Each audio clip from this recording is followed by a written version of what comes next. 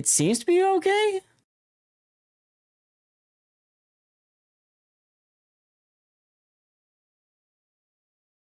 Maybe? Schedule stream, copy settings from the last one. Just hit next, start. They're a lot better than earlier. Well, that's good. And I'm so sorry, guys. I've never seen this happen before. Now, I was thinking about dropping the 1080p at some point anyways and just dropping back down to it to save bandwidth. But yeah, I don't know. What's up, WWP? Let's put YouTube output on. Kick is still not liking me for whatever reason. So give me a sec, guys. I need to figure out what's going on with Kick. Rumble is on main encoder as well as all of them are on main encoder. So why would Kick not like me now all of a sudden?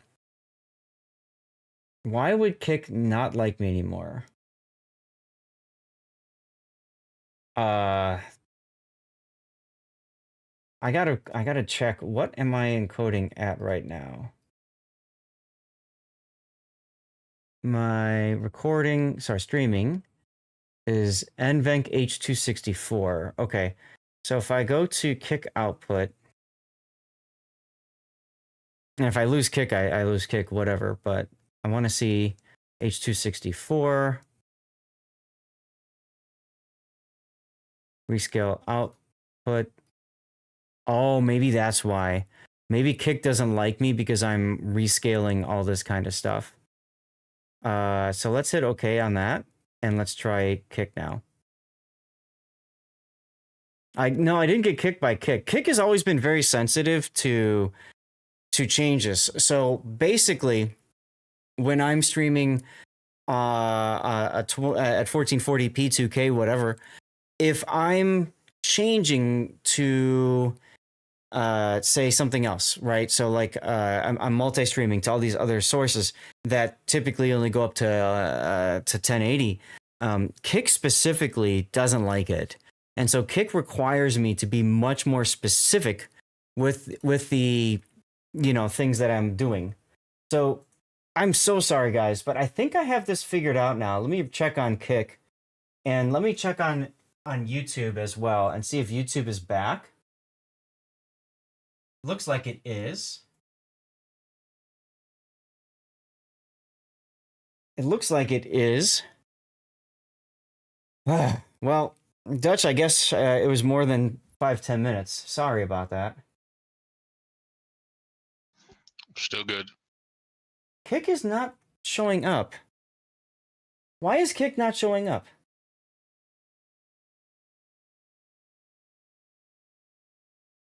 This confuses the hell out of me. Like, I know I'm outputting the Kick right now.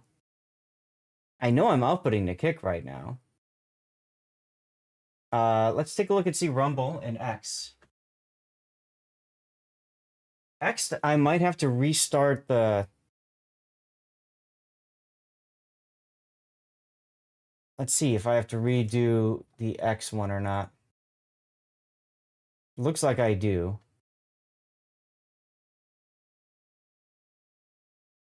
Hard to tell. 21 minutes in. Yeah, I'm going to have to restart the X one. So I'm going to have to restart X. What about Rumble?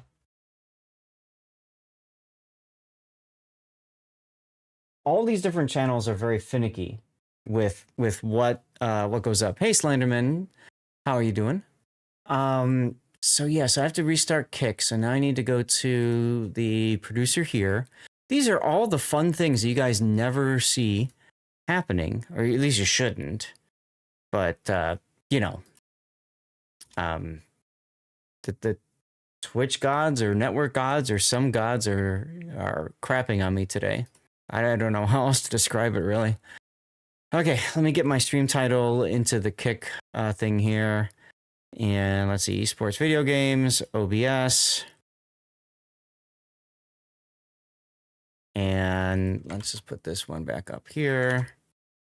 Okay, everyone. Post.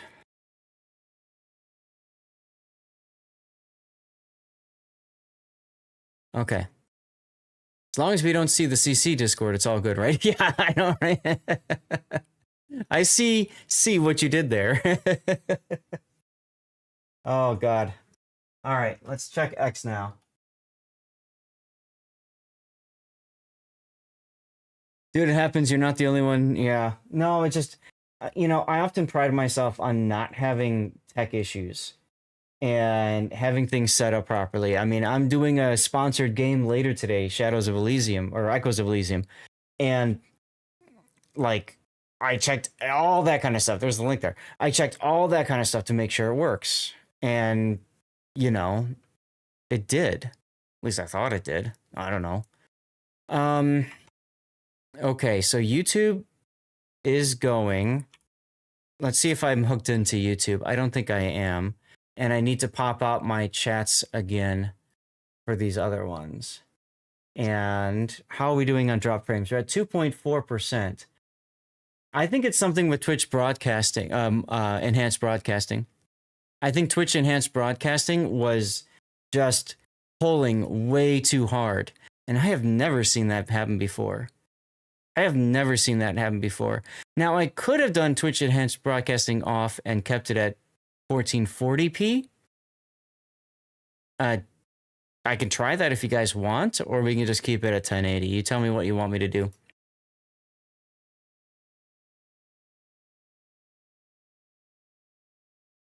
In the meantime, I'm going to pull up my other channel so I can get my texts, my chats going here. Pop out chat. Just keep it. So, okay. All right. That's fine with me. I just don't want anybody being upset because we're not at, glorious 2K resolution or whatever. Okay. Keep it simple for today. I'm with you there. Okay. All right. Now, Crying Stripper, just so you know, we're not going to get to your replays today. I did download them. You're new to the channel. Hey, Sylvia, how you doing? Over on YouTube Vertical. We've been having some issues, so I apologize for getting all this stuff going for you. But the way it works for my channel, Stripper, is we do replay analysis, and we prioritize replays for people who have subscribed to the channel. And then we also use channel points as a way to kind of sort that stuff out. Okay, so we have a channel point redemption for that. Also, thank you, SF. Also, if you are a subscriber, then as a benefit, you can say, I want my replay prioritized. So now that SF gave you a sub, Stripper, then you can have one prioritized for Sunday if you want. You just let me know, okay? Thanks for shouting out SF and output. Okay, well, we're going to try it now, guys. We'll try it now. We'll see what happens. All this time, I've had the game up and everything and just ready to go. And let's get to the game. Hopefully now this works. Everything better, guys? Yes? We good? We good? Looking okay on my side from what I'm seeing. Why is that? Okay. Transition worked fine. Okay. YouTube looks like it's okay. Game has been detected, so that's good. Okay. Well, we just ended up with a slightly later start for the stream. Oh well. Normally not a big deal, but of course we have a little bit of a thing to do with it. Send it your way, no worries. Thought it was fun before, rated here in the past. Not sure you missed it. Don't worry about it. Twitch oftentimes will unfollow people for God knows why reasons. So I thought it was reasons. It's definitely reasons. Definitely reasons. So I got my screenshot. I think I got my screenshot. God, we've been dealing with this for so long. I can't remember if I got my screenshot or not. Let me take a look. Yeah, I got it. Okay, cool. Let's get the build viewer up and hopefully tied in. Where is it? Here we go. Build viewer. Oh, okay. You want me to be here. Build viewer wants me to be here. Maybe? Maybe not? I don't know. All right, let's do this. Oh, I see. I see. Because there's a parenthesis 1 up here because I've got one notification. Yeah, see, as soon as I click that notification, then Discord's like, oh, you mean this window? You dumb thing.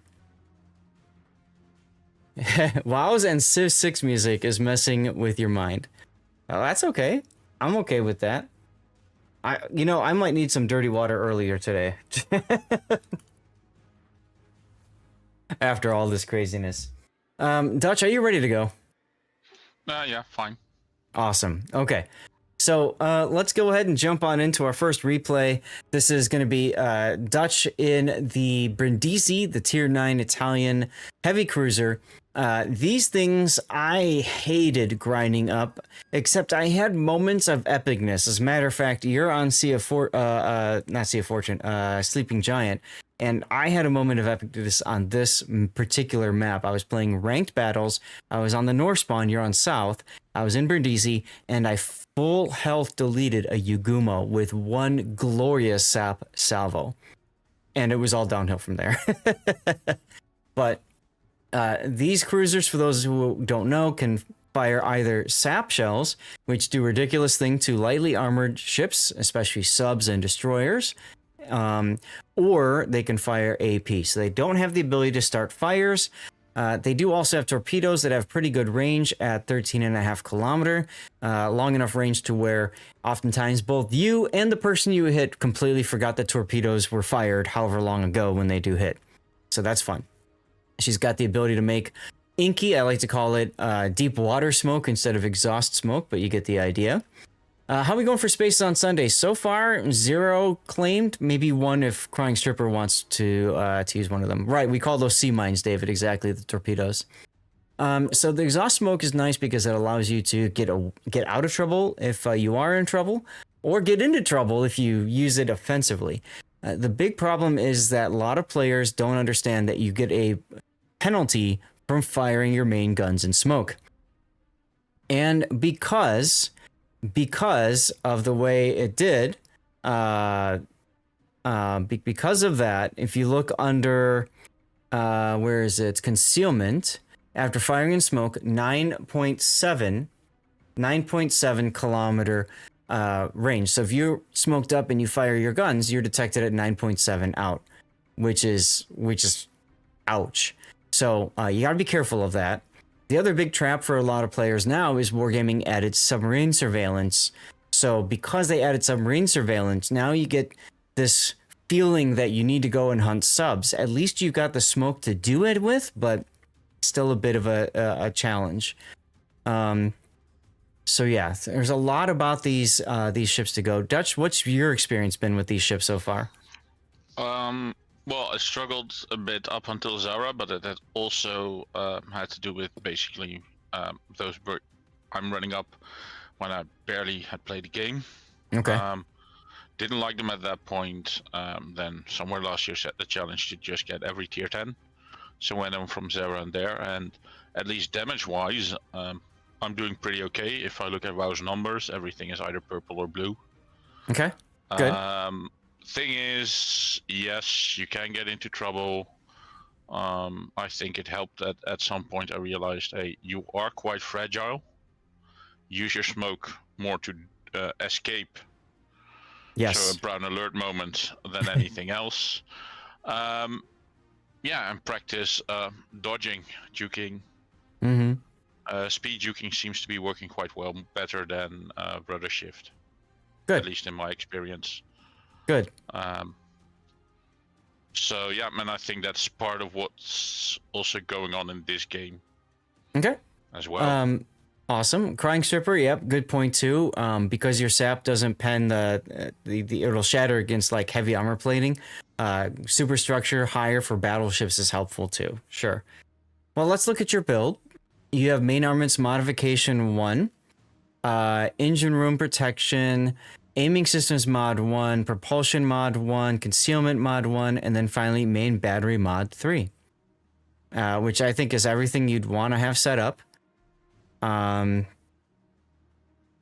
Yeah, I don't think we could look at your maneuverability. That's 10-7. That's fine. Yeah, so that's good. And then you've got a standard captain with last stand, eye in the sky, superintendent, and then concealment. Now, eye in the sky is an interesting idea because it does allow you to get your planes up and keep them up. Quite frankly, whenever you need them for smoke. When I ground through the line, I always kept my head on a swivel with priority target, but fair. I can see your idea there. And honestly, for Venezia, I know there are a lot of people that like playing Venezia with Eye in the Sky, so sure. Well, for me, I'm starting to learn that basically expect to get shot at until told otherwise. Mm-hmm. They tend to have fairly short range. Mm-hmm. And it's fine if you're top tier. But if you're not, this, at least for me, if I do not forget to use my spotter plane, gives me the range to toy around with battleships. And it gives me just, because if you can stay at range, gives me a little bit more time to dodge incoming shells as well. So sure. It seems to be working for me. Awesome. Okay, cool. And that's a good point too, because this does allow you to play a little bit farther away from enemies. Good for initial game contact and that sort of thing. Let's look at your flags. You've got ship HP, fire reduction, heal boosting speed, consumables, anti-air, and then smoke. Sure. Yeah. The only other thing you could possibly run, you could do Sierra Bravo just so that your sub-surveillance comes back sooner. If you're playing a lot of random battles, that could actually be useful for you. Ramming flag, as Rob suggests, is always helpful. Or you could do flood recovery or flood chance if you're looking for another flag. Those are all good choices. You know, I'll say this much because most people don't look at it. Look at its turret traverse speed right now. Yeah. I would almost seconds? go with range. I would almost go with range over reload. You could do that. So if you feel like you need that range from the spotter plane, then changing to range here kind of gives you that range from the spotter plane automatically. You do miss out on the reload capabilities, but now you've dropped almost 5 seconds in your turret traverse too. So, a decent point. For me personally, I would probably still do reload just for the... I typically tend to play more aggressive than I probably should. But this helps me with, killing destroyers and stuff that get spotted. But yeah, I mean, it's a good point, though. All right, cool. Well, let's get into the game. Yeah. I see Putin's point. To me, it's not that often that I run into trouble that I'm like, my turrets are not traversing fast enough.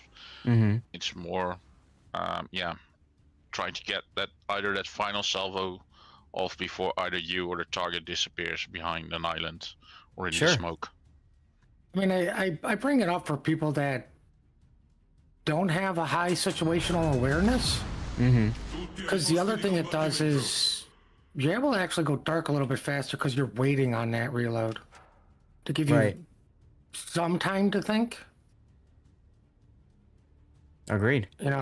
So like, I know everybody wants DPM, it's all about the damage and the DPM. Yeah. When I saw this lineup, well, I was happy to see my Sevastopol. And then I saw the Jinan Smolensk div. And was not sure, but I thought Rare was a Kots clan. So... Yeah, we've covered them before, Pud and I. Yeah, so I was like, and knowing my luck, I fully expected them to be on my side. Well, you've got Gangbrang over here, so that's helpful. Yeah, but that's the other side. And Yeah. there, at some point you might spot something going on in a Thunderdome. That, Okay. in my opinion, actually highlights the issue with the Thunderdome. Okay.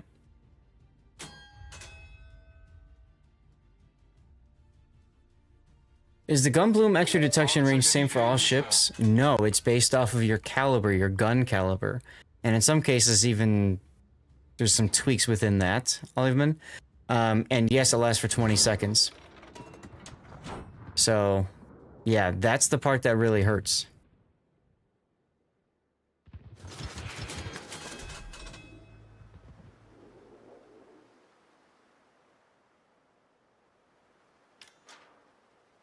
Okay, so you're detected. Obviously, something is in front of the Janan. Which would be the small end, because they're in the div. Put your replay last, SF? Okay. Yeah, if the Janan's in the div, then you would expect that's going to be Smallland. Yeah? And yeah, and I spotted the Janan. That's basically where I started to turn. And Okay. I'm using my torps. It's max range, but I'm figuring maybe on the edge that if he moves in, he might catch one or two. So, what I would suggest is telling your Marceau, you didn't, but saying, hey, you know, click on the map where you think the Smallland is, and just double click and say Smallland there, just so your Marceau kind of knows if he wants to go and deal with them or not. I don't know. I wouldn't, but you know, sometimes major tweaks think less bloom than... Yeah, it does depend on ship. As Pockington said, you've got Hawaii with quite a bit of bloom. Hey, look, you pinged.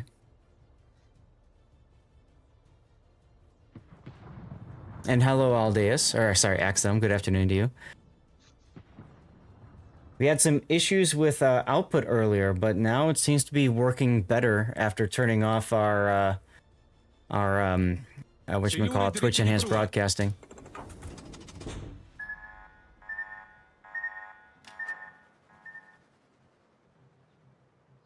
Nice dodge from torps that were never going to hit you.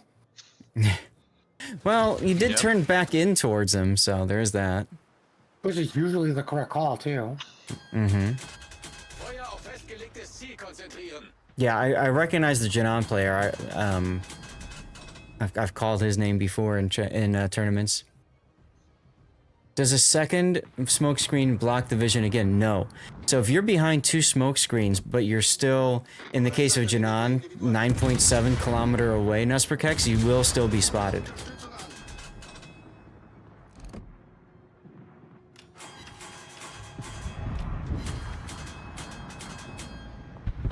Well, rip your sleeping. I keep shooting at the Janan.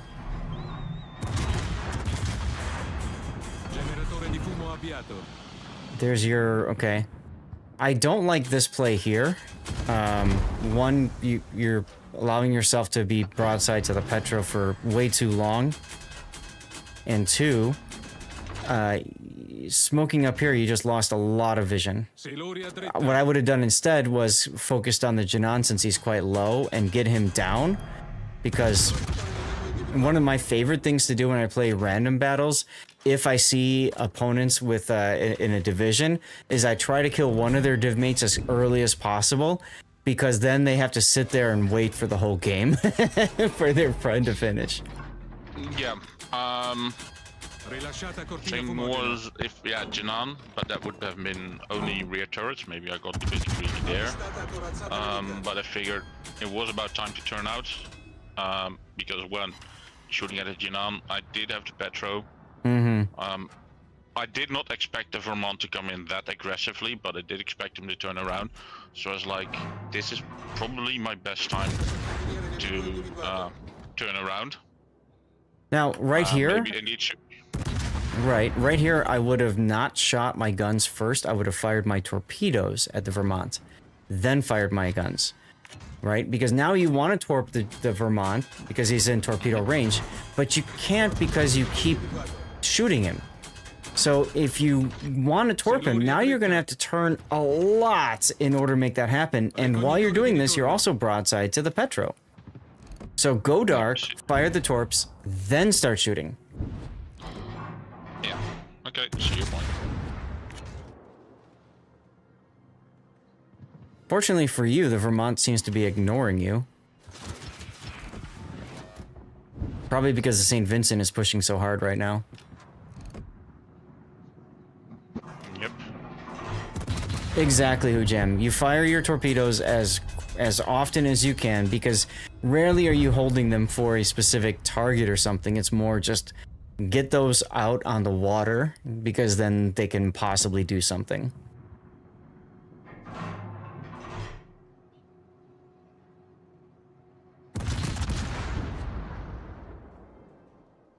See, like just now you went dark. That was a good opportunity for you to reposition or do something with your other torps.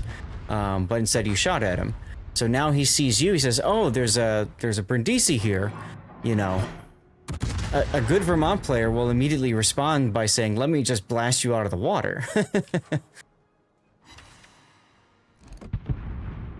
Yeah, co-op is different, of course. They will just dodge, so you can keep them for a drive-by, sure. Now imagine if you had sent a second rack of torpedoes earlier at the same time as that first rack, you might have actually hit the Vermont with one of them.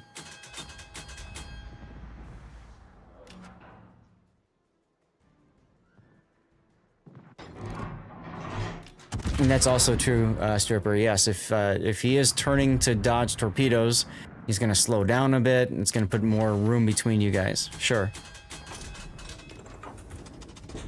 I like how your Vermont is going to hit the torpedoes you fired instead of theirs.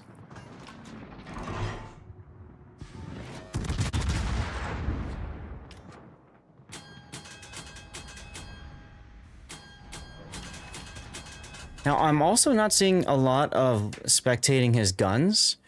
I wouldn't be zoomed out so long there because you don't have priority target. You really need to figure out, is he targeting you?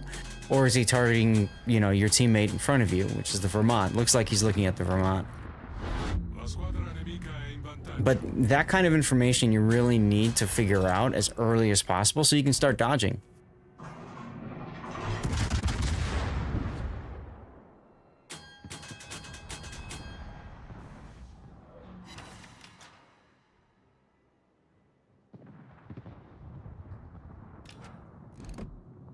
Okay. Here would actually be a good chance for AP. I would either AP where you aimed or continue sap a little bit higher, but hey, whatever, he died.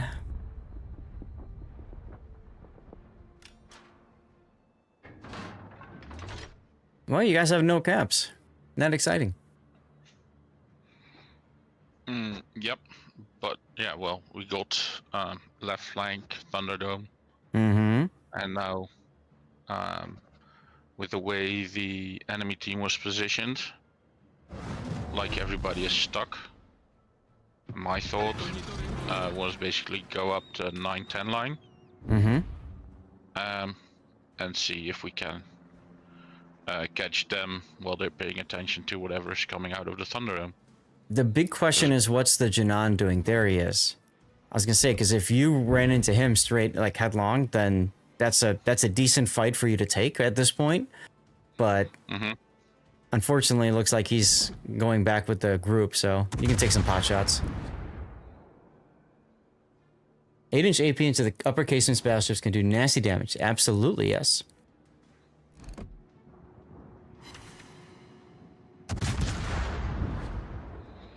And now basically our left flank is completely stuck in a Thunderdome.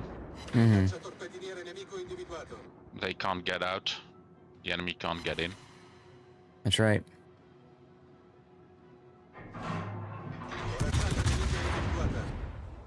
So it's a bit up to me and the Vermont to basically provide an opening.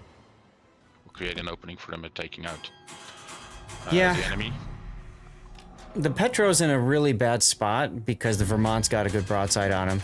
You do too, but the big thing is the Vermont. Yep. As you will see happening. Yeah, I see the shells coming in right now.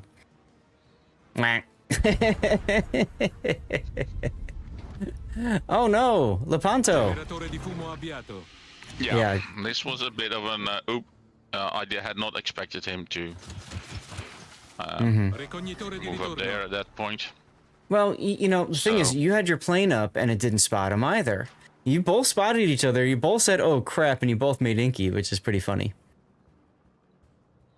Yeah, and that's what I'm trying to learn myself, to at least make sure in moves like this that you have a get out of jail smoke. Mm-hmm. Now, what I might have done is turn south and luck chuck the other set of torps towards him, and then turn back to this kind of course. Because you don't know where he's going, so you might as well just get the torps in the water. Okay. He shot at you, and there's the gun bloom. Little delay there. I know you had said you always say if you are spotted, you figure you're being shot at.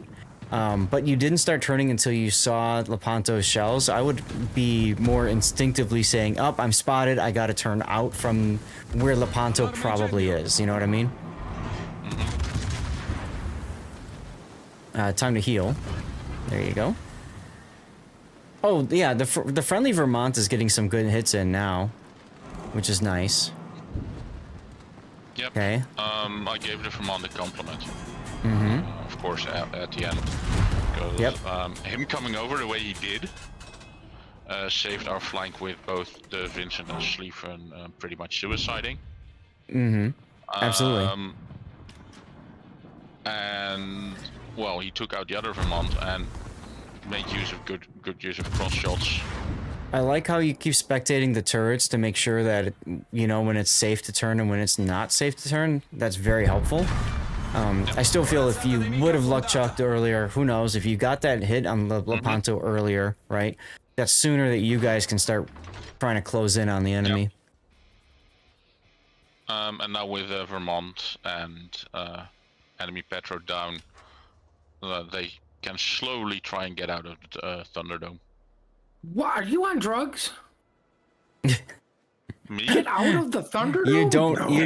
you don't ever get out of the Thunderdome. As the enemy Rhode Island says, well, this is awkward because he got stuck there.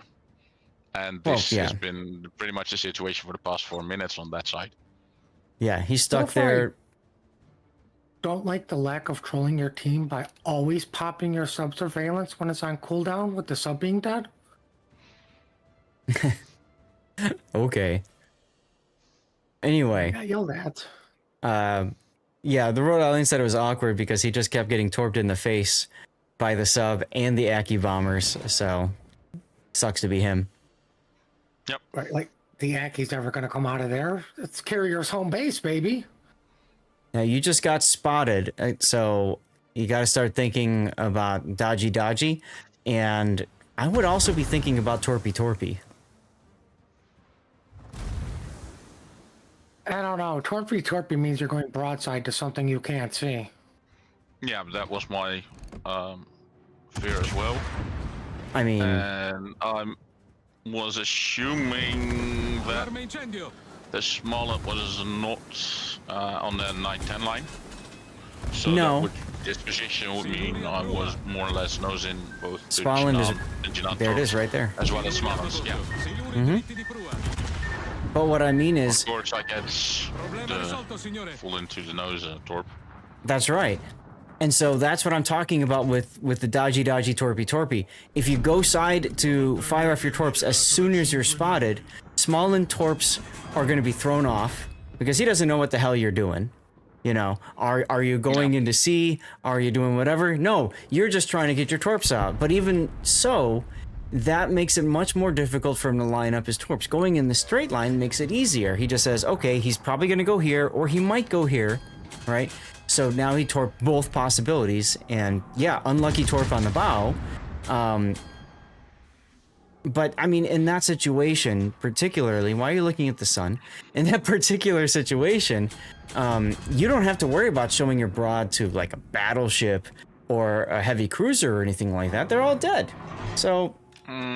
Yeah, but still, well, I didn't want to show broad to the Jinan either. Why? Well, I don't know. I've Because been Deepwater able with- Corpse. as well as even if it might not one-shot me, in pumping up rapid shells in my flank would. Not at that kind of range when you were initially spotted, and the deep water torps are going to take a minute to get to them.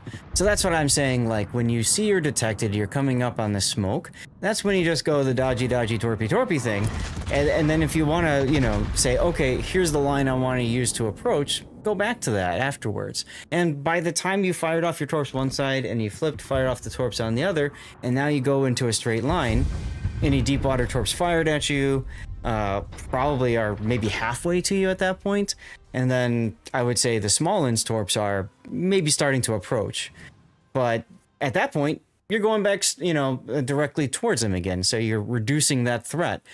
So that's why I'm just saying, like, in that situation, I'm not afraid of the what are they, 127s on the Janan at that range of 11-ish kilometers with AP. I'm not worried about that. Okay. But yeah, in general, I'd say a solid game. I would be more aggressive with the use of torpedoes, as Hujam said earlier. Just torp all the things, you know, like whenever they're on cooldown, you fire 20, fire 40 of them, you know, like aim to just saturate the water with as much as you can, because team damage doesn't exist anyways. So who cares if your friendly Vermont runs over one of them? If you get a lucky hit on an enemy, then that obviously is the flood possibility. That's raw damage. Even if you don't get a hit, you're taking the enemy's eye off whatever they're shooting and instead saying, oh crap, torpedoes, right? And now they're focusing on dodging torpedoes. Yep. Okay. Also, apparently 1940 base XP is a 1 in Brindisi. Brindisi is a very, very difficult boat to master. A lot of players will only grind it enough to get to Venezia, and that's going to be it. She's not the strongest of tier 9 boats, so that makes sense. Yeah, but well, I more or less like her, so I'll probably play her more often. Yeah. Okay. Cool. If you're, yes, Puddin'? I was gonna say she's definitely not on open water Seattle. No. If you're okay with it, Dutch, I was gonna use dodgy, torpy as your title, unless you think of a better name. No, fine. All right.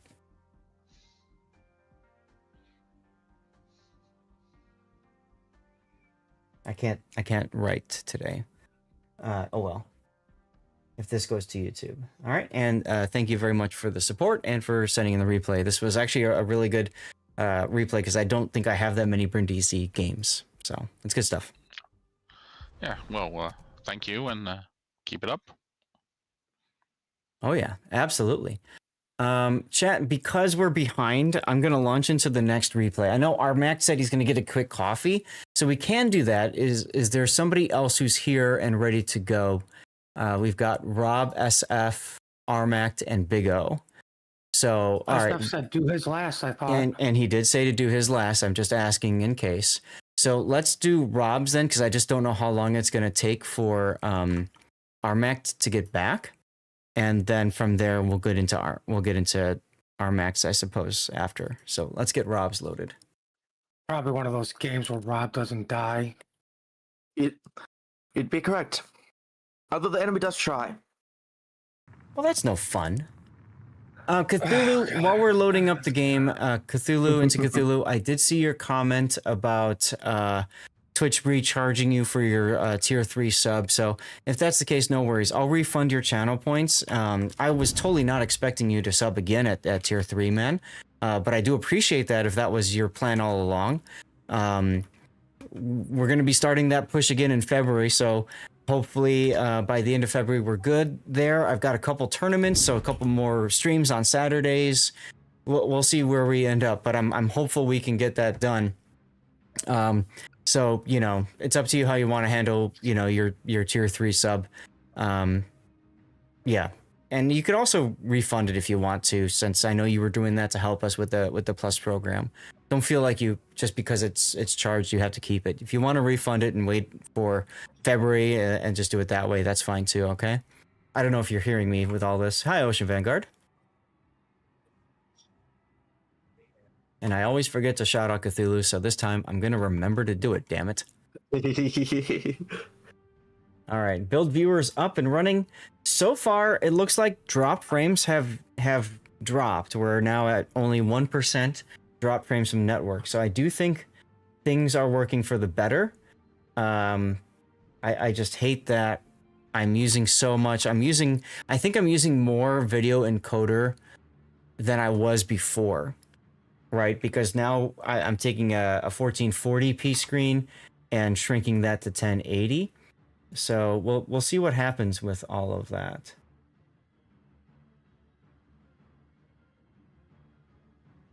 For those of you guys who are on the community Discord, they just posted that they are giving away a bunch of stuff. So today, right now, they have a tier 9 Musashi battleship bundle that they're giving away. Blood Minister just posted this on the community Discord, guys. If you're not on the community Discord, it's a great opportunity, great ship, and far fewer people than before. You go to the events role, and then there's a channel called We Are So Back. And then you're going to click on a bot to enter that giveaway. Okay? The draw will be tomorrow. So if you haven't done this yet, make sure you do it. As a matter of fact, I'm going to take a moment. Yeah, we loaded up Rob Armek. We just weren't quite sure how long it would take, and I thought it's better to be safe than sorry. So, let's see here. Did that get posted? Formerly ACS. That's a crying stripper, right? If so, Rob, can you give him permissions? At Zath Nation. I'm gonna just post to Zath Nation. Go, get a Musashi. I think it's important enough for everybody to know that you've got a really good chance to get a Musashi. So I'm sharing that there. So I'll take the 30-second L to do that. And Ranker 2, thank you for the follow. Welcome in. Okay, that is you. Good. Okay, hopefully Rob can get that taken care of. Do you know what I'm talking about, Rob? Yeah, I've just given him the Zap Nation one. Is there anything else you want me to give him? No, Zap Nation's fine. And then if he wants others, he can ask for them. So then once you gave him the role, then delete his post so that we keep that channel clean. And there you go. Yeah, you're fine. We are just, thank you, Rob. We just implemented this yesterday. We did a whole restructuring of Discord onboarding, trying to get rid of bots that spam. Yeah, I know, right? Exactly, Aldeus. I'm hypersensitive to all that too. I just got back into the Discord 2 days ago. So, okay. Rob, are you ready to go with your replay? Yes. Okay, so ladies and gentlemen, here we go with the Scharnhorst 43, a tier 7 German battleship of epicness. Literally better Scharnhorst, and Scharnhorst was already a great ship. So if you have a chance to pick her up and you got the monies laying around, or you can get her through other methods, definitely worth picking her up. She's known for really good agility. She feels more like a cruiser with her movement. Her turret traverse is quite nice at 20 seconds, so it feels like a cruiser that way as well. And then you also have 283mm guns, which makes her essentially a cruiser killer. The thing is that against battleships, he struggles a little bit. You have to be really good about AP into broadside of upper belt for battleships, or spamming HE against them.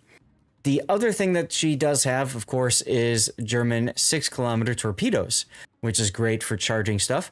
But what sets her apart from the original Scharnhorst is she's got an engine boost consumable, which allows her to really just get aggressive and get in somebody's face. So I really like this boat. I think she's a fantastic ship. Rob, that's been your experience with her too, right? Yes. Yeah. And she's got good I really enjoy secondaries. the ship. Yeah, she's a fun ship. She's got secondaries as well. The problem with the secondaries is that they're 105s, right? So the 105 secondaries with IFHE, Pen 32. So you're kind of forced to take a captain like you did that's got IFHE. I'm guessing this is your Schlieffen build? Yes. Okay. This is what I use for my Schlieffen. Okay. And yeah, she's available for Cole. Thanks, Pak. And I saw you saying that earlier. I couldn't remember exactly how, so that's why I just said buy Cole, whatever. So yeah, she's well worth picking up, in my opinion. Let's look at your build. For free, though. Many people did. She was the free boat during the Christmas event like 2 years ago or something. So anyway, your build, main armaments mod 1, damage control, secondaries, and then damage control 2. I don't know about damage control 2 here, Rob. If you find yourself being burned down a lot, then okay. But, and looking at your build down here, there's better options. I would probably run propulsion for you here. If you've got engine boost, most of the time you want propulsion if you've got engine boost, because you want to pop that and then go, scooty as quickly as possible. Your rudder traverse is fine. Rudder shift time at 15 is fine for a battleship. So I'd probably recommend going to propulsion here. For your captain, this is Lutyens. You said this is your Schlieffen build. And because this is a premium ship, you can throw that down into this one. Shorn 43's towards reload 45. I know that, there's some other little nuances between the two of them. The torpedoes load faster. I think the secondaries load faster too than the original the original Sharn. So she's like literally better Scharnhorst.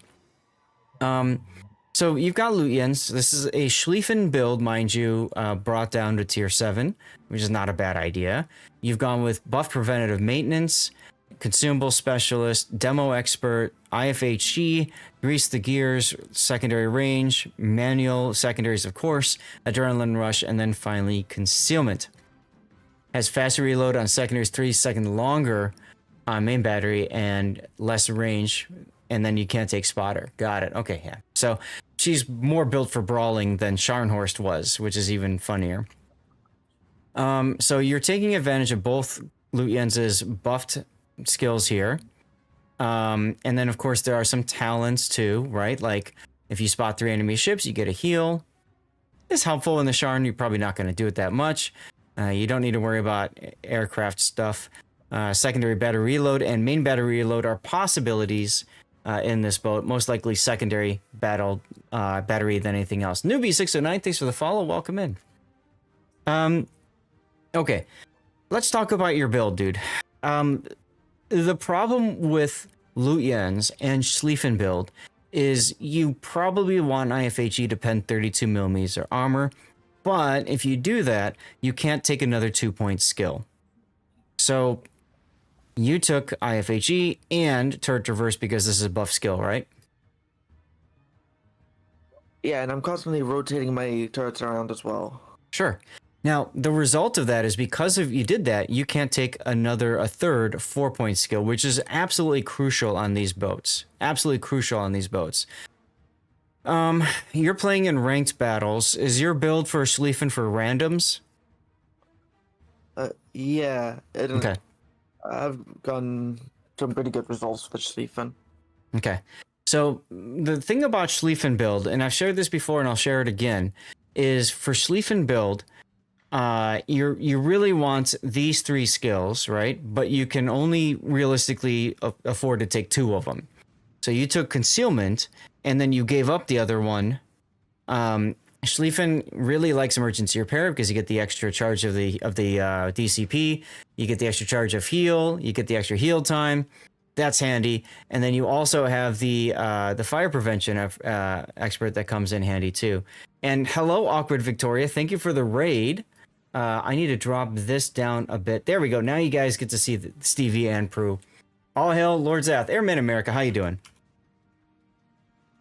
Thank you for the raid. Thank you, Guild Mom, for the fireworks. Welcome, everybody. I'm Lord Zath, a North American community contributor for World of Warships. We are doing replay analysis right now, taking a look at a Scharnhorst 43. This is Robloxian Plays. doing fine. We had some internet glitches earlier. Hopefully things are better now. And whenever we get a raid, we always celebrate by yeeting out a code. So make sure you're following the channel and then type something in chat. Here we go for our giveaway.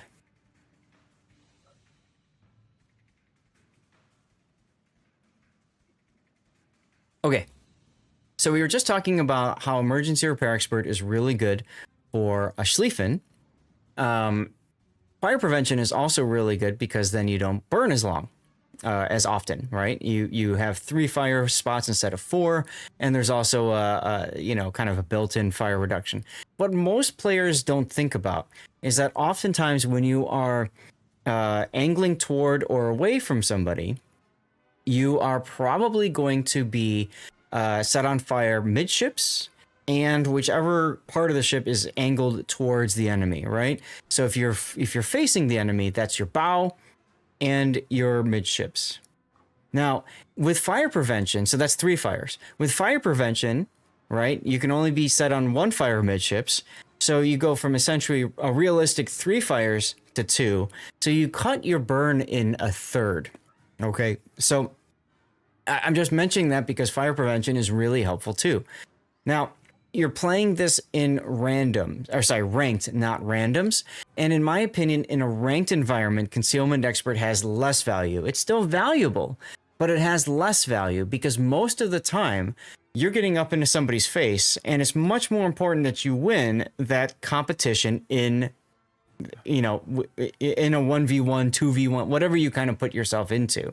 So in that situation, Concealment Expert doesn't matter. What matters more is that you don't burn as much and that you have that extra charge of heal. Exactly, Hujam. It's got limited value in ranked. Concealment Expert does help in randoms, but if you find yourself mostly playing ranked, here's what I would do with your build, Rob. I would drop out of Consumable Specialist, I would drop out of Demo Expert, and I would drop out of either Grease the Gears or IFHE. Okay, one of those 2 skills. It comes down to what you value more. Do you value your turrets turning quicker so that you can shoot something earlier? Or do you value your secondaries having more penetration, and therefore this is really mostly effective against 32mm armed battleships and cruisers, right? So if you value penning those ships more and chunking them down earlier, then IFHE is what you go with. Does that make sense? Yeah. Okay, so decide. Personally, I would value IFHE over the Grease the Gears. That's how I've built mine. And then what I would do is I would pick up Emergency Repair Expert and Fire Prevention.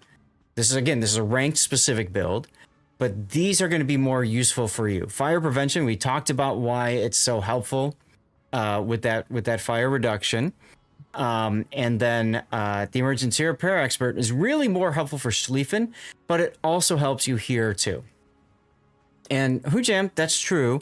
IFHE maybe not so important at tier 7 ranked, but if this is a Schlieffen build and his plan is to play ranked at tier 10 with Schlieffen, IFHE might be helpful there. But you bring up a good point. If you don't plan on doing that so much, then Grease the Gears would be the better choice for you there. Okay? And then for flags, you've gone with ramming. Fire chance, flood chance, fire reduction, heal boosting, fire chance, secondaries, ship speed. And I'm guessing you just picked the boat up and hit play, forgetting that once upon a time you probably had Det flag on here, and that got removed. And so as a result, you forgot to take the ship HP flag, which is the most important flag to take now. So take that. Would you say ranked and clan battle builds are similar? No, Guild Mom. Go ahead, Rob. Really different play styles on that one. I Yeah. was just chuckling because of your comment earlier. Fair. The other thing too is if you go with this build, then you can afford now to get rid of your DCP2 here and instead go for propulsion. Like I said, this is great for if you need to shove into somebody's face and you need to get there quickly so you can fire your torps at them. Or if you're at close range to the enemy and you know they fire torps at you, then you press your engine boost and you scoot on out there much quicker. So that's why I recommend propulsion on a ship, especially a brawling ship like yours with the ability to do that. Also, let me think here. Can you put... Yes, if you play the ship a lot, I would put propulsion mod in slot 2 as well, by the way. Otters and ferrets, no love. Tokyo Gray, sorry, I'm trying to get through the build. We're behind on doing replay, so I'm trying to like juggle stuff as quickly as we can. You know what I mean? Speed boost almost requires prop mod because it makes a massive difference. Absolutely, yes. I will say, if you don't play a ship a lot, then there's no point investing the coal for that specific mod. But, you know, if you play it a lot, engine boost mod is one of the best coal mods in the game. You haven't done ranked, but you have in clan battles. So clan battles is far more emphasis on concealment, on the ability to go dark, the ability to spot things without being spotted yourself, and using concealment, you know, that really does matter. So in a clan battle environment, say you're doing tier 10 clan battles with Schlieffen, concealment is going to be a much higher value than ranked. And then you have to make that really tough decision. Do I want to burn less or do I want the extra heal and DCP? It's really... You're talking about Schlieffen and clan battles? Yes. Okay, the first thing you got to do is hope to God that everybody on the enemy team dies of a heart attack laughing. Wow. Okay. Schlieffen is just not good for clan battles. It takes way too much damage for what it dishes out. Mm-hmm. It will get focused down real quick. Then your battleship is gone. And guess what punishes cruisers? Battleships. And it's dead. Which is why concealment is so important if you do end up playing with it, but yes. Bring a lot of smoke DDs. Bring a lot of smoke DDs indeed. That's right. That's right. Battle Pigeon Gaming, thank you for the follow. Welcome in. Getting back to this game, it's straight sevens, of course, because this is this season of ranked straight sevens now? Is that how it is? Yes. For Okay, perfect. bronze, yeah. For bronze. So no carriers, no subs. Love it. So you've got a Colorado Synop, yourself, Belfast Ferruccio, Mahan, and a Jupiter 42. Okay. I've actually been enjoying the Jupiter 42 in ranked. Okay. What is she? She's a torp spam boat, right? Yeah, with that only fires AP, and I've been enjoying. I've been enjoying just watching cruisers just forget that I have AP, and so just get citadeled. They got a ranked match where I got like 20 citadels or something like that. It was kind of hilarious. You need to panic your fighter plane. Why would I do that? It doesn't spot anything anymore. Right, but it may take a shell for you. It's your good luck charm. Anyway, Brimstone, hi. Yes, I know that ads are blocking chat. Sorry, I just don't have time to manage them right now because we're so behind. We lost an hour today almost trying to deal with some tech issues. Basically, Twitch's enhanced broadcasting seems to have had a bit of an aneurysm with me. And as a result, we had to do a lot of stuff to sort it out. So we're behind. I'm trying to catch up here because we have an hour and a half to finish this replay and 3 more, which probably isn't going to happen. So I do multi-stream. I stream over on YouTube and Kick and Rumble and X. So if you want, you can always have a second tab of that open. And that way you can like flip back and forth. You can chat and listen in on Twitch, and then when it goes to commercial breaks, just mute it and then unmute the tab on Kick or whatever. You could do that. Anyway, getting to your game.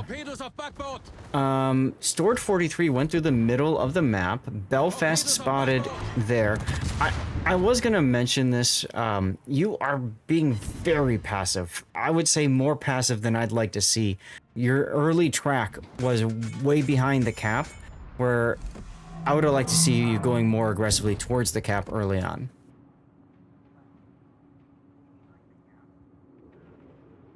Now you got a Flint and a Belfast, both of which have the ability to smoke up and farm.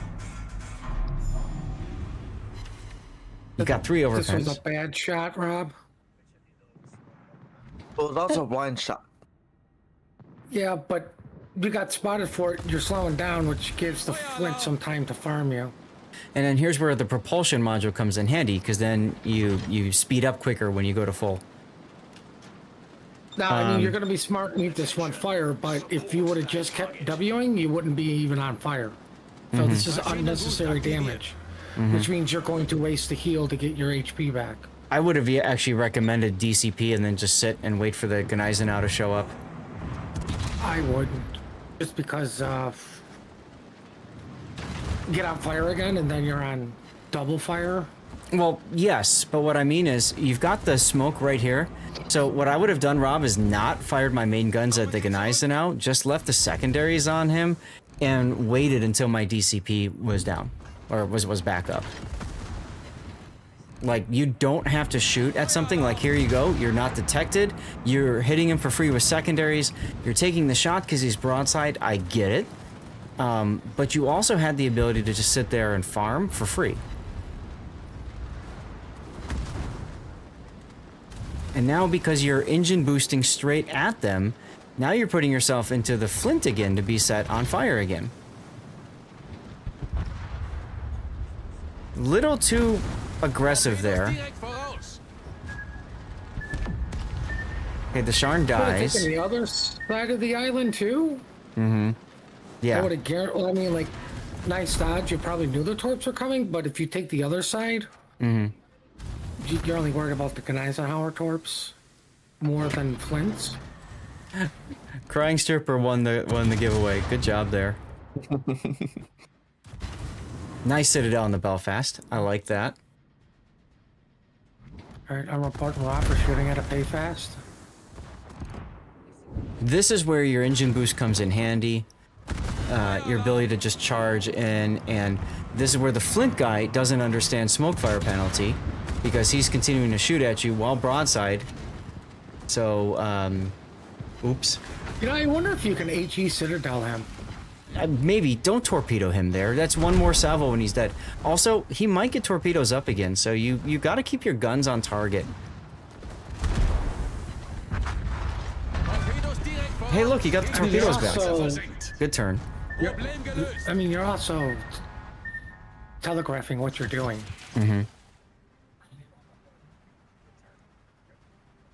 Like, the Belfast should know you only have one set of torps if he's paying any sort of attention. Now, Rob saw this in COTS.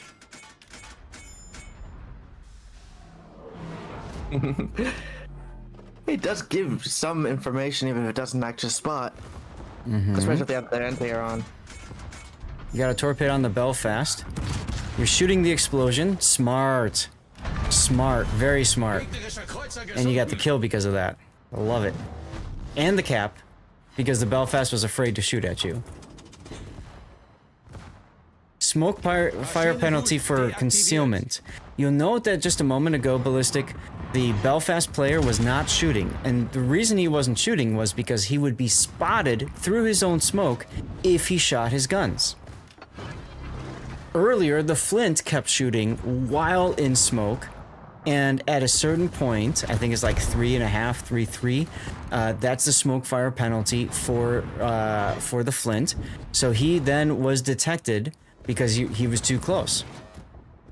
It's a mechanic that was added to the game to prevent specifically Belfast players, like me, from sitting in smoke and just farming until basically 2 kilometer assured detection.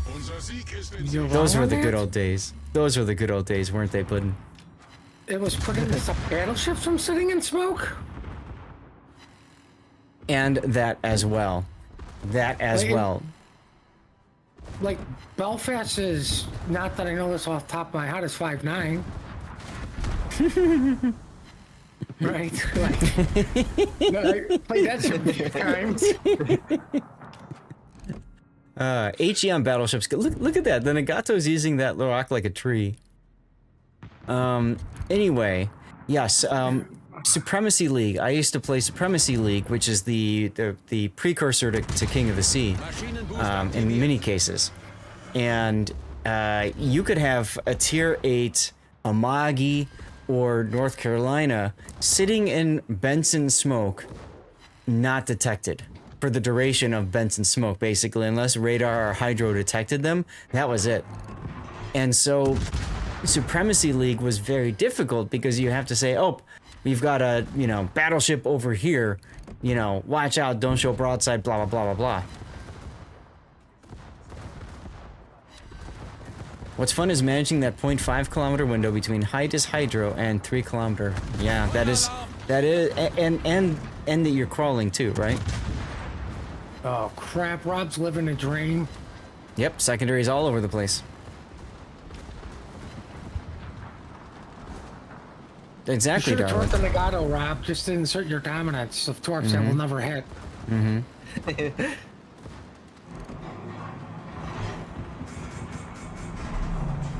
That's right, exactly, Quest, exactly.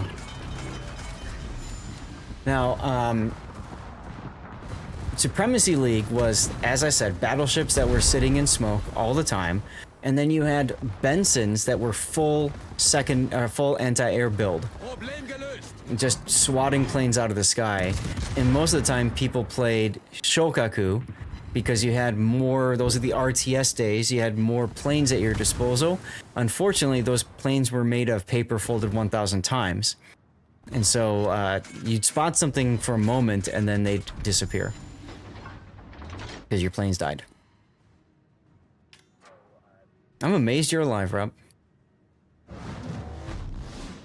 Yeah, I mean, like I said, the enemy did try to kill me in this match. Mm-hmm. Just so everybody knows, though, too, Supremacy was the NA side of COTS. Correct. And and then it also expanded to Europe. There was also a European branch.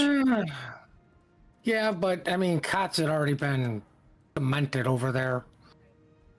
They were boring to watch, Darlith. Just imagine trying to play them, man. I struggled. Don't worry. They completely changed it. Now the crews are sitting smoking. It's still boring to watch. Oh my god, that is true. And Rob, I love how you decide to eat out some of your credits right at the end. You see the victory screen and you still fire the torpedoes. Like you realize here, ammunition resupply. Look, torpedoes. You tossed out 9 of them just now, or total. So you just tossed another 3. So that's you know 1/3. So you just lost 500 credits. And you wonder why you're poor, Rob. That's right. That's right. Solid game though. Confederate, Dev Strikes, Close Quarters, Dreadnought, and High Caliber. And I have a feeling you came in first. Shocked you came in first. What do you know? No Die Hard, no Solo Warrior, no just a flesh wound. But it's interesting that you were, like I commented on you being a little bit too passive at the start, and then you just woof went like super aggressive, which very much is Scharnhorst play. So make the changes I suggested. I think that would really help you in this game, with the commander build and ship build. Try it out and see if you've got the Elite Commander XP to respec. Do it and give it a shot. Sure, we're supposed to be talking about the Tier 6 clan battle season. Yeah, right? Seriously. The creepy crawly smoke at that. All right. What are we going to use for a title for this replay, guys?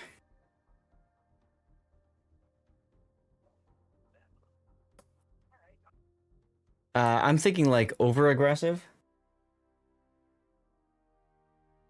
Hot and cold? Ooh, hot and cold. I like that.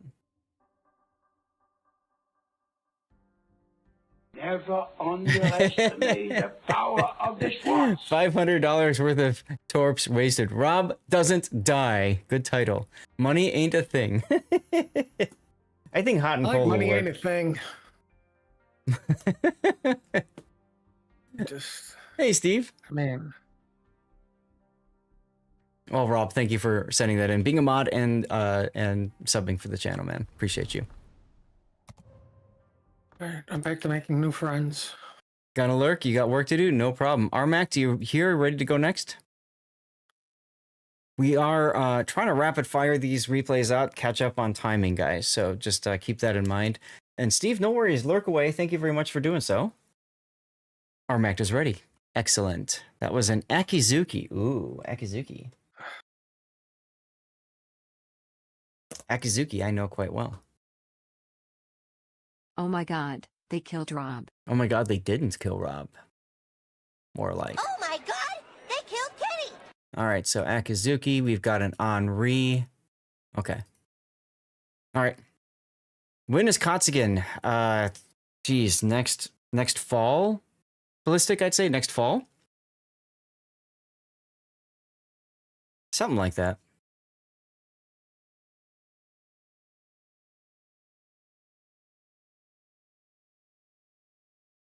It used to be twice a year, and then they decided Wargaming decided to change it and make it once a year, and then put another tournament in called Warship Masters, and that was going to take the place of King of the Sea.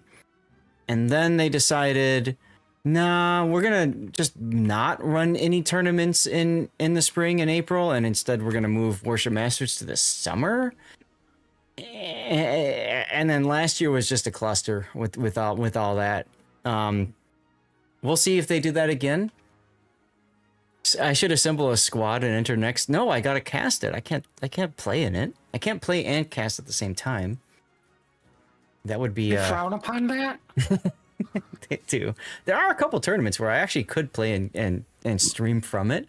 But yeah. Then your strategy of recruiting Kenny Mod just goes out the window? Yeah, I know. And I kind of wanted to recruit Kenny Mod. And that tournament's coming up again soon. Oh, Kenny, come back and get me a win, please. What's your strategy on winning? Recruit the best freaking cruiser players and cots? Right. As my leader? Right. Hey, before we get into this to this next replay, just a quick update for those of you guys who were kicked out of the Warships community Discord. If you're not in there yet, you might want to get back in there. Everything's back okay.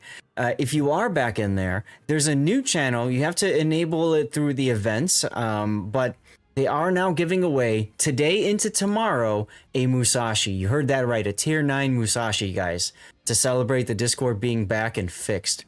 So, is it safe to rejoin? I don't know. That depends on how safe you are when you get sent a random link in a DM. Do you click on that automatically? If you do, then it's not safe to get back in there. But if you're smart enough to not click on links that you get messaged from people, then you should be okay. So I'm just saying, I wanted to put that out there because not a lot of people are probably back in that Discord yet. And I'm just going to put it out there. Your chances of winning, therefore, are really good. And a Musashi is a hell of a good ship. There are people that blow thousands of dollars on Santa crates just to get Musashi and fail. Did an African prince send you an email? Think about it. All I sacrificed was my left kidney. Oh, man. It's okay. You still have a right and center. I don't know the official Discord safety officer sent me.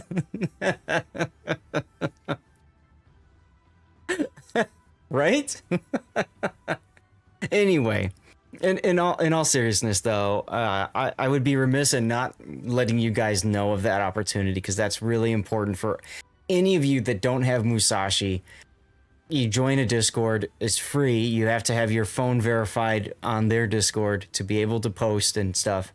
And then you add the events channel. There's a little giveaway bot thing. You click on a button to enter, and then they will do the draw tomorrow. Pyramid scheme. So what I would do if you're really not sure about the community Discord is I would join the community Discord because they're doing 7 days of giveaways, a different ship every day. I would join the Discord for the 7 days of giveaways and then just leave after that. If you really want to be as like cyber safe as possible.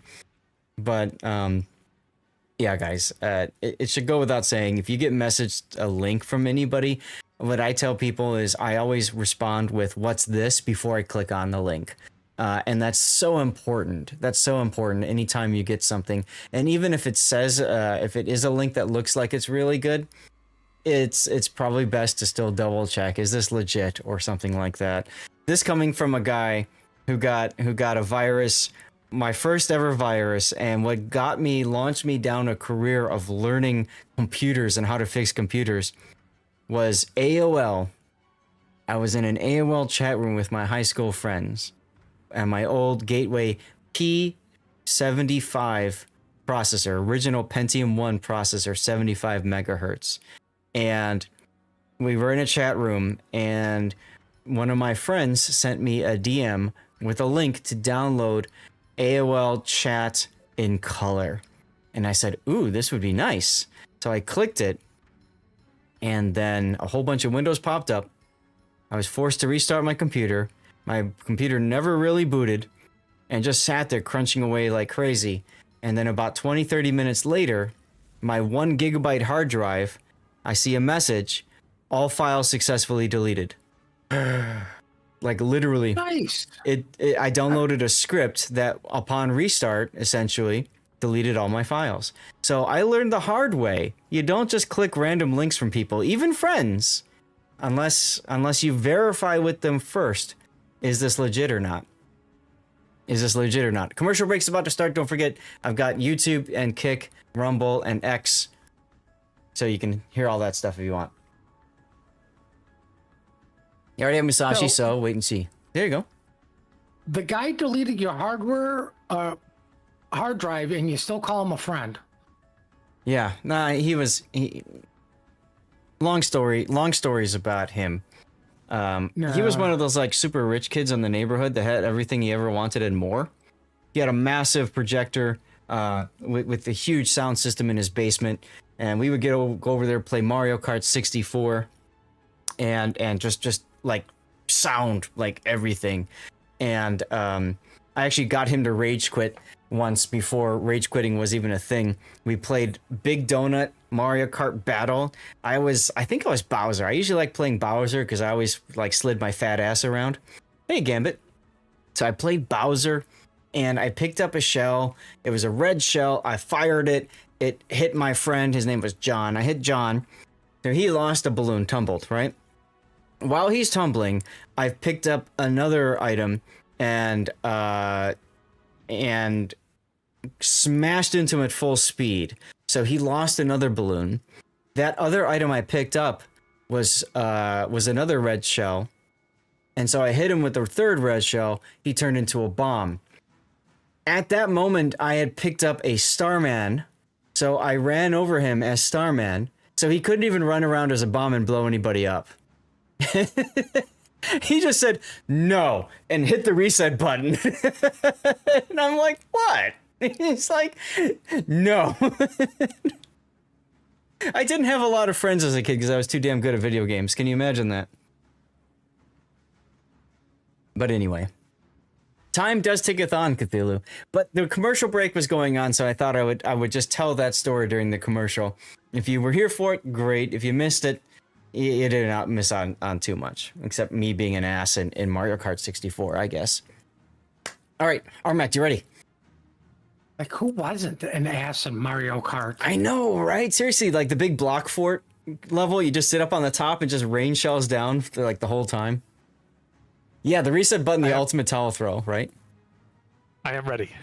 Okay, let's get going here. This is the Akizuki, which is one of my favorite ships, and not just because I regrind the line all the damn time for Research Bureau. I also like it because it's actually a pretty damn powerful ship played in the right hands. Now, Armact, I'm guessing you are also regrinding this line, yes? Yes. Okay, perfect. So, Akizuki's got 100mm guns that during testing, Wargaming wasn't happy with results, so they buffed the HE penetration to 30mm. You heard that right, 30. So the traditional formula for HE penetration is you take the caliber, divide by 6. So 100 divided by 6 is only 16.666 repeating, of course. Now, the problem was that you have situations where Akizuki can't even penetrate other destroyers with HE. So Wargaming just gave it a massive buff and said, we'll just magically allow you to pen 30, not 32. You need IFHE for that, but we'll let you pen 30. So that's what they did. It launched without 100mm pen. You mean without the 30mm pen, and then was buffed after post-launch? Yeah, it was 25, I think they set it to. They set it to 1/4 pen originally, and then they magically buffed it again later on. But I do magic. Yeah. So I know during testing upon release, I'm pretty sure it was 25, and then they buffed her to 30. But in any case, she's got 30 now, which makes her fantastic for penning bow and stern of cruisers and destroyers, and depending on the tier, bow and stern of some battleships as well, right? She is, I call her like a Roman gladius. Her and the Kitakaze at tier 9 and the Harugumo at tier 10. Like all of those, I think are fantastic boats as a buzzsaw. It's like how the Romans fought. You know, they've got a short sword that isn't really too powerful, but you put enough of them together and just constantly swing it, eventually you cut people up. It was the end of the line for a year and a half, right? So she's got really good guns. Her torpedoes are okay. She's got one rack of torps that only reach out to 10 kilometer. She's got a torpedo reload booster as well, as Wargaming's way of saying, well, we realize that you're a gunboat and you only have one torpedo rack, so we'll just magically allow you to fire off, almost like you've got two, which just takes the power level way above. She's not an 8, she's more like an 8.7. All of this at a sacrifice of concealment, right? She's got 6.1 kilometer concealment with the concealment mod and all that built in. So you're not going to go around and outspot other destroyers. What you're going to do is you're going to go around and beat the living daylights out of whatever you find with your guns. And that's what's so fun about this ship, okay? Now, I knew Armac was regrinding because he hasn't upgraded his torpedoes and he hasn't upgraded his range. He doesn't need to. When you regrind lines, typically you only upgrade torpedoes if they add range, and you only upgrade range if you need it. Akizuki actually doesn't want range. You want the decreased range so that when you kill whatever destroyer you run into, you immediately go dark. And then you go and find another destroyer to beat up on. Okay? That's how you play it. So your build, you've got main armaments mod 1, engine room protection, aiming systems mod 1, propulsion mod, and then concealment. Propulsion, very important here because a lot of people will sit and smoke, and then they see torpedoes, they say, "Ah, crap!" They hit W 4 times and they die, even if they even if they use their engine boost. So propulsion is very important here. One of the few cases where I recommend propulsion over steering gears, even though her rudder shift time is 5.57 seconds, which is pretty piss poor for destroyers. You still need propulsion here. Now, one thing, Armac, I would definitely recommend for you and anybody else is engine boost modification here, because the ability to relocate with engine boost is so helpful. These ships are relatively slow and sluggish without engine boost anyways. So, and because you're constantly regrinding the line, you demount them for free anyways. So this is well worth the coal. You know what I'm saying? Since I haven't, I forgot where I put my engine boost mod 1 on. I put it on some sort of ship and then promptly forgot it even existed, and I haven't felt like spending the coal on it. Oh, just buy another. Just buy another. You get the you get the coupon so you can save on the coal. Just buy one of them and then put it on your Aki, and then buy one and put it on your Kita, and then buy one and put it on your Shiratsuyu. You know, whichever boats of the line you play, trust me, it's well worth the money investment because the propulsion mod really does help. Otherwise, everything else is fine here. And yes, it is pretending to be a Cruiser S. Pokey swords mesh better with big ol' shields. True. Now you've got Gosaku Aruga, which has the buffed survivability expert. Great choice for captain here, going with your core build of preventative maintenance, last stand, survivability, and then finally concealment.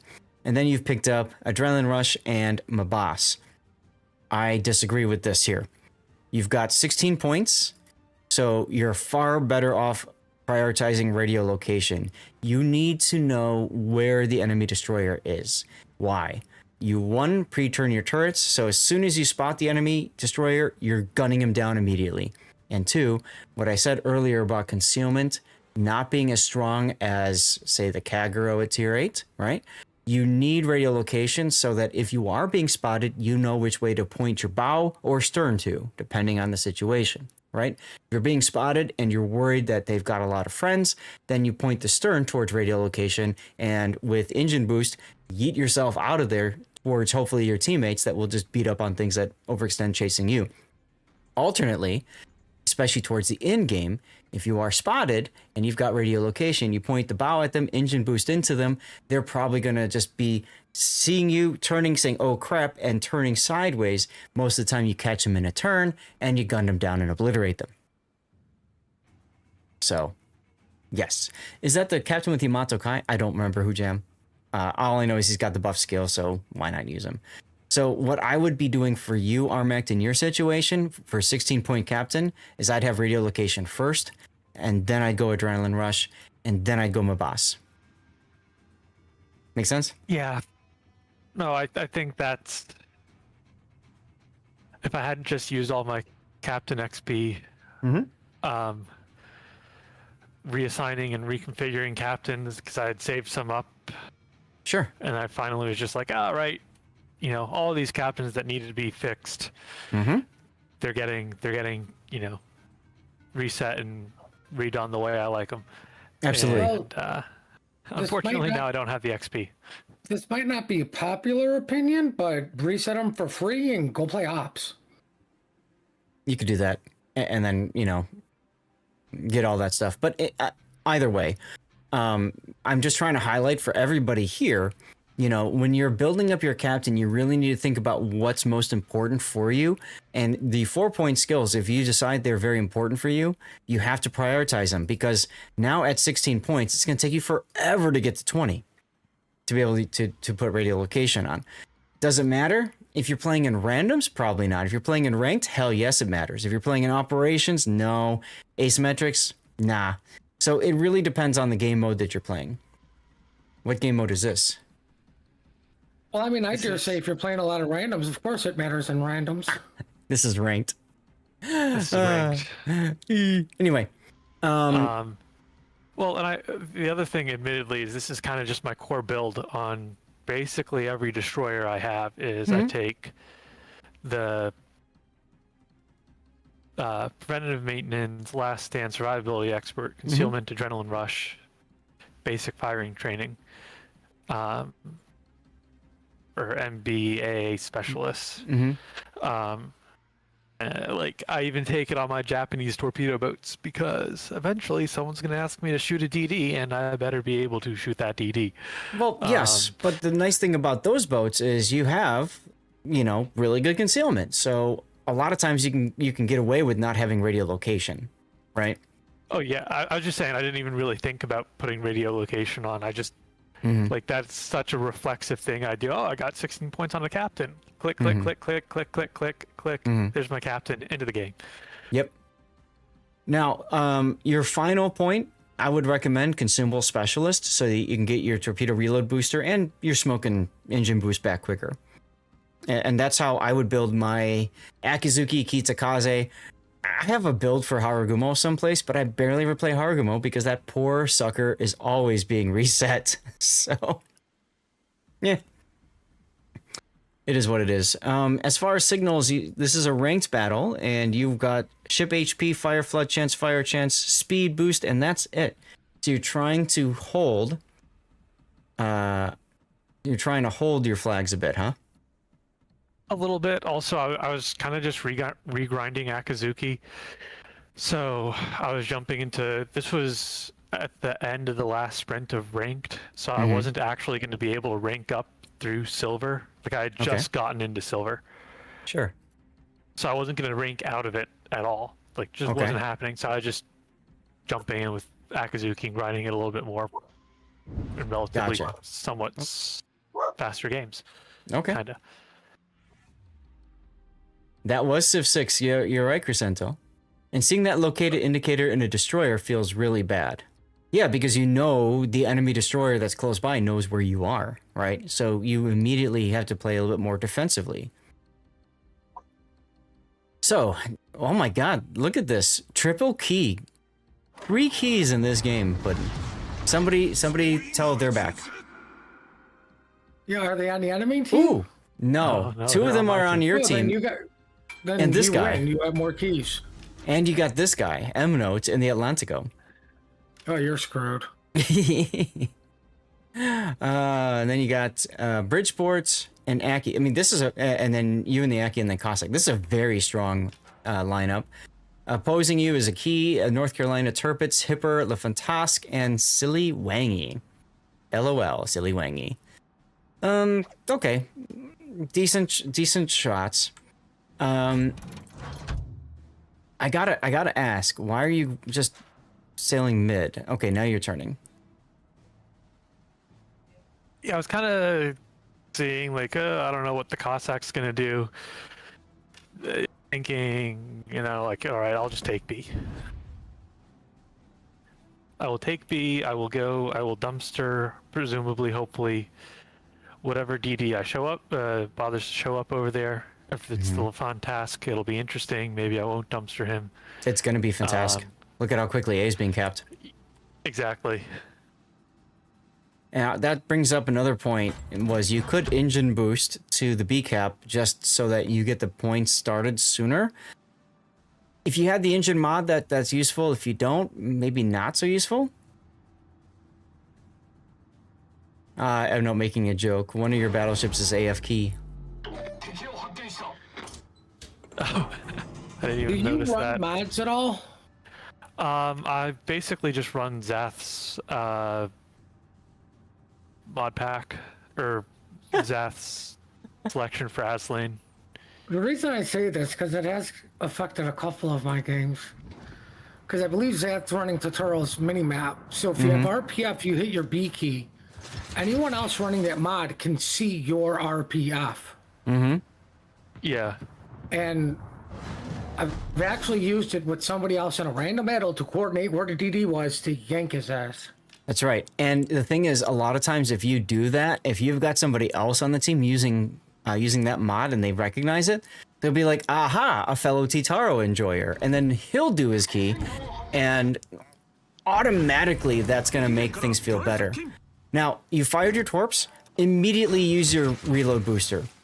You want to immediately use your reload booster so that your main torps and reload are both, you know, reloading. Ooh, AP. Here's where radiolocation helps, because you know which way the Fantasque is, and that allows you to kind of set up your engagement here. Okay, you decided to make Inky. That's the smart choice here. I like that you're continuing to move while laying smoke, so that if he tries to dump torpedoes, it's not going to work for him. And you decided to leave the smoke. That's because you really want this guy dead, huh? I really want this guy dead. Oh, glad this one. Hi, I'm the other person in this battle too. Oh yes, we've talked about cares. that. How's Antarctica? Actually, we are back in Ushuaia in South America. The trip is over. We fly back home tomorrow. Okay. Do you have a good time? Oh, very much so. When I saw it was this game, I actually was the one who suggested You're killing the polar bears? into you. So I kind of wanted to give you a little bit of my insights when I'm doing stuff. But yeah, this is our nice stuff, so I just. So- Well, no, I'm happy to have M-Note's comments on it too, because there will be a point here where we had different ideas on where I should be going. Well, I have a different idea right now what you should be doing. You should not be shooting. Well, I have a completely different idea. Why aren't you killing a submarine? There's a reason you shouldn't be shooting, Armac. You go dark because you're at the extreme edge of your range, and if your goal is really to kill the Fantasque, then you should have stopped shooting a long time ago. Go dark, and just point your bow straight at him and go. Yeah. You see M-Note's position here. I would be saying I know he's probably going to be torqued by the key, right, and by the Fantask, but I'd want to try to put myself up to maybe the halfway point between them. So if M-Note needs smoke, you can give it to him, and that's anybody, not just M-Note. But you just gotta be careful not to get into a torpedo, you know, line. The hell is M-Note in? I will say that there Line to are go. a few times, I can't remember if he did, but there were a few times that I did wish that I had some smoke so that I could have some breathing time to get my repair party back. Well, right here is a perfect time of that. I mean, this Fantask is just gonna farm M-Note. So this would be a good opportunity now to try to get onto him, smoke him, and basically smoke him into the cap. Okay, well, you're offering smoke, so that's nice. Now, Yeah, I mean, I'm not going to be able to get there right on time, unfortunately. but if you're using my mods, or the mods that I use, you'll notice that the spotted indicator is off. No, it's never mind. He's detected again. Yeah, I mean, he's going to probably get detected again the moment the Dude. Fantask decides he wants to detect him, right? Right now, start your smoke. You'll go in front of M-Note. M-Note can hide behind it as long as he doesn't pull forward, you know, and the North Carolina is between that. So if you start your smoke now, you'll actually block M-Note, and that's what you just did. Good. So you check to see if you'll be able to do it, and you did it. Right, and I'm quieting my guns because right now I think my repair party is on cooldown and I'm wanting it to come back before I push out. Mm-hmm. Okay. Now here's where you got a good chance to torp the North Carolina, and you're going to want to reload boost and fire the torps again, or pretty close to it. This whole part right here, Armracked, in my opinion, illustrates... Oh, that's too early. Illustrates why the engine boost mod is so helpful on this ship for relocating. I said too early because if you note, the North Carolina was stopping, so you know he's going to reverse. And you should turn your anti-air off because North Carolina is trying to figure out where are you. He's scared of you and your torps.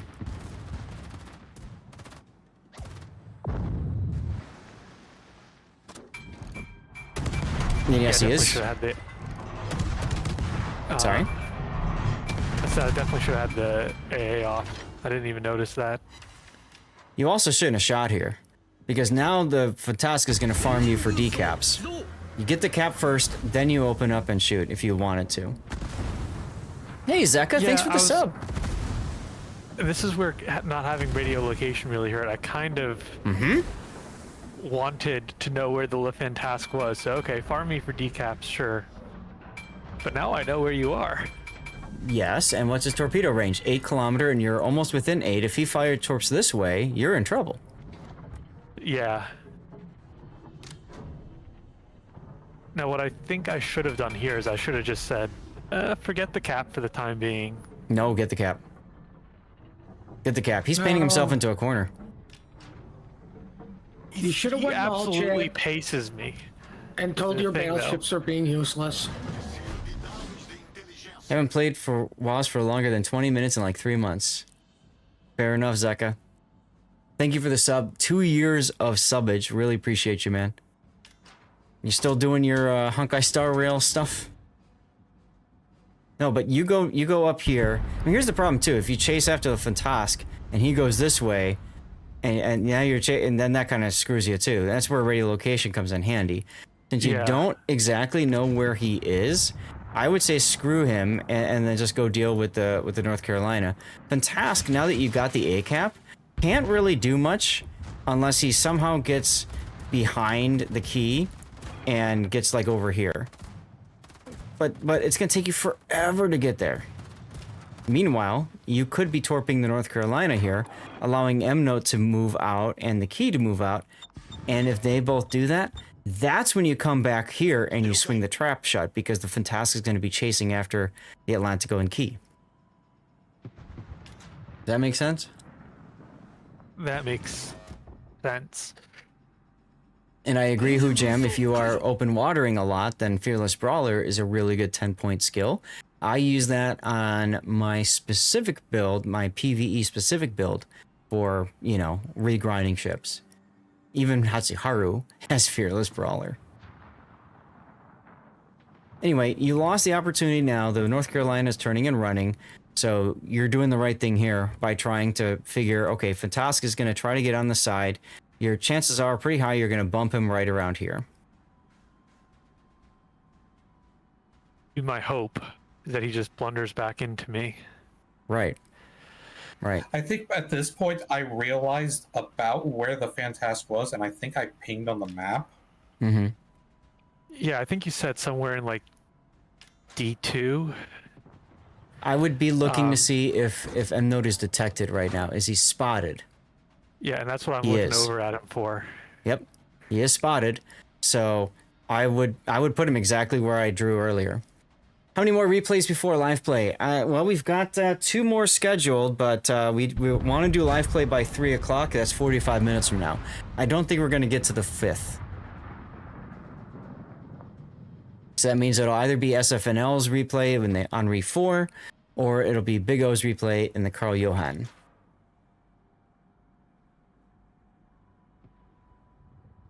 And there goes Unknown. And there I go. How did you die? I just got torped out. It was Torps. Yeah, it was the Fantastic torping me. Yep. Which Yep. I think means that I didn't see what bearing those torps came from, but I think that puts the Fantastic He's going to in be like G3. Yeah, they came from basically, they came from me from the side, almost directly to my west. So this goes back to my comment about the North Carolina, was if you killed the North Carolina, that was the one thing that was really holding M Node in check in his position. So if you kill the North Carolina, then M Node feels more comfortable leaving that position where he's stuck into. Now, M Node, for you, since you're in here too, when the North Carolina starts running away, that's your opportunity to take position, right, and to adjust. Yeah, I should have done that then. Yeah. I think what I was afraid of was I didn't know exactly where the Fantastic was. Mm-hmm. But honestly, looking back on it, not knowing where he was, my thought should have been, well, keep moving so I don't put us in a stationary target. Right. Exactly. Now, this turnout was a little bit early in my in my opinion. You stay pointed towards the cap until you spot Fantastic. That's because you actually have a concealment advantage over the Fantastic. One of the few cases where you do. So you have the ability, once you spot him, to then swing out and get your guns on target. Does that make sense? I guess I didn't want to get too close to the hipper. That was my thing. I was like, because I definitely didn't want to get like hydro rushed by the hipper if I had to smoke up. Yeah, the thing about the hipper is he's so low, you're gonna gun him down fast, like you just did. My thinking is, you gotta get that Fantastic down as fast as possible. The sooner he's gone, the better, right? And then you can focus on the hipper. So if you increase the engagement range, right, it's going to be harder to kill the Fantastic. If the Fantastic gets away, now you have a real problem, right? Because you've got the hipper that's going to be shooting at you, and as soon as you turn your attention to the hipper, Fantastic starts shooting you too. Real problem understates things. If the Fantastic gets away, that's game. Yes, that too. So, Zath, I do want to point out that this is a pivotal moment of the battle where I think that Armac makes a decision that ultimately affects the outcome of the battle. Okay. And I say something in chat, and I want to kind of see if you agree with me when I say it. Okay. Hipper HE DPM is also kind of ass, so you can probably afford to tank for... Yeah, I mean, you have so much more health than the hipper that I would not be worried. I would not shoot here at all, dude. At all. What are you doing? I feel like I need to get a kill on one of them, so No, I you was don't. hoping to... Yeah. My thought here was that he needed to go north to that cap in order to basically decap it and prevent them from taking it. I would instinctively in order for going... us to basically to ride out our point advantage. Right. Well, but we don't have a point advantage. You would probably have enough time to get there. I don't have the mod playing on a replay, okay? But the point I'm trying to make is what you're doing coming back here is one, you're giving them the A cap, and now you are essentially forcing the win condition you thought you needed upon yourself. Now you say, crap, I really do need to win and get kills. So, Armac, I want to point out, we spawn south. Correct. That Scores are means flipped. That the replay bug, the scores are flipped. We do have the points advantage. We do have the points advantage. Okay, yeah, good point. Good point. So when you go up here, okay, and you follow the North Carolina, one, you've got the ability to figure out, okay, I'm just going to torp in his general direction. At least your anti-air's off here. I'll torp in the general direction of last known and hope I get something. But you're also spotting up to the north. And if the North Carolina, you see where he is right here? He can't help your fight against the Turpits. So he gets himself spotted. Fine, he's behind the island. You shoot the Turpits, you get decaps, as M-Note suggests. And now you've got the ability to better control the situation.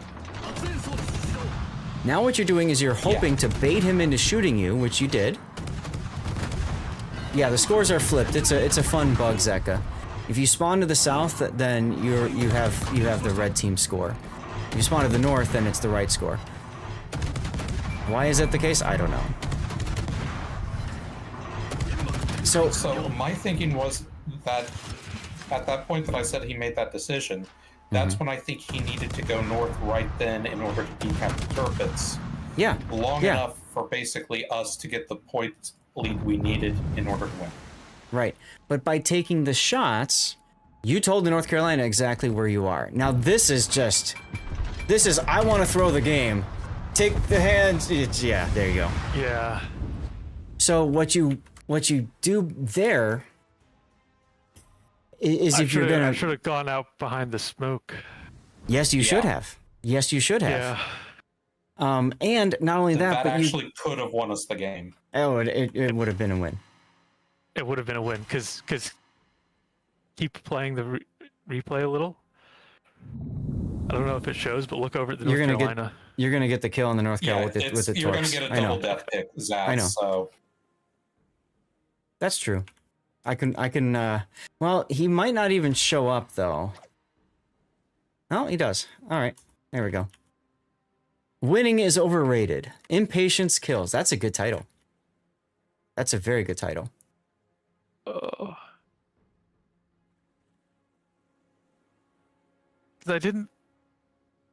I guess the other thing I was thinking is I didn't think I'd be able to stop both the Turpits and the North Carolina from getting into the caps. Mm-hmm. And so I felt like I had to kill one of them because the other, whichever one that I pick, his buddy is gonna hold one of the caps, and that'll flip the points, end up flipping the points on us and bad things. And I knew I didn't want to I knew it would be death to fight a Turpits from within his secondary range. Of course. Which is why you should have went North Carolina. Mm-hmm. So was North Carolina the right decision? Bad execution? Yes. So mentally, go back to that engagement with the North Carolina right there when you baited him into the shot. You did that when you were flat broadside to him. You gave him the biggest possible target to shoot. What you would have been better off doing is turning stern onto him, so turning away from him, then shooting your guns while smoking. That puts you behind smoke sooner, maybe even before he shoots his guns back at you, and then he gets a little confused and gets frustrated and shoots, right? You have the ability to do that kind of stuff.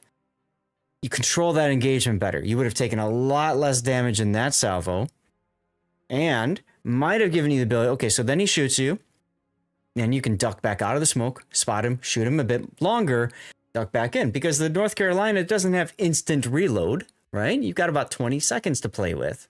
So get back out of the smoke for 10 seconds, gun, curve back in towards the smoke. So you can use that as a way to keep going back and forth.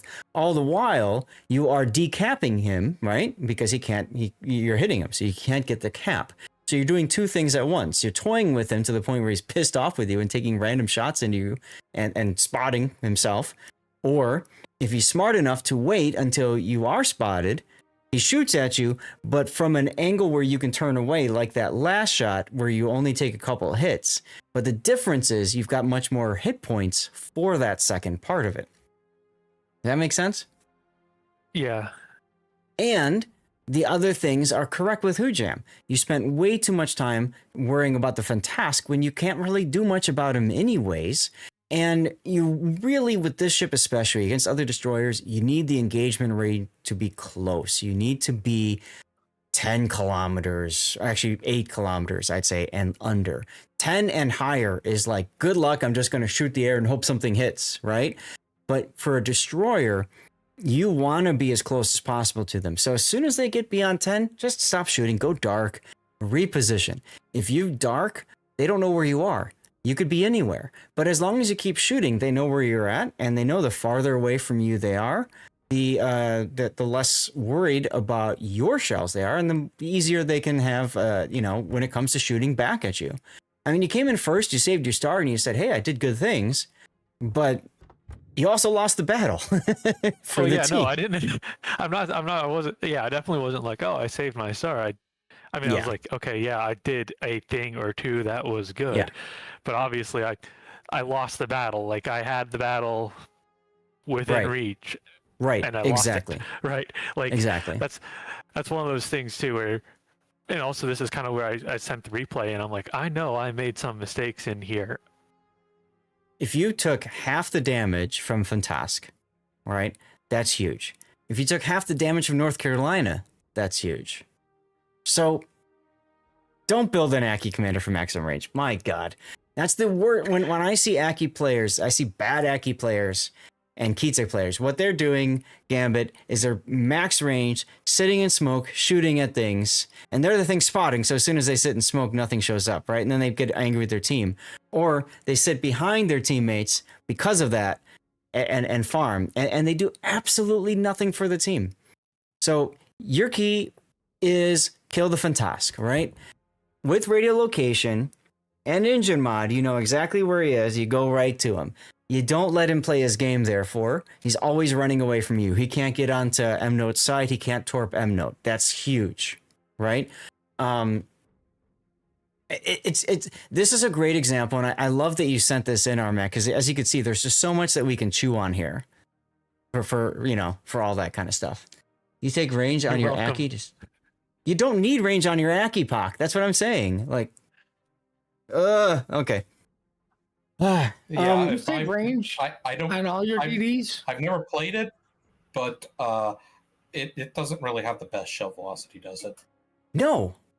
Even at max range, shortest range, max range, you can't hit stuff unless it's like cruisers and battleships that are sitting still. And the other thing is that the range, the range encourages you to play from farther back, when in this ship you absolutely want to be right up close and in people's face. When you got the kill on the Fantask, that's because you fired at 6 kilometer. That's when you started the engagement, right? Because that's when you got spotted from your concealment with his. So that's when you got the kill. That's when you did the real meaningful damage to him. I mean, look at this. You hit him with 65 shells to kill this guy. Oh my goodness. Despite being a PvE main, none of my builds are made for it. If you never upgrade the... Yeah, but like I said, I play these as destroyer assassins, man. I don't need the range. Except in PvE. Yeah. In PvE content, I'll do the range, But in randoms, especially in ranked, no. Give me radiolocation. Let me go find the enemy and let me just murderize him because I'll win a one-on-one gun duel with just about anything, right? It's just the question of who's got the better friends. But if you put yourself in a position where you're going to win the gun duel right away, then you smoke up, and who cares who's got the better friends? You win. Anyway, titles, guys. What are we going to use for titles? We have a commercial break that's going to start in a few moments. That sucks. Let me snooze that. When you were grinding, you want to farm Well, you said damage. that there was a good. You said there was a good one a few minutes ago. Yeah, I did, and then we got kind of off. Impatience. Impatience kills. That's what we were using. There's impatience kills. There's something about winning's optional or something like that. Winning is optional. Okay.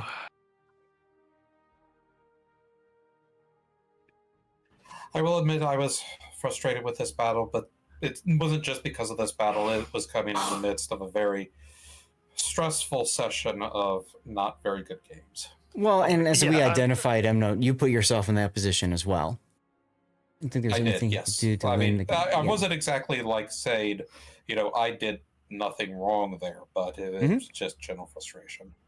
Sure. Well, No, I mean, ranked is just that frustrating too, right? Because yes, I mean, Yeah, that's because. And don't ever play ranked on Especially tilt. for me because I basically had to play on tilt because I had a time limit if I wanted to get Hawaii. Well, Yep. fortunately, I got Hawaii last night or early this morning, depending on how you want to look at it. So finally, that's out of the way. Yep, I've been there. Anyway, Armac, thanks for the sub. Thanks for sending in the replay. And I do need to move on. So you tell me, winning optional or impatient skills? winning victory optional. Winning is optional. All right, there we go. Chat. Thanks for covering the replay. Yeah, of course. Chat, I have to pee really, really bad. So I'm going to do this. I'm going to go to the Be Right Back screen. Did it work? Oh, hold on. I hit the wrong button first. Be Right Back screen first. There we go. All right. We're going to get words going. And I'm going to do a 3-minute commercial break because I got to pee real bad. And then I'm going to ask the wife for more water. And then I don't know if Big O is here or if SFNL is back yet, but I got to do one of those two. Okay, and I don't think we're gonna have time for a fifth today. So a lot of things to do. I'll be right back. 2 clip moments in 30 seconds. I've also got to dip out. I have a lot of stuff to get done for the end of the cruise. So, yep. I guess I'll see you guys later. Let's see if he gets it. See ya. He does have the angle. I just get threatened with a good time. Rash is not turning. He's going out broadside. What is this? Yeah. That's what happens when you come out broadside to a Yamato with his guns looking at you. Oof. Yeah, you like this? Not true.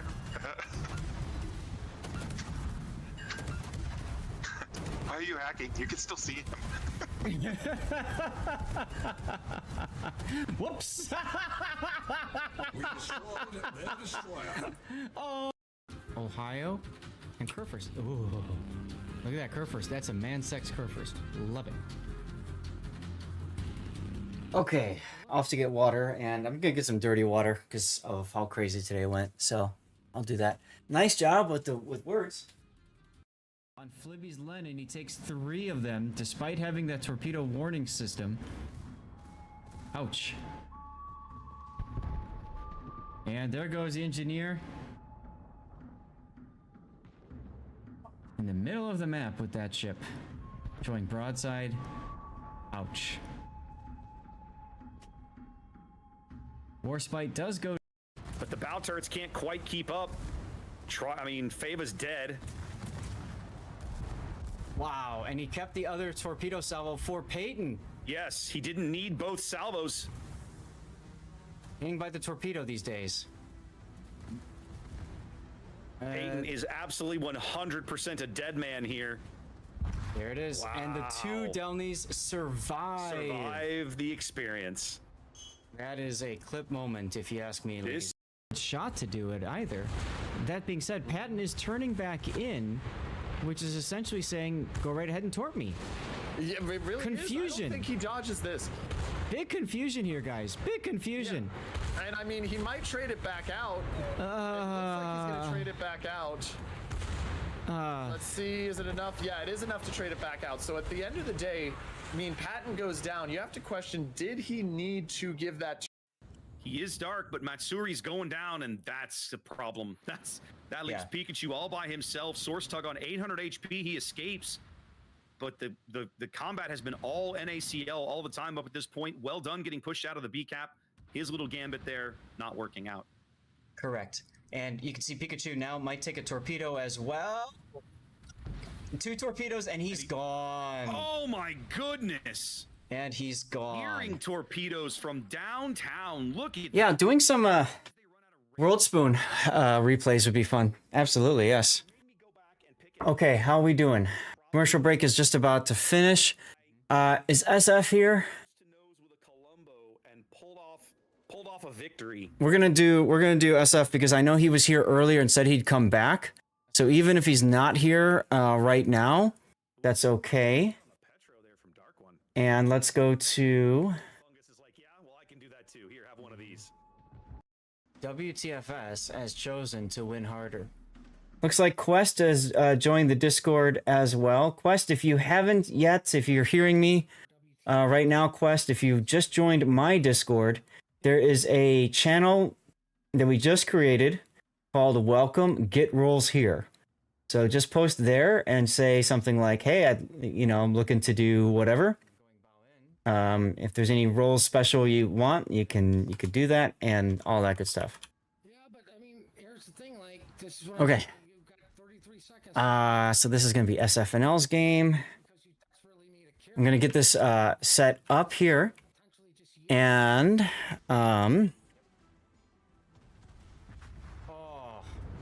okay. So this will be the last replay of the day, but before we get to that,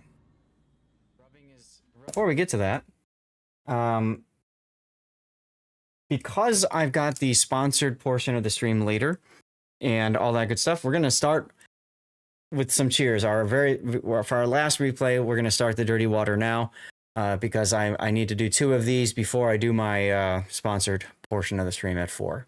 So cheers, everybody. Thank you guys for being here. So sorry again for all of the tech issues.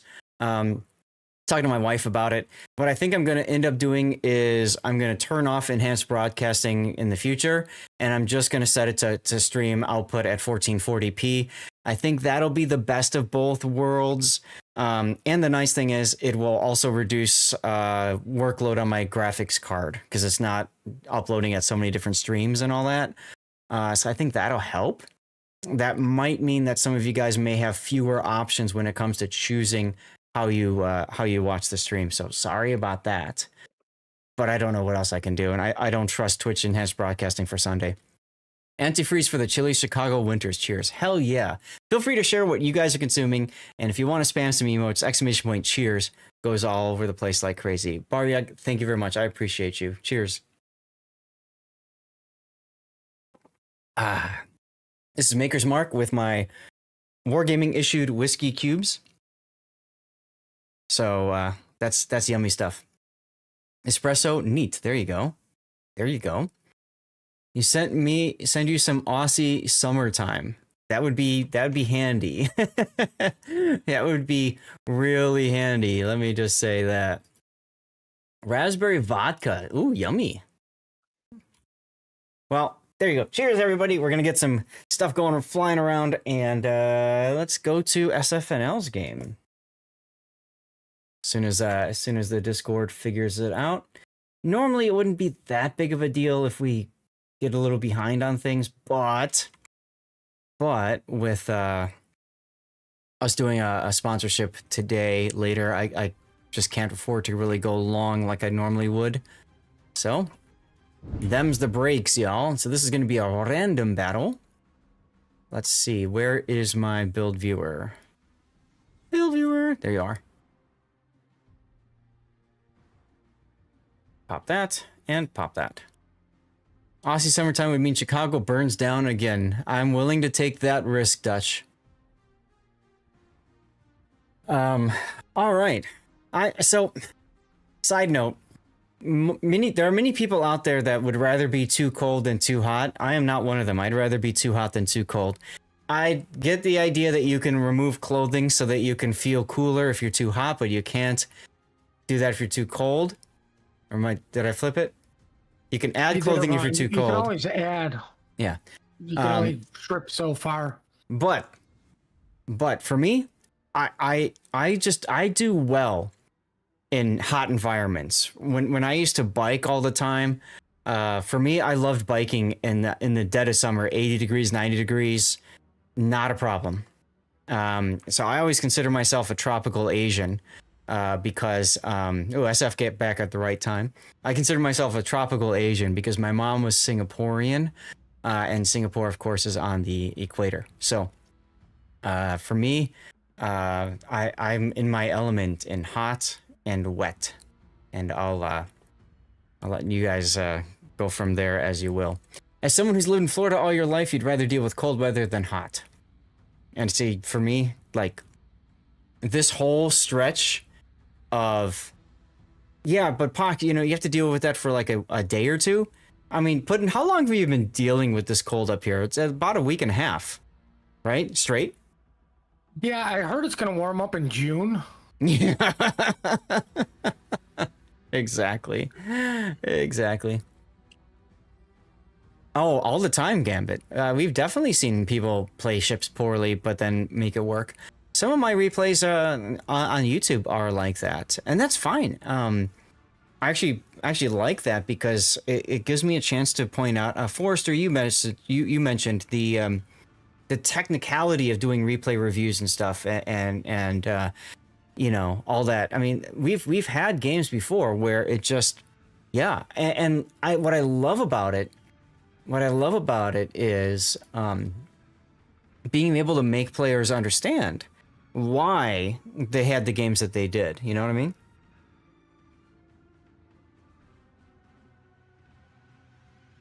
Yes, I know exactly what you mean, Gambit. And that gameplay isn't really, I don't get a lot of replays of that. But do you recall back when Cool High? Yeah, mods. Exclamation point mods. Bam. Do you recall when there was like when they used to do the bounty events? The old way of doing it. Not right now where you sign up for it and you're a bounty. The old way of doing it, when you would be given a press account and just told, hey, go out there, get shot at and die, right? But don't do it so much so that you're throwing games, but still go and have a good time.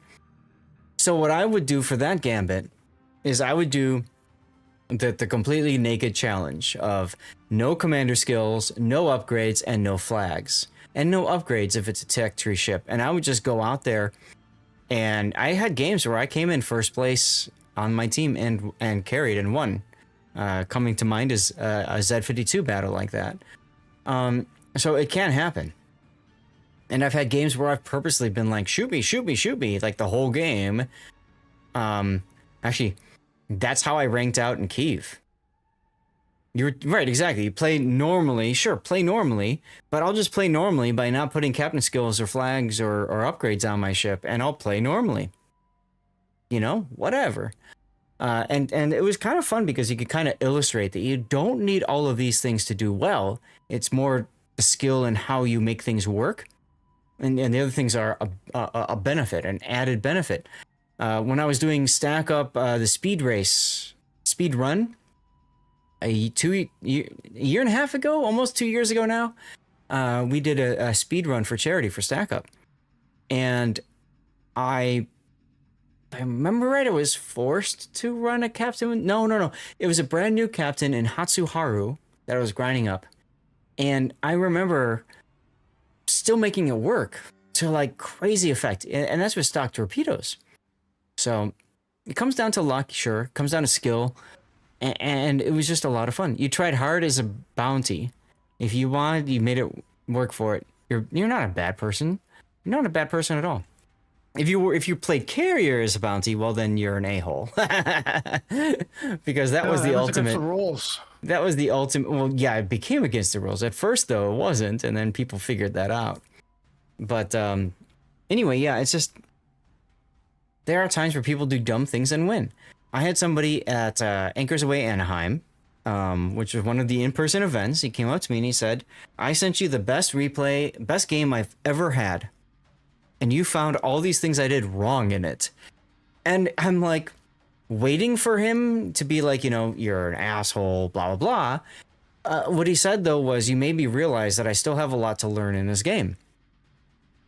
That's the point. There's always things to learn in this game. It's why I think a lot of us keep coming back to it. So I gave him an Alabama.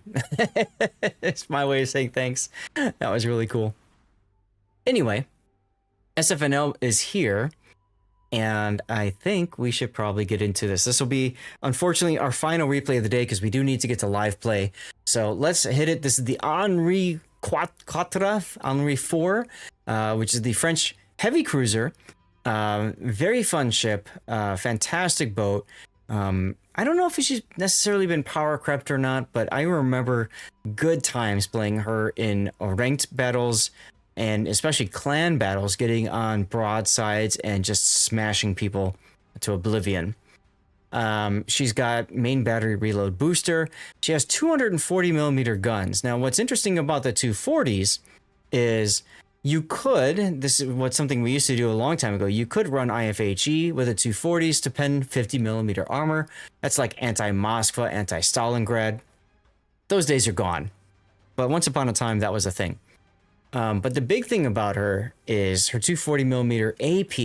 If you get on the broadside of a cruiser, you can absolutely dispatch it. She got nerf hammered quite a bit. Yes, mainly with her propulsion, because a lot of people would run her with double propulsion with engine boost, and you just play back and forth games, and you're really hard to kill because you've got spaced armor on top of everything.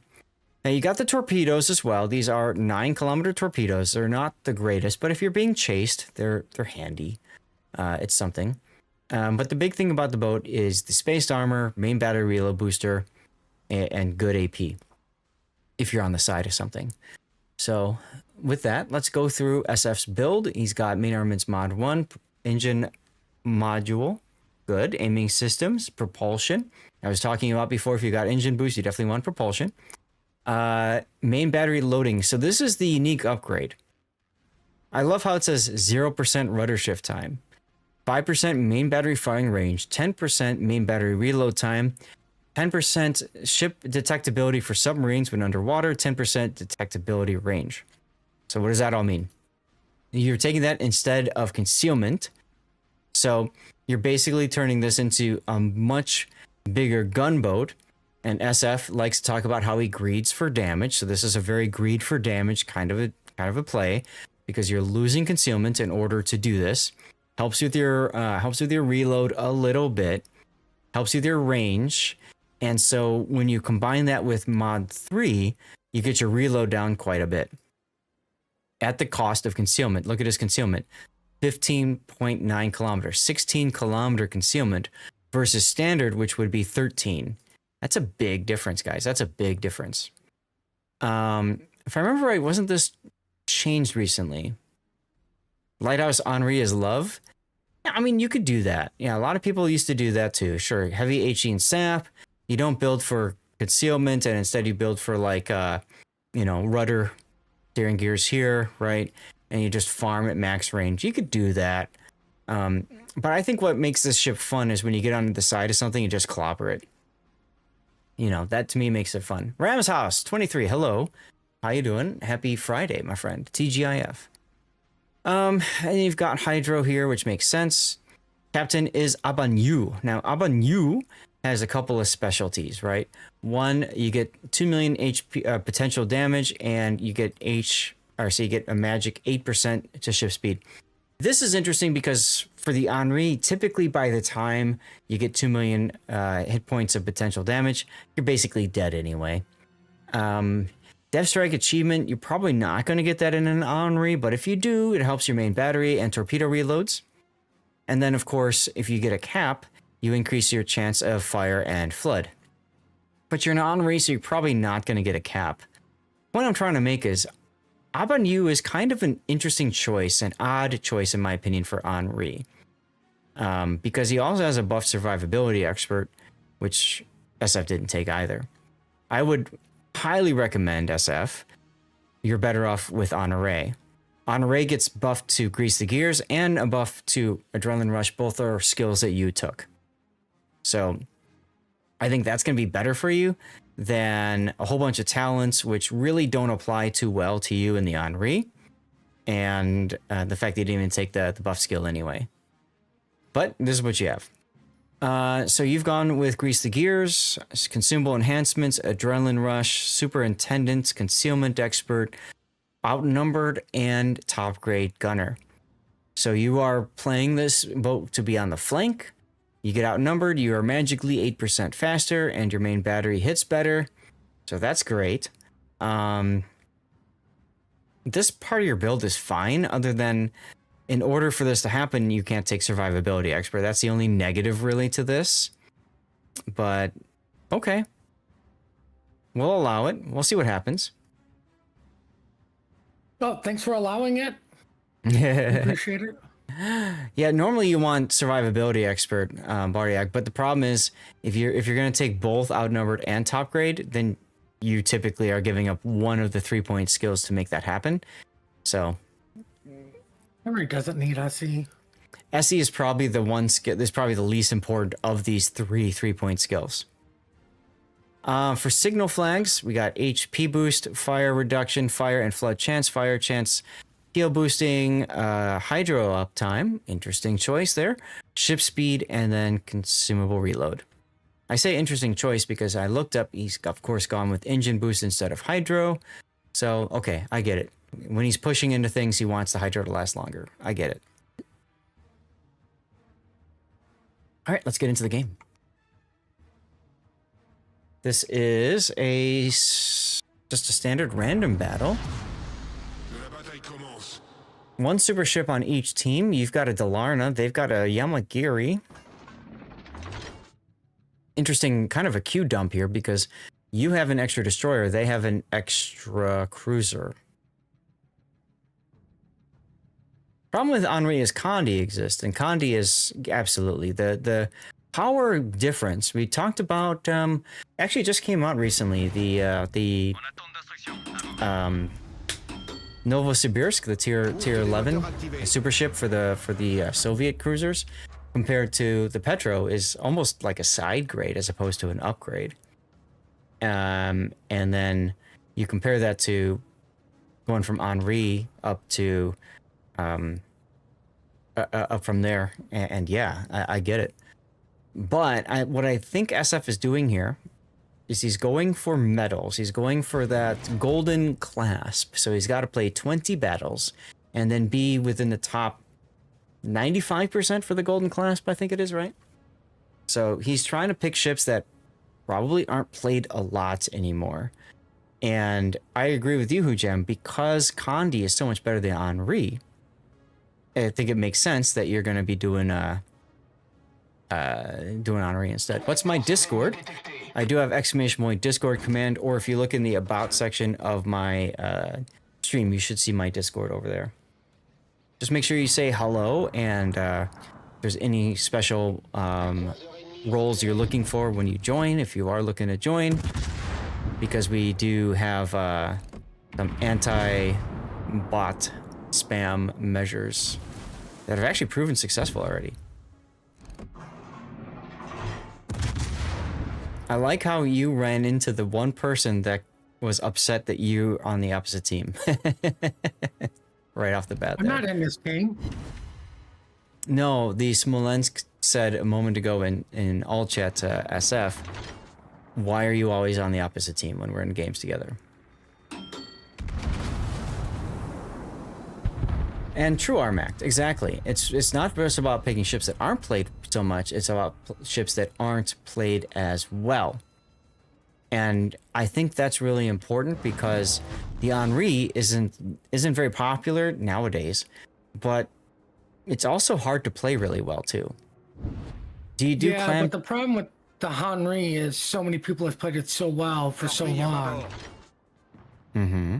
You know, it's like, you know, Shimmy and Zhao and Des Moines, right? Like they've been out forever, so everybody's got all these monster games in it.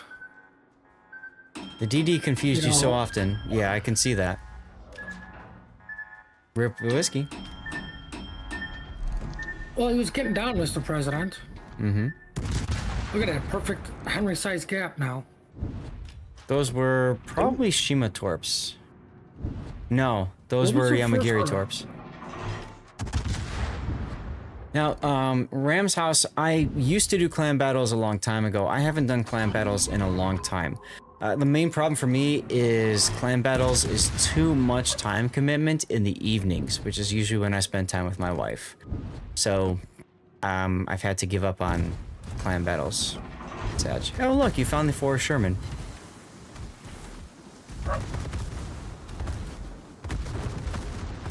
Now it would be nice if you had a gearing in front of you to smoke you, huh? We did clan battles, ironically, during Henri era. Yeah, that's when I did it too. When it was meta, yeah. I did clan battles when Henri was meta, when Hindenburg was meta, when Moskva was meta. Oh my god. Those were the days. Those were the days. Yes, you Zhao were. Hindenburg on the kite side. Mm-hmm. Yep, and SF was in clan battles with me for that too. I remember joking back in the day when they first revealed the French cruiser line. We were all like on the official World of Warships Discord, we were all joking about how, oh, that tier 10 looks so big, it must have like those 240mm guns the French developed, but then it came out and we're like, oh my god, it actually does. And yeah, this guy had a stroke. I mean, your hydro is detecting him. That's why the flag comes in handy. You're trying to make sure that you're not going to get blapped by the Yamato over there. And the Sherman is turning so hard just because he wants to try to get a torpedo hit on you, which is really funny. Yeah, exactly, SF. He overstayed his welcome. And you punished him for it. Oh well.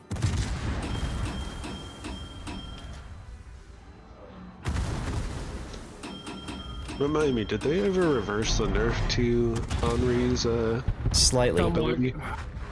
Yeah. Yeah. You know, when Henry first came out in clan battles, good luck hitting it. Double fire, and so yeah, DCP, and probably time to heal. I love how the Kerr first DCP'd one fire. Yeah. It's a Kerr first. Unfortunately, you can't get a good shot on him. Hey, sticky fire though. That's gotta feel good. And while the Shimakaze was telling the Wisconsin to be prepared for the Kerr first to turn, guess what? The Kerr first actually turned. Who wants to bet the Wisconsin wasn't ready for it? Mm-hmm. Pockington, you're like the old Lycos. Those of you that are old enough to remember Lycos, Go get it. Pockington, if you don't know what I'm talking about, go to YouTube and just look up Lycos commercial. Reload booster would be nice here, but my guess is you're trying to force the Yamato to DCP first. My god, you found it already.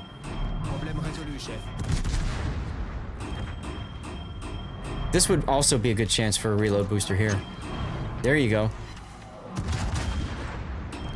Especially because since he's behind the smoke, you're shooting for free right now, which is great.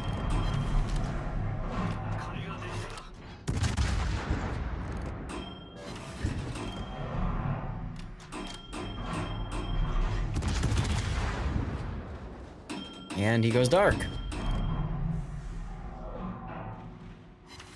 And you get the kill. Lol. Great, good job, SF. Now he's dark forever. Now you're never gonna know where he's at. That's right. If only it took radio location so it can point down. Only if RPF worked on freaking submarines. Oh look, the gearing is escorting you. Again. What he's doing, SF, is he's giving you all the damage, all the spotting, all the glory. That's what he's doing.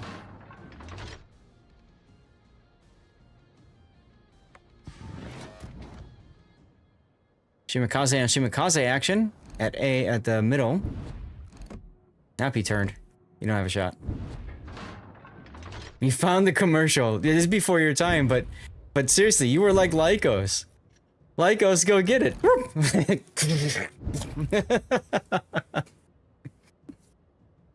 That was in the 90s, Pockington. That was back when the money was in search engines. It still kind of is thanks to Google, but I blame SF for that.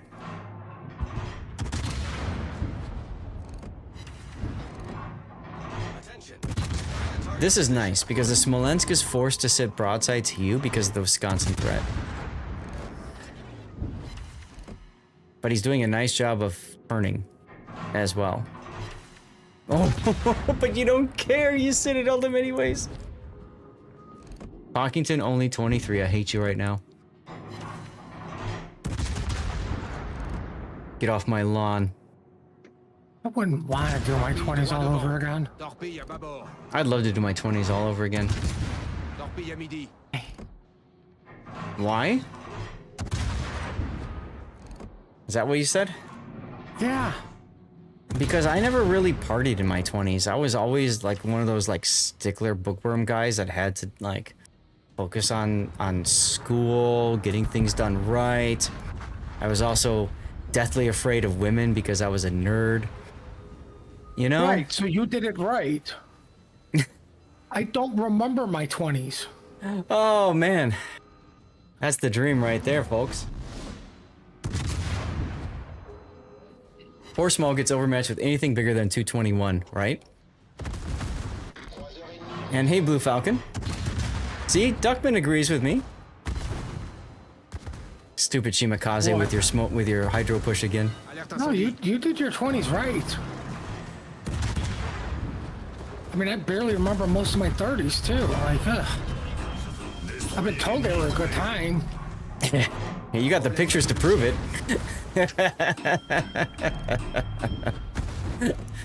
Reload boost. I would totally reload boost here just to add insult to injury. Make sure you get the kill. Although your gearing buddy is running away, so there you go. Yoink. You don't remember your 30s either? Or 20s? 134,000 damage. And you took away the farming boat. Well, there hasn't... This is going to be a low damage game because look at all the destroyers in the lineup, you know? You remember all 20s forward, U.S. Army. Well, yeah, if you're in the military, I mean, you kind of have to remember that stuff, don't you? And thank you again for your service. Not by choice. Exactly, it's not by choice.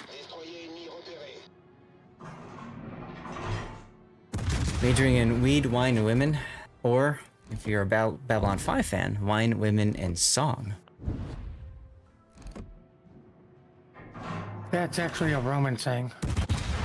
But yeah, but they use it in Babylon 5 too, so there you go. And the music is playing right now, so that's kind of... it fits. Alright, I'll say it, fucking nerd. Thank you. I mean, I literally explained my 20s to you, so... That's Suzuya as a clan? Yeah, he's in FPS.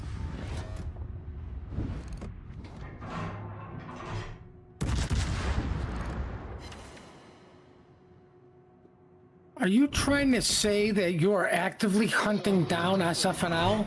Like, I actively avoid him. There are people, and if you don't like running into the same person, you can actually add them to your contacts. And if you add them to your contacts, if they're not running the mod that's not in battle, you can actually see when they're in battle. And so you just wait for the cross swords, and then you back out of queue if you see that they just went in. It's also how you can stream snipe people if you want to run into the same person all the time. Oh god. Which is why I like to use the not in battle mod.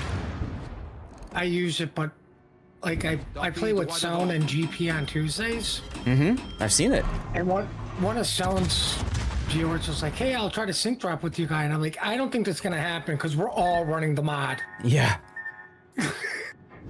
Like, that's gonna take an act of Congress almost. Hmm. You finally played Suzuya VL. You love the Angry Duck camo. Angry Duck camo. You're gonna stream snipe Puddin this weekend. There you go. We ran into the same guys 3 games in a row. One literally disconnected. He was so pissed. You're making more friends, huh? I don't have to worry about stripper stream snipe me. They don't do clan battles anymore. And the weekend will be clan battles. Aw. Oh, get the kill, get the... Aw. How dare your teammates be competent enough, SF, to... Now they take away your farming.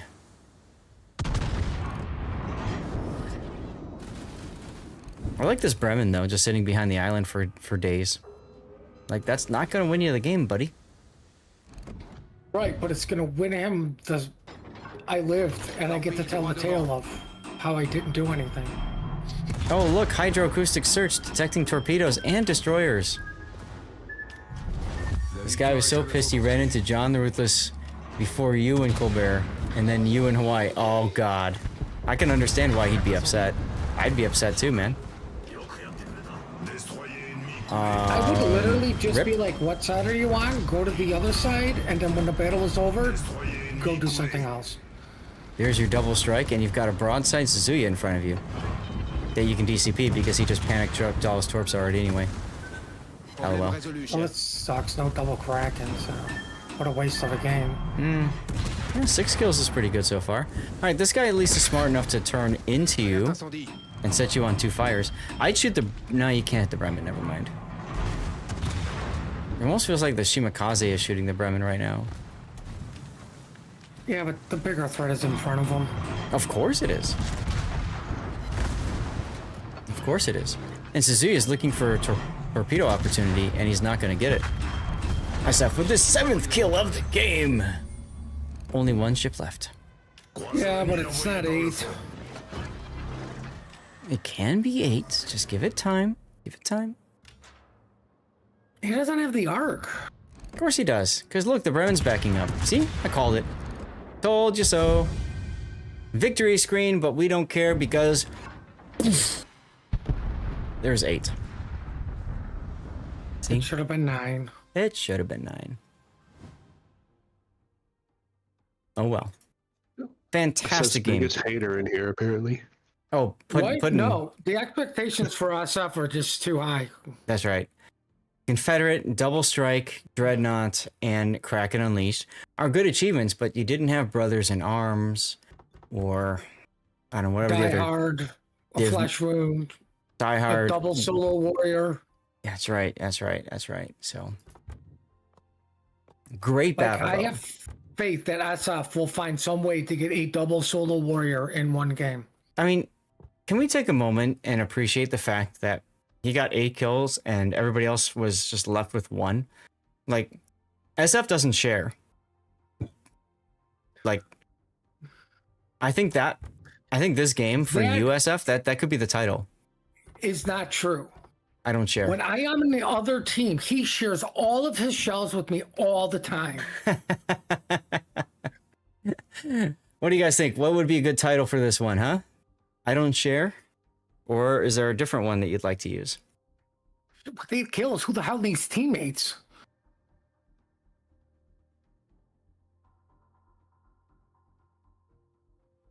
Position 5 in leaderboard. Tier 7 and below, working on it. Go for it, Blue Falcon. That's right, this leaderboard is limited, isn't it? Mine, right? Seriously, look at this. And, I mean, you can't even say that they're kill steals, right? Because he's 8 balls. Because he's, I mean, you know, he isn't hitting things with just 1 shell, except for the Bremen here at the end. All of the other ones were like... Honestly, he was using Hydro really well to detect all the destroyers and all the torpedoes. And I mean, this is one of the best uses of Hydro, one of the best showcases of Hydro I've seen in a long time. Well, I guess Hydro's OP. Hydro OP. That's the title. No wonder Big O wants it on everything. He does, doesn't he? SF, let me know which of those 2 you like better. I don't share or Hydro OP. Let me know. But until next time, thank you very much for the tier 3 sub, and thanks for sending in the replay. Chat, it's time. It's time to go to live play. I only have about 50 minutes to play the game.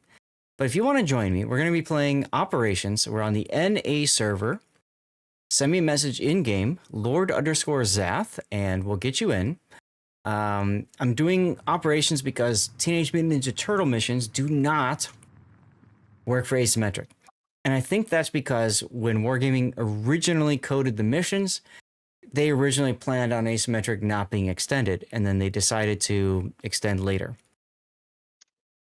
So, screw that, play Manor Not tonight. We've got a sponsored game to play. That would be Echoes of Elysium. You've seen the bot posting a link in chat that you totally need to click on. So, let's do it. Panzer, come on in. Yeah, I'm just getting on now, Blue Falcon. Just getting on now. What tier are we doing, Zath? Are we just doing the any tier, or are we doing tier 7 because of the leaderboard as well? I don't care. What tier we do? Oh, there you are. Thanks. I was looking for you, Blue Falcon. It don't matter to me. I don't care. What does matter to me is the game being dumb. There we go. Game? The game just, like, literally keeps thinking. There you go. There's the invite. And hey, there's the link for that game I'm going to play in a bit. So yeah, you guys pick something. I don't care what. I think combat What's missions. the game? Echoes of Elysium. It looked interesting to me, so then I jumped on it. Okay, I'm done with everything except for Yavuz. Ew, I'm gonna have to play this. Ew. Okay, well, whatever. Two birds, one stone, stay under 7. I don't care. If people want to stay under 7, we do stay under 7. I think you should do tier 10 only. People could also do 8s and 7s, and what that actually does is it helps the people playing 7, because then it brings up more higher tier opponents. You want to see my Yugumo build?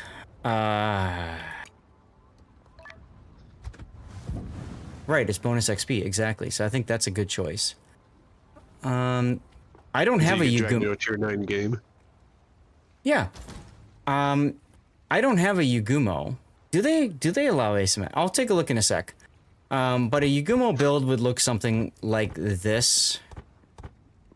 Would be something like this, Duckman. Actually, hold on. No. There. Zath, the TMNT missions do allow asym. Yeah, I'm gonna take a look at that in a sec.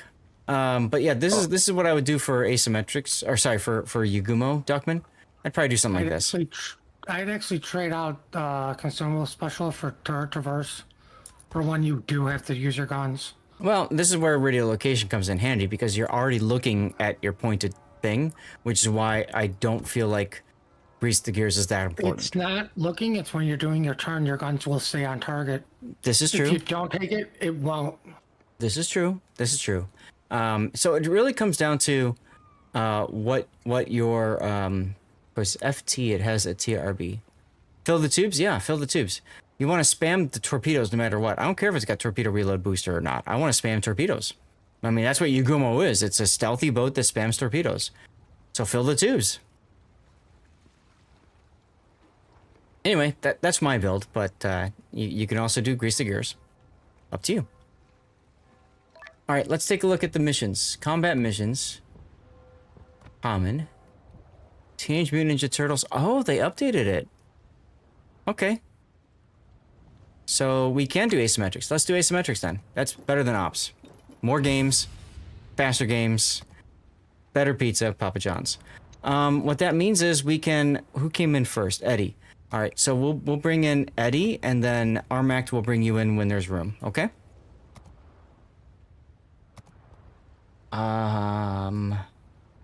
Ida and Hughes.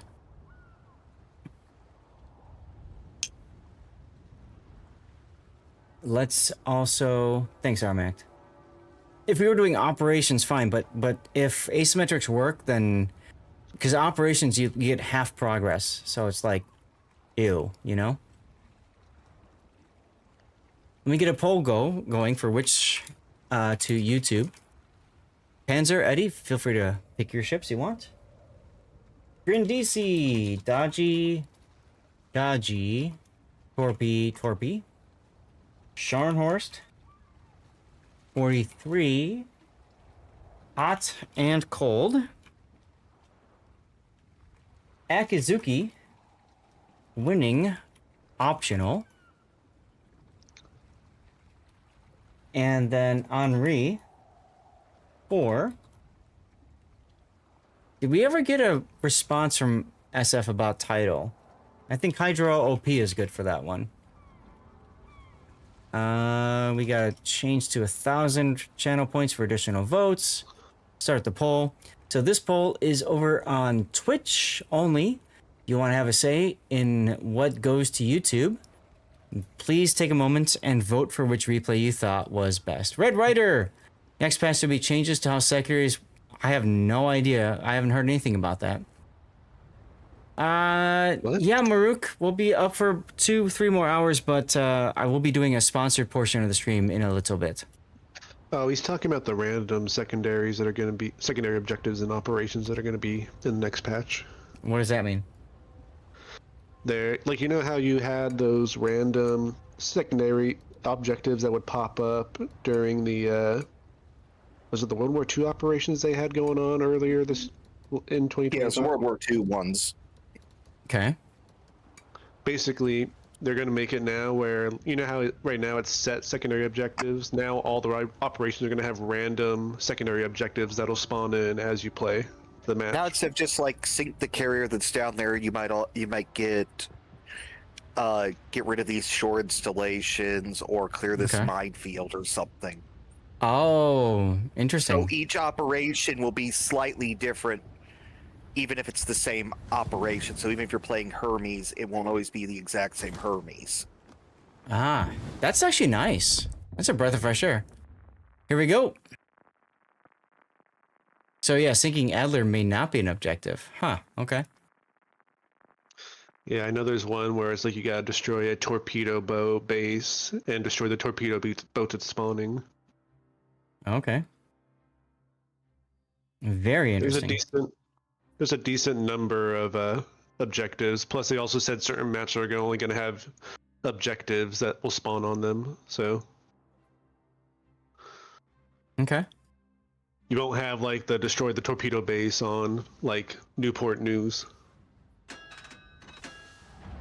So I thought I'll play Indomitable. Oh God, wait a minute. Yeah. This is what I wanted. Rockets and bombers, baby. Let's go.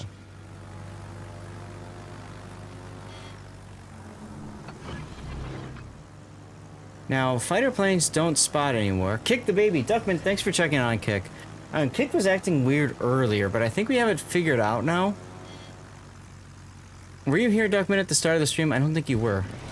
We had a lot of problems tech-wise, which is annoying. Don't kick the baby. Well, you do what you want.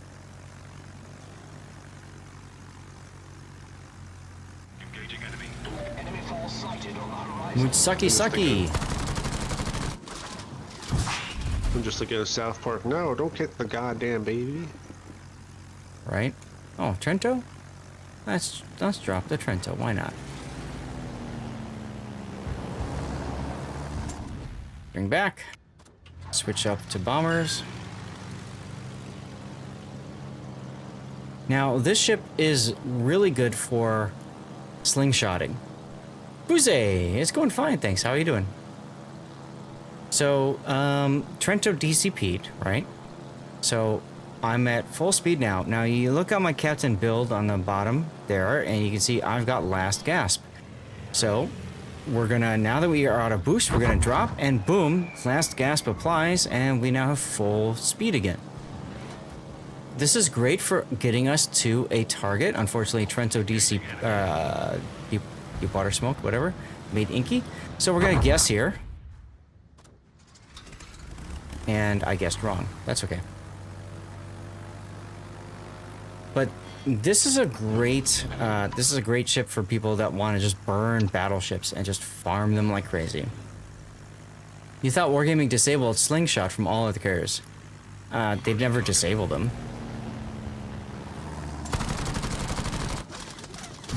They never disable them. Matter of fact, watch this. Bam. Now we have full boost again. And we're out, but that's okay because somebody's gonna kill the Podvoisky, so let's go ahead and drop on the Trento again, huh? Fires? Fire! Let's go.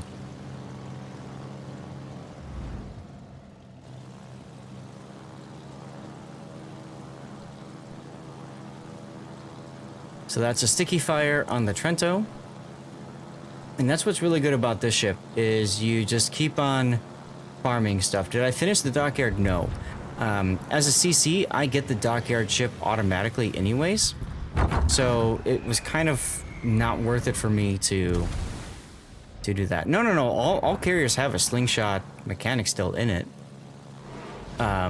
It's just... it depends on how you make it work. For me, in this ship, Last Gasp, and the way that the stuff works out, you know, it's fine, right? There's a fire. Roast the toaster, right? Exactly. Let's do this. Let's head this way. Autopilot enabled. The nice thing too is by sending the planes back to the ship, not only are you filling your boost gauge, but you're also ensuring that you've got the planes for later when you need them, right?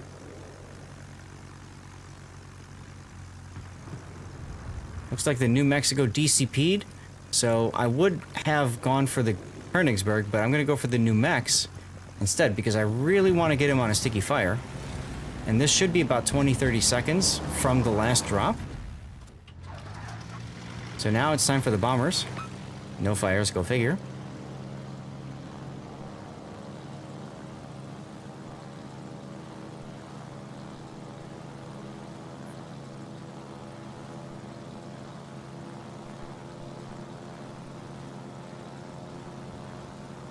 Now, my planes are within range of the Königsberg's anti-air, so we have to keep that in mind.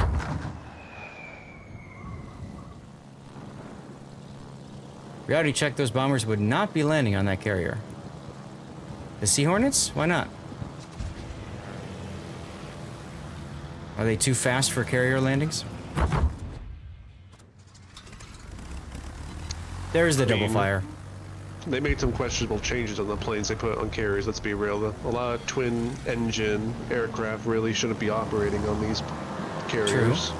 Hello, Abby Ames, thanks for the lurk. Appreciate you.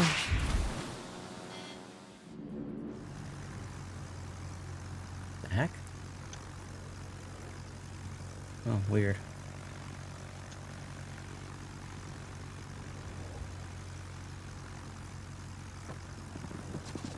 So far, Sharn 43 is in the lead with our pole.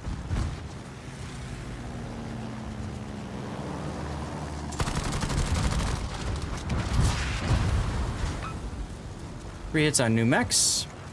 All right. Could have shot it earlier, Eddie, but you're too late now. I could probably recall planes, but it is what it is.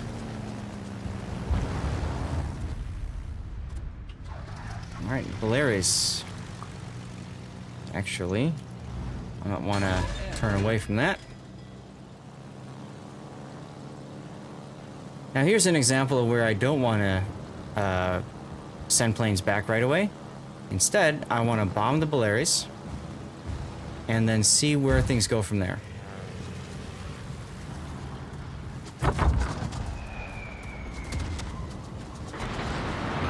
Two fires on Polaris, probably going to bring out a DCP. 1, 2, 3, 4, 5, 6, 7, 8, 9, 10. Hopefully that's a fire. That's a fire. Sticky fire. Country lady, hello, how you doing? Hello, good looking. That is very nice of you. You got a question for me? Go for it. What's your question, yo? He took out his engines, too. Poor guy. Hey, suck on another fire. Let's go. Problem Problem solved, sir. Too close. That was a wasted drop. Oh well. We're not detected anymore, so let's just go in and do it. Slingshotting and the other silly mechanic with turning your 180 degrees at perfect torpedo angles got shifted around to which ship is allowed to do that. Oh, really? Okay.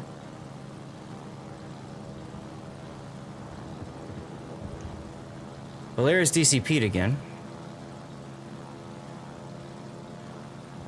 Which is fine, because we can just bomb him into oblivion. Or not. Yeah, FDR, right. How's it feel, Zath? I don't care. I'm in a carrier, dude. Kill stealing is the thing when you play carriers. There's no such thing as getting a kill in a carrier. That's just carrier life. What's your question about service costs? And Akizuki one. Oh, nice. Okay.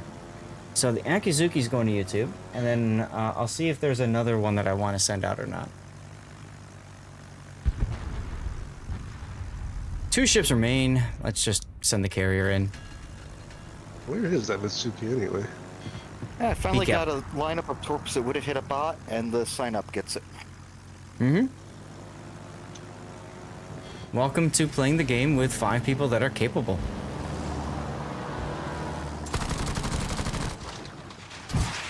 Yes, your failures will be published for all to see. I do not qualify as capable. Country lady, you pay no matter what a service cost just for going into battle. Think of it as the price of fuel. I don't know. Automatic. Price of playing your ship. Right. Automatically, you pay that price. You can think of fuel. You can think of food for your sailors. I mean, Cost. if you're trying to think about immersion-wise, think about it that way.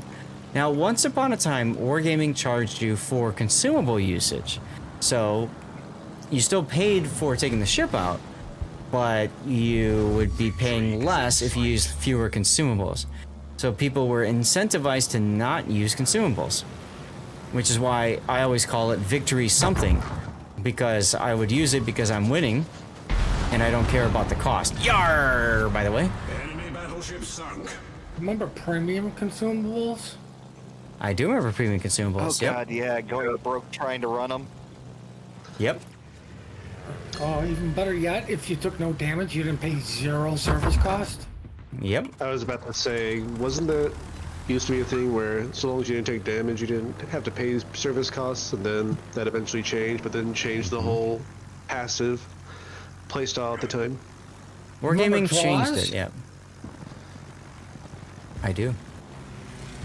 Now, if I recall correctly, Duckman, the wiki is currently not working, right? No. It hasn't really worked at all. The last couple of days I noticed I've tried accessing it and nothing will come up. Yeah, I tried pulling it up as well. Same problem. Either they are going to be releasing something new or they're just ignoring it. Yar! Let's go! I got the kill! Trying to get on it, nothing. Yes, so premium consumables give you 1 extra charge, but they also decrease the recharge? The time for recharge. And it lasts longer. Yeah. So sad, World Tanks pays for tanks, but tanks on full health get less service charge. It is what it is. Yeah, as people said, they were trying to get it so that people would be a little bit more aggressive when they would play. Because otherwise people would like be all the way at the corners. Oh, don't you dare scratch my ship. It's going to cost me money. You know, that kind of garbage. So I can understand that. Ready up your ships. I'm going to run downstairs and get some more dirty water and run a 3-minute commercial break while I'm doing it. BR Bizzle.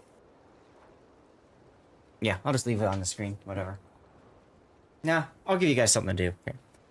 Let's go here. There you go. Be right back.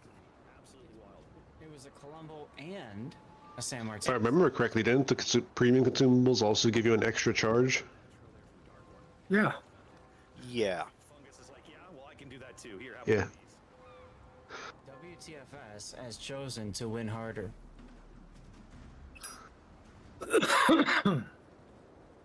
If I remember correctly, at the time it also had the thing where you could pay doubloons or credits for them, and if you forgot to click the right thing off, if you ran out of credits, it started just doing it anyway with doubloons.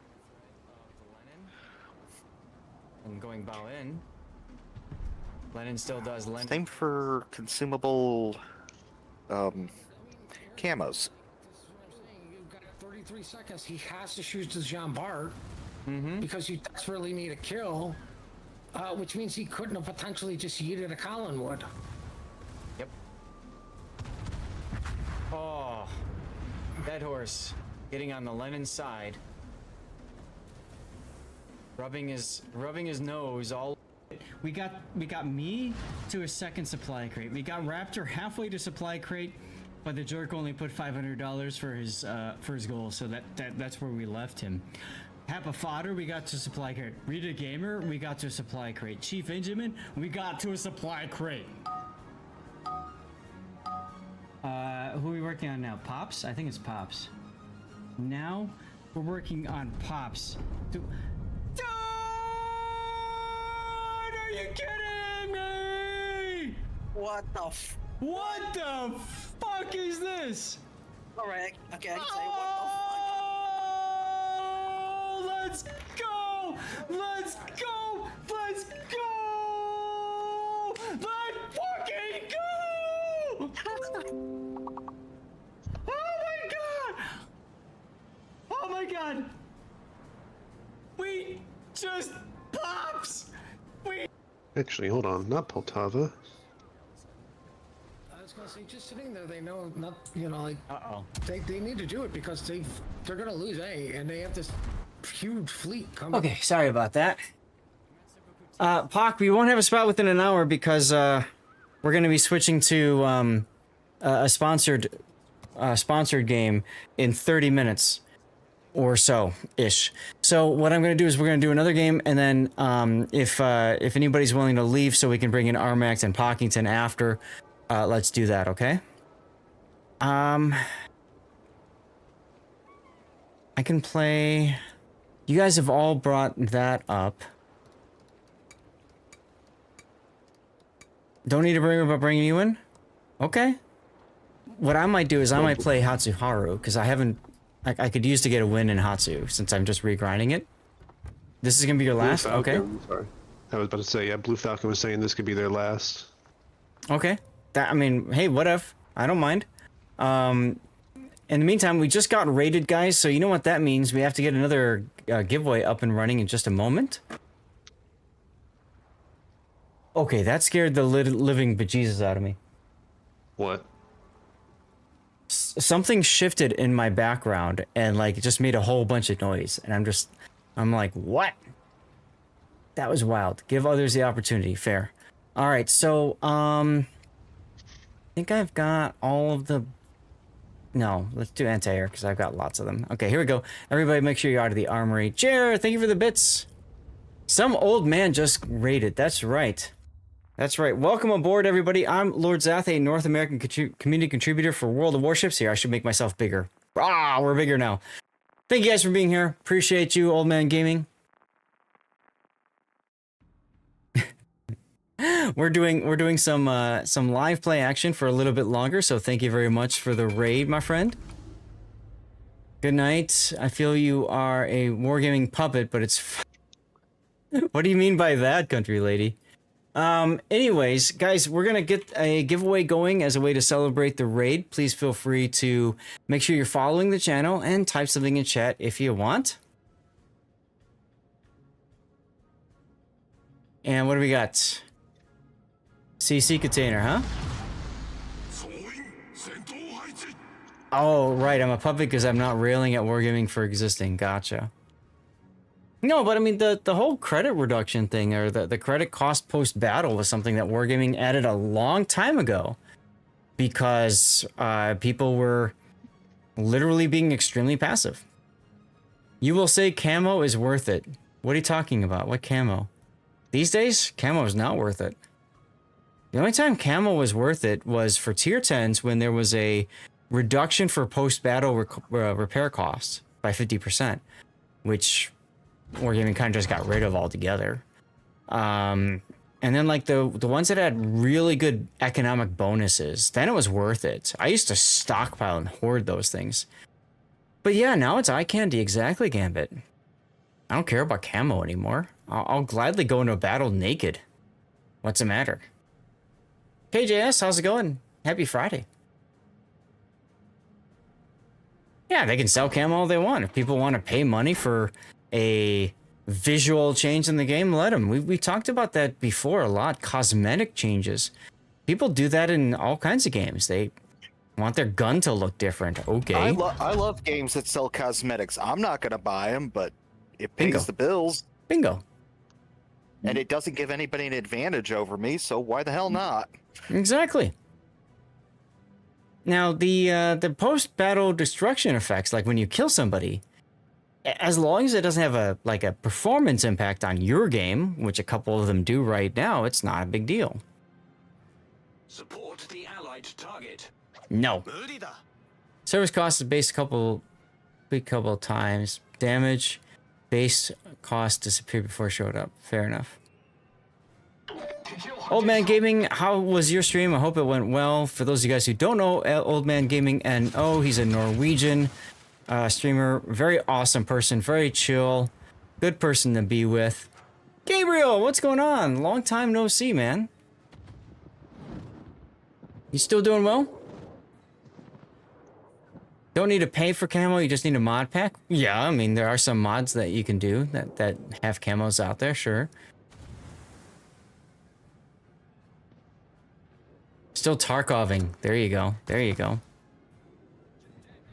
I love how all my torpedoes missed the T-22. That's frustrating. There's a couple, Joker. Hi, by the way. There's a couple death effects where everybody's game like stutters for a second when it goes off. Which ones are those? Wasn't Aurora one of them? I remember. I don't think I've ever seen your Aurora used in a match, so I wouldn't know. I thought it was Aurora and like underwater destruction or something. Could be wrong there though. I have underwater destruction Iceberg. on my Aki, but I don't recall ever seeing an issue there. That's the iceberg one, okay. Maybe Eel was another one that did it? I don't think the eel does. I've seen that a couple times. I don't recall any performance to. Okay.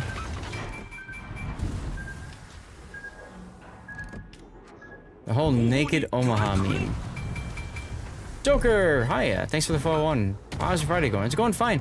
Guys, if you just rated in, one thing that I want to share, I like to, good night.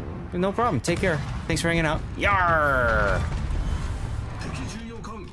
One thing that I want to mention, if you haven't seen the announcement yet, on the Warships Community Discord, which some of you guys were probably part of, myself too, got hacked because somebody clicked a link that they shouldn't have. Anyways, and that person happened to be the admin of the server. Anyways, if you have left the server but have not rejoined that community Discord yet, you may want to consider doing so because they are now giving away I think it's a ship every day for the next week. And currently, today into tomorrow, they are giving away the Musashi, the Tier 9 Japanese battleship Musashi. So if you don't have a Musashi especially, now's a good time to get back into that Discord. And hey, you might win a really good boat. I think it's just one winner, Axthelm, yeah. But, I mean, think about it. How many people are there now versus how many people were there before? You know what I'm saying? So, you have good chances, especially because not a lot of people know about the event right now. And you have to opt into the event by adding a group of channels. The event channels. Is it 5? It's 5 winners then. That's even better. You have to make sure that you opt into the event channel. And then you have to like sign up for the giveaway by reacting to something. So the point I'm trying to make for people who don't know how this all works, giveaways and stuff, is every time you require somebody to do something for a giveaway, you reduce the chances that somebody is going to win because they just don't do it, they don't know how to do it, etc., etc., etc. You know what I'm saying?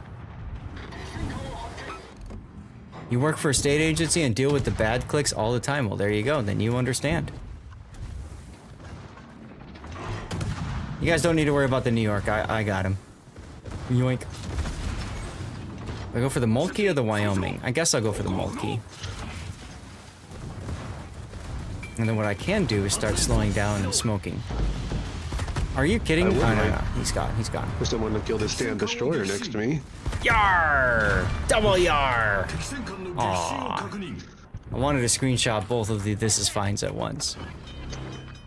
Rip Panzer.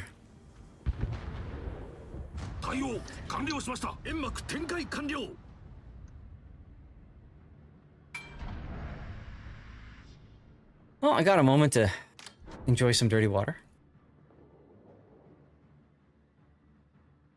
Yeah, so Joker, we were telling people before. I mean, it should be easy for people to understand, but just in case. Like, if you get a link sent by somebody, even if it's a friend of yours, don't click it unless you know exactly what that is. Like, verify with your friend. Hey, what is this, you know? Smoke fire penalty, 2.5, so we can shoot the Wyoming.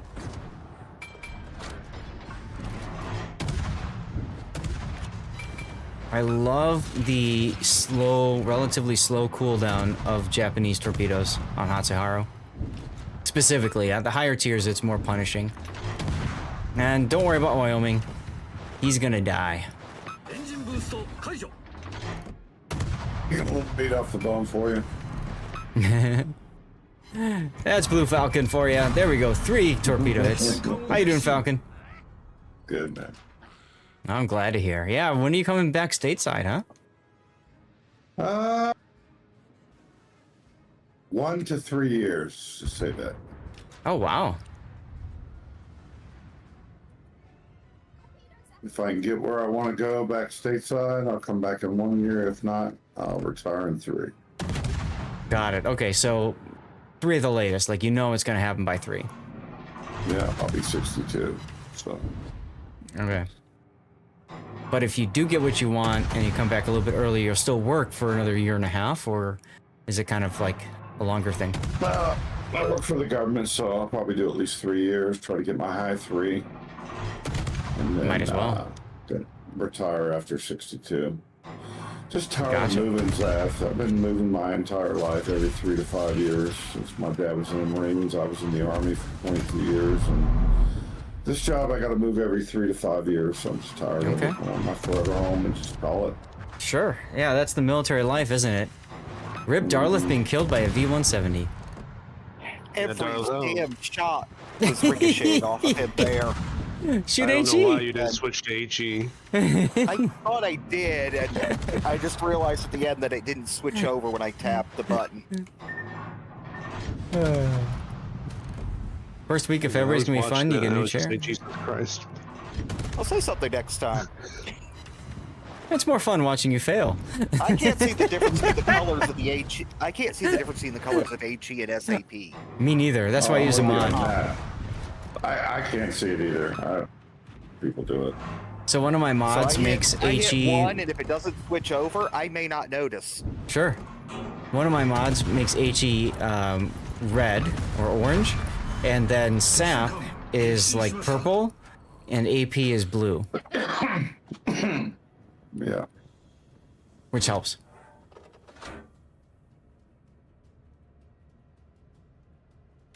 And GG's. No, we're not done yet. Sorry. About 4 years back, I was playing a rank battle and was playing the Smolensk. Mm-hmm. And I didn't realize I was firing AP the entire match. This guy called me out on it. I feel like such a dumbass. Elena, congratulations on the CC container. I'm so sorry I didn't say hi earlier. How you doing, Elena?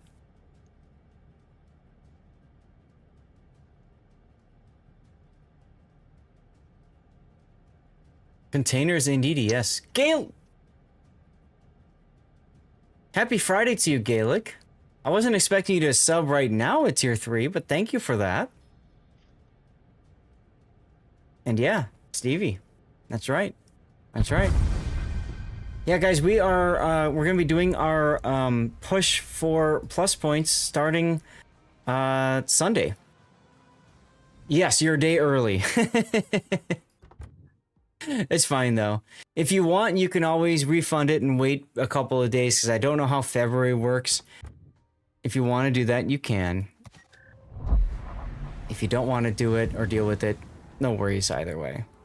Alright, so Armac doesn't care about coming in, but Pockington wants to come in, is that correct?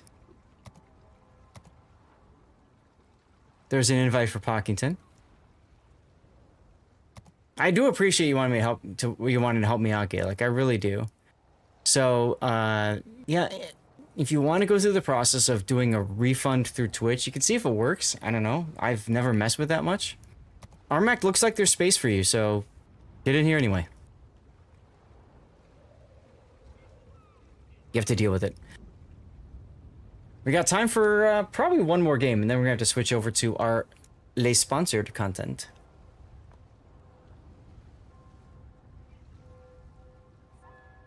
You just started a game. Ah, all right then. Well, we do have room for one if anybody who left wants to come back in. In the meantime, y'all go ahead and pick a ship. What are we doing right now? Speaks up. Yeah, I have no idea how to refund. You'd have to look and see. It might be like a contact Twitch thing. I don't know. Let's see. How to refund subscription on Twitch. Yeah, come on back in, Blue Falcon. Isn't it usually... I thought it was something like the streamer has to do. No. Right there. That's the link. If you want Gaelic, click that link and that should walk you through how to do it.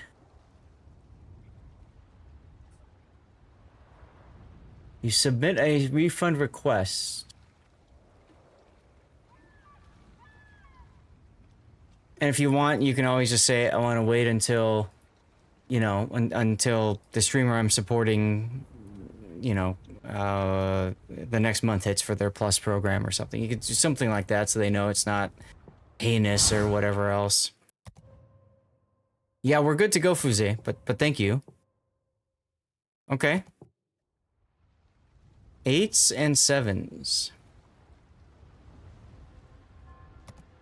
8s and 7s. I'll probably play carrier again, because why not?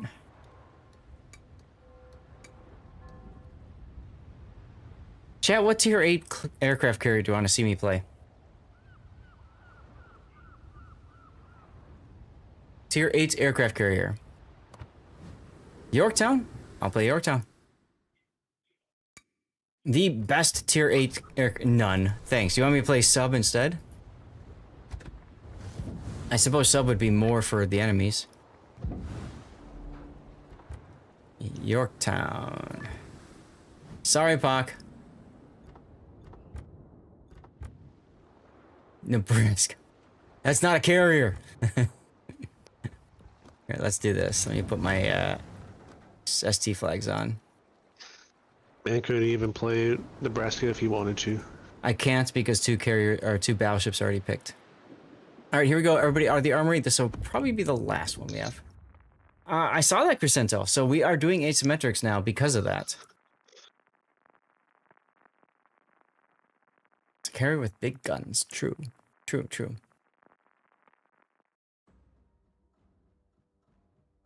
Or is it a battleship that just happens to have a bunch of planes? Right. Battleship with tiny planes. There you go, Axel.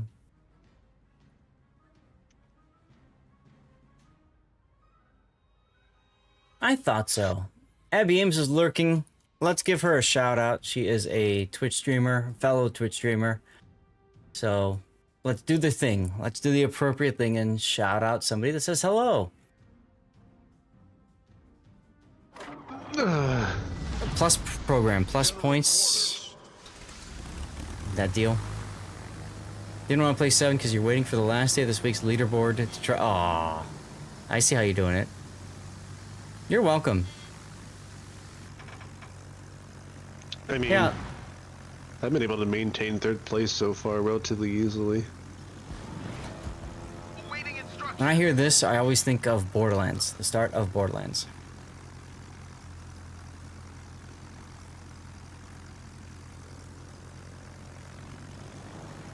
Oh no, I'm spotted. Enemy force detected. Haven't been able to get into hybrid battleships or strike aircraft. The key to that, Blue Falcon, is those battleships, you really only launch the planes so you have nothing to shoot at. Or, best case, you're in between salvos or something, you know what I mean? Power Gumo, Yodo, good for operations. Sure, they're both good for operations. Just about any boat is good for ops. You love them, play them like a normal ship. Use planes while you are reloading. Exactly, exactly. Even though Nebraska's aim can give me an aneurysm at times. It can, but when it hits, oh boy, does it hit, right?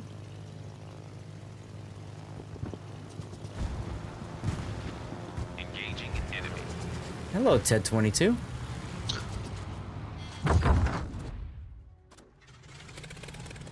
No hits again? Are you kidding me, game? Wow. Okay.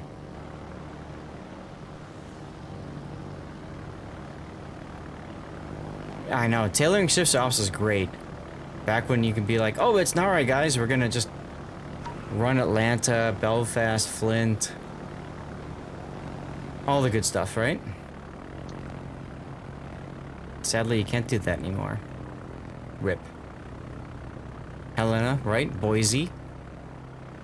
Scharnhorst. Engaging enemy. See if we can drop on the Galicia.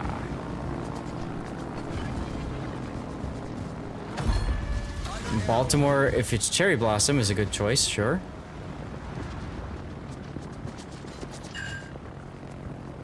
Now, the bread and butter for Yorktown is, of course, the torpedo bombers. So, as you can see, normally I would be sending a squadron home, but this is ASIMs, lower tier anti-air, all that good stuff, and the bots have pretty much spread out at this point, so I can afford to be a little bit more aggressive with my torpedo bomber strikes.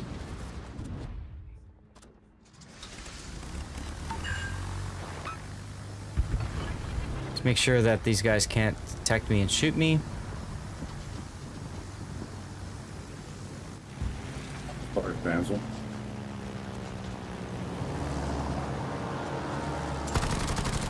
I think that's okay. Yeah, okay.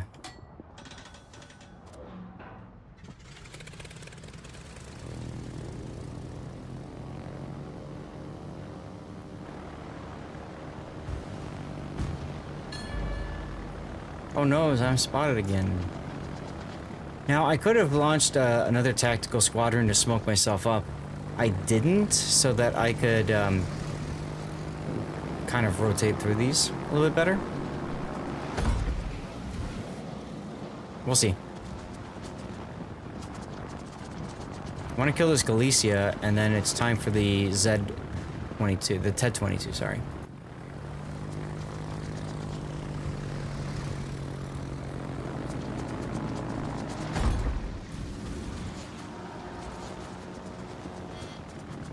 That should do it for the Galicia. Yar! Okay, here we go. TED-22 time.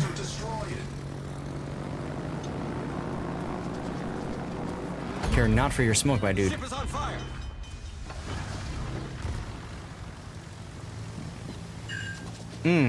Take them torps. Our team has taken the lead. Torpedoes dead ahead. All right, torp bombers again.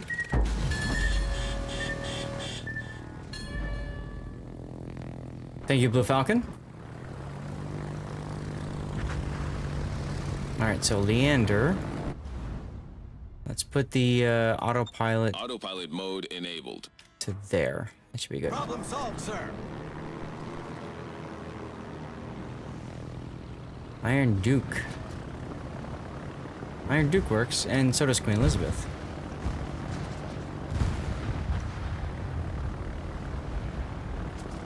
Engaging enemy.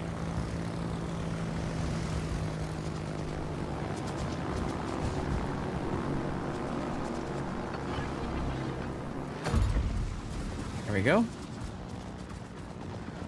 Goodbye, Iron Duke. Barely knew ye. Yarr! Enemy battleship foundered. All stations. Alright, that Queen Elizabeth is probably dead. So let's go deal with the Renown, huh?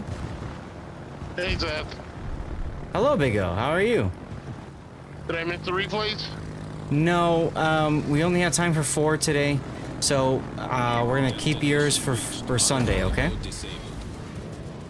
Okay, I just gotta keep track of what time you starting Sunday. Usual. So 12 noon Central. So 1 my time. Got it. Thanks. You're welcome. Yeah, Yorktown Alright, can I'm absolutely. driving. I'll catch you later. All right, see ya. Yorktown can absolutely handle Sky Raiders, right? No problem.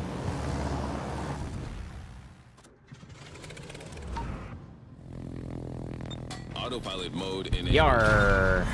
Let's go. Destroyed an enemy battleship.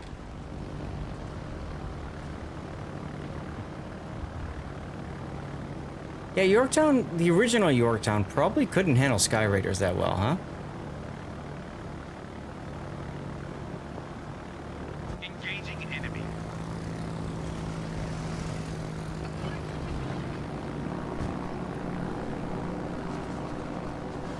And torpedoes for Renown.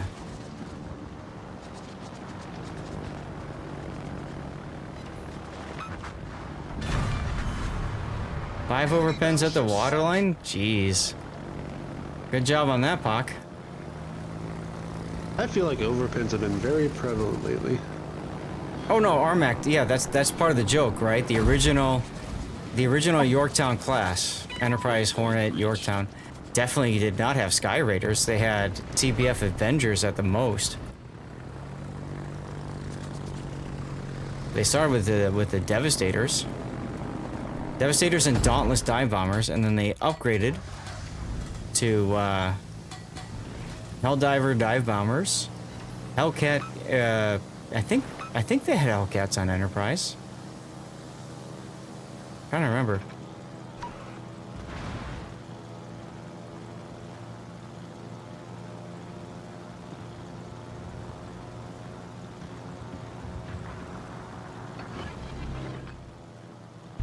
Yeah, that's what I thought. And of course Avengers, but TBF Avengers was the highest that they ever went. Post World War II, I know a lot of the Essex class carriers got the Sky Raiders. Oh Jesus, over there? Never mind, that's GG. Falcons got him.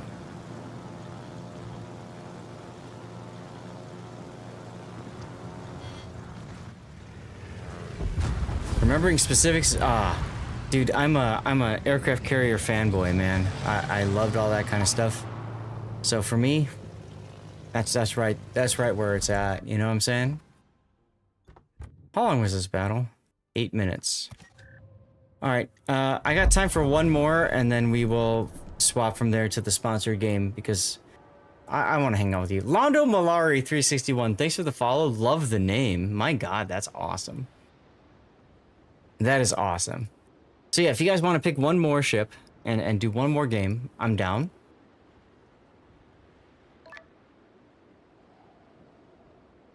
Now you want me to play Saipan? Fine. I'll play Saipan Black. Saipan's tier 6, right? 8. Oh, is it 8? Mm-hmm. I'll play a 7 because I just want more XP. Yeah, if you guys want to play 7s, go for it. I don't care. Drag you guys into tier 8s that way.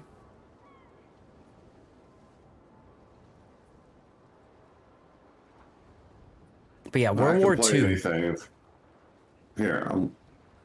If y'all want to play a cruiser or a battleship, I can play anything. So. Bedpan? What's the bedpan, Red Rider? But yeah, I'm always a big fan of World War II stuff. Love carriers, never managed to handle the Saipan. Well, if you have questions, I can answer for you. But you can see if the game lets me. Here's my build for it. I figured Bedpan was Saipan's alternate. There's my build for it.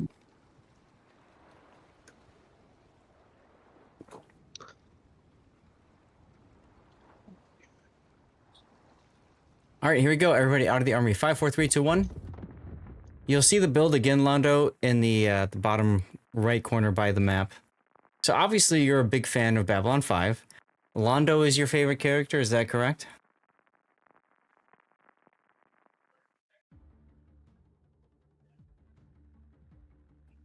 Oh yeah. I like him too. He's the tragic figure that loses it all, right? Nice shot. Pretty shot.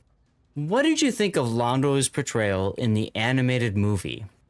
Lucky loser. Yeah, that's a good way to put him. So these ships are all about rotation of planes because you absolutely need to have planes being built to replace the ones that you're going to lose in battle. So what I like to do, yes, there was an animated movie. What I like to do is launch a squadron and then immediately send one, if not both, of their strike forces back. This is, if I hit Alt, you can see. No, you want to see a document. It's a good movie. JMS wrote it. I would say, and I told this to Raptor, it's a good movie if you are willing to watch the special features afterwards. Because they really explain a lot of the background to those movies.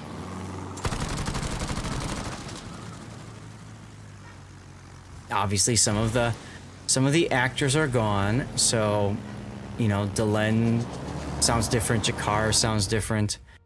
What's the name? Oh god, I have to think about that. Got a fire on Ishmael, so we're gonna try to get another fire going on him. We have to go through Belarius and Legal to make it happen, though. Just look up Babylon 5 animated movie.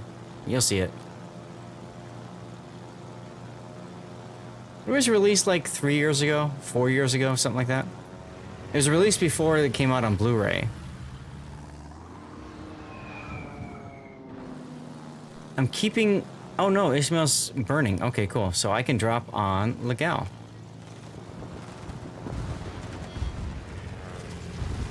Sales of the animated movie helped ensure... Oh god, that might have been too early. That's too early. Help ensure that the actual series was released on Blu-ray. You don't know you're a fan of the original? Watch the animated movie if you get a chance. The Road Home. Yes, that's it. That's it. It's a decent movie for what it is. No, it's not free anywhere. You have to buy it.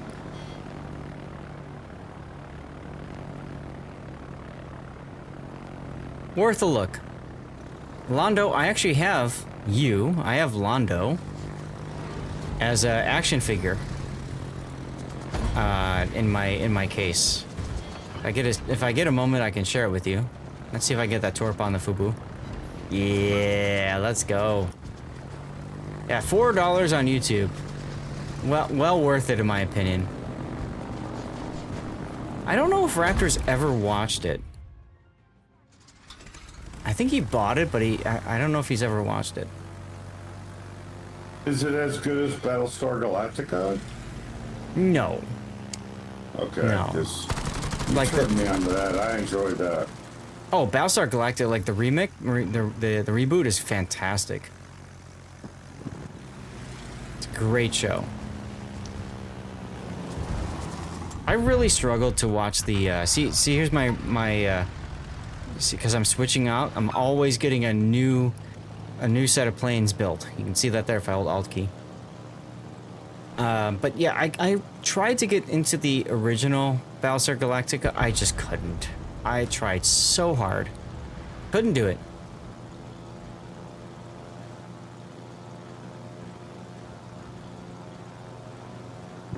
OG was camping without intent. Yeah, it was. Very much so.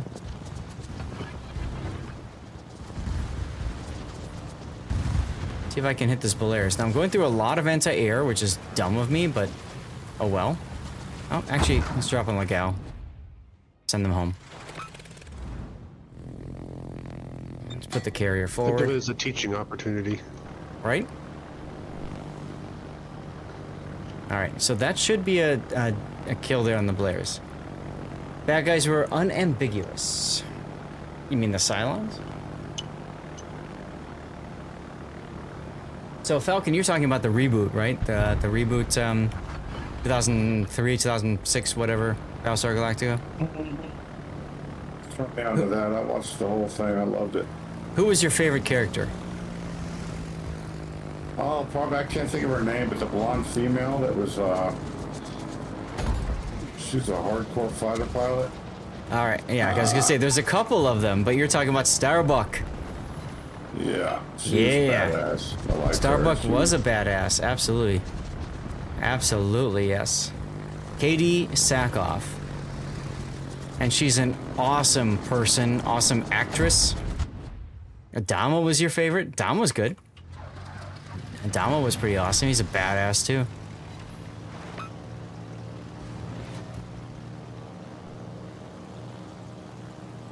Edward James Olmos. Always gritted his teeth every time there was damage. Oh, every time. I'm in pain. Always did that. Who was Mary McDonald? I don't recognize that name.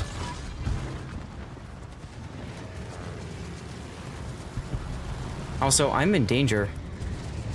Oops. Oh, yeah, the president, okay. Yeah, she was okay. I remember her from Dances with Wolves.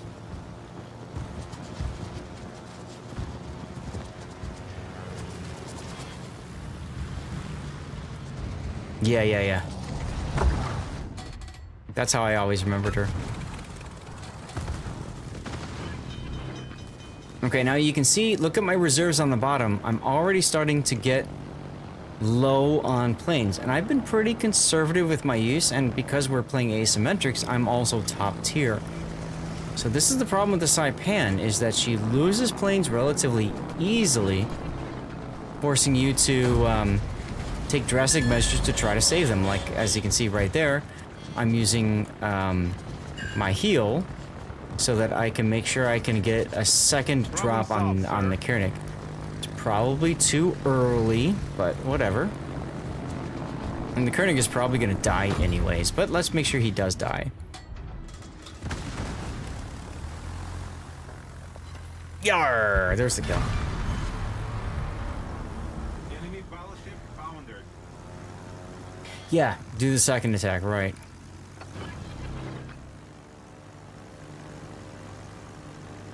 I think another thing that's a struggle in ASIM is that you don't really see a whole lot of HE being thrown around, so most of the bot AA basically goes unbothered. That's true. So they're basically always at full strength. Yep. You're too conservative looking earlier. I mean, if you're playing Saipan, you have to play conservatively. Like, that's absolutely a thing.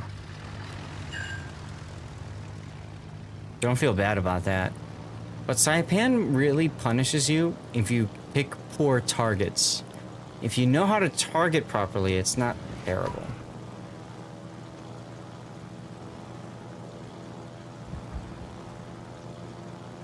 How you like me now? Alright, we're not getting damage, so that means that the Belair is DCP to fire, but he's on fire again. So let's see if we can't drop the Legal now. How many goddamn overpens on these stupid cruisers? There we go. At the last possible millisecond for our drop, we made it work. Both of those are HE-10 cruisers for that size battleship. Sorry, say it again? Both of those I fire HE at usually to get citadels. The Polaris definitely, like, that thing is made of paper. Sure. My go-to carriers, Yorktown at tier 8, Kaga at tier 8. At tier 6, Lowenhart at tier 6, because it's Lowenhart. Midway at tier 10. Midway and I click. The only way to really get a good hit on a Polaris VP is if it's facing at you. Mm-hmm.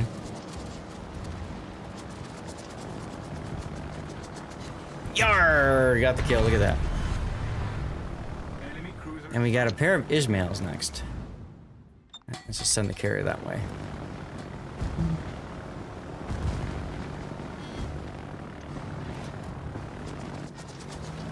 Red right hand, let's go. Torpedo, never mind.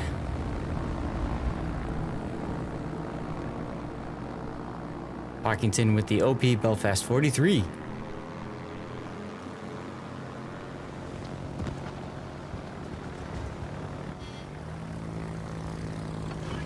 See if I can heal up this plane and get a second strike off that way.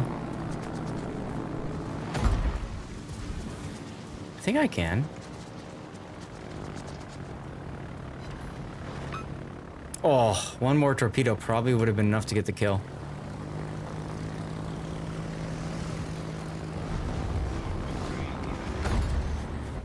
That'll be enough if nothing else kills it before. And 260 hit points.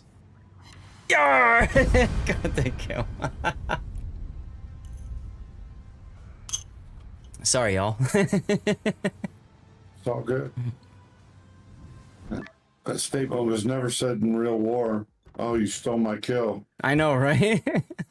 Can you imagine that for a second? Like Vietnam War or something. Some Viet Cong dies and guy goes next to him. You stole my kill. You know what I mean? Like, you stole my kill. It'd be more like, you know, I'll buy you a round back at the base, right? Like, exactly. Jesus. Well, thank you guys for jumping in. I do have to go to a sponsored game now. I hate to do it, but it is what it is, I guess, huh? That's okay. I probably should get on Daisy before the raid starts. Get a what? I said I probably should get on Daisy before my base raids start for the weekend anyway. Oh, there you go. There you go. Okay. Thank you, Pac. Yeah, I need to take a couple of screenshots, which is weird. But you know, when you do sponsored content, hey, sometimes you have to do the thing, right? So let's get into the game. Oh, it's patching. The game is patching, chat. Okay. What game is this, F? So it's called Echoes of Elysium. It just went on sale. It's $20 and it went sale for 10% less. And I thought it was interesting. And you know, there's a lot of obviously video games out there, and a lot of them want people like me to go and play them and show them on stream and get people to spend money.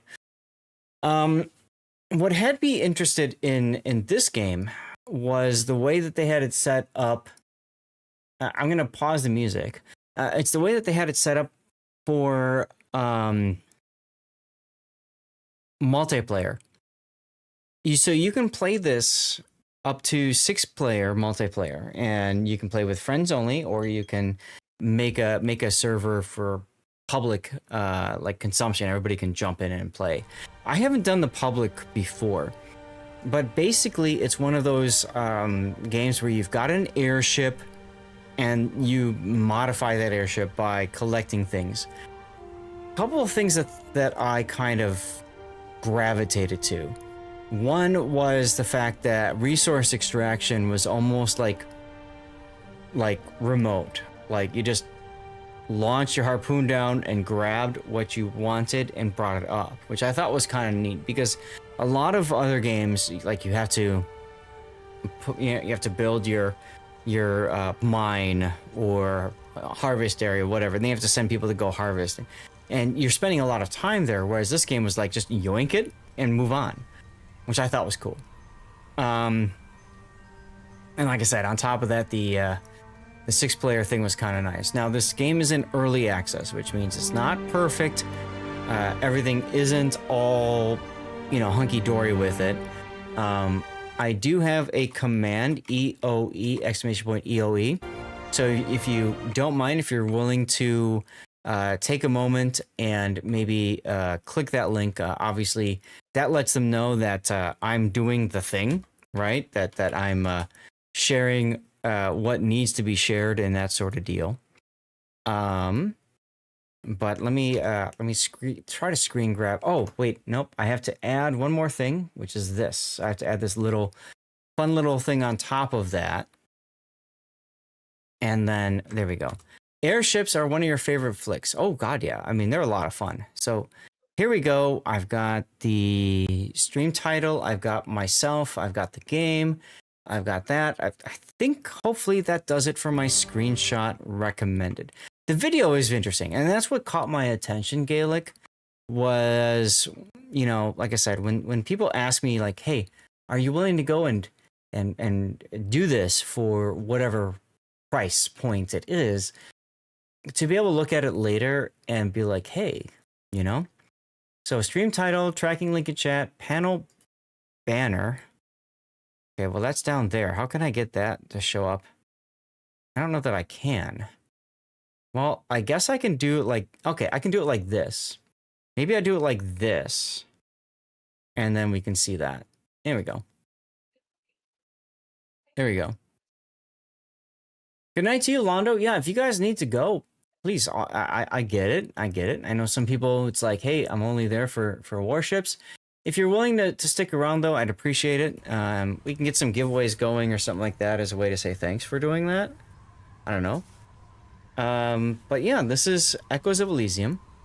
One thing you might notice is that when I tab out of the game, the sound stops. Now, this is something that is kind of minor for most people. I like the immersion of being able to stay with the game when I tab out of the game. Hopefully, this is something that the developers will add later. Right? Hopefully, that's something they can add later. But for right now, when I go to settings, one thing that I've noticed is that there is no ability to add that. Oh, I'm sorry to hear that, Duckman. I'm really sorry to hear that. The other thing that I found interesting is the frame rate cap. So they've got the ability to limit your frame rate. Now, I will tell you this. Of course, it's not your funeral. I will tell you this. I tried this yesterday offline, and I discovered that the frame rate cap doesn't seem to work. So I had to limit the frame rate in my my driver settings. It's not a bad thing per se, but just so you guys are aware, keep an eye on it and make sure that things aren't going bad. When I had it set to 120, my GPU was spiking hard. At pretty high levels, like 90% and so forth, to the point where my FPS in OBS, when I was just test recording, was dropping a bit. But I think for most people, playing the game at 120 frames will probably work just fine. Good brother. Oh, I'm sorry to hear that, Duckman, but hopefully you can move past. So here's going to be the world name. So when you go to new game, you can create a world.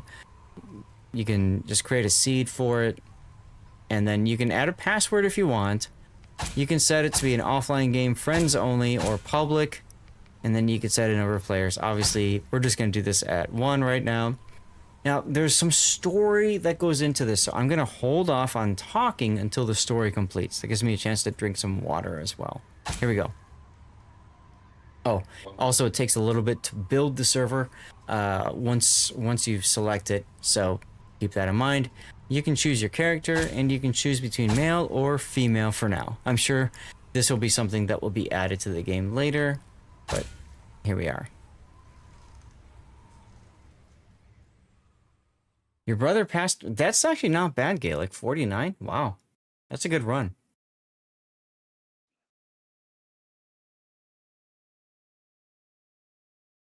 Yeah, exactly, Duckman. That to me would be hard. My sister's still alive and kicking. As a kid, maybe I wouldn't have liked that as much, but as an adult, I'm glad that she is still with us, you know? And of course, my dad is still doing well too.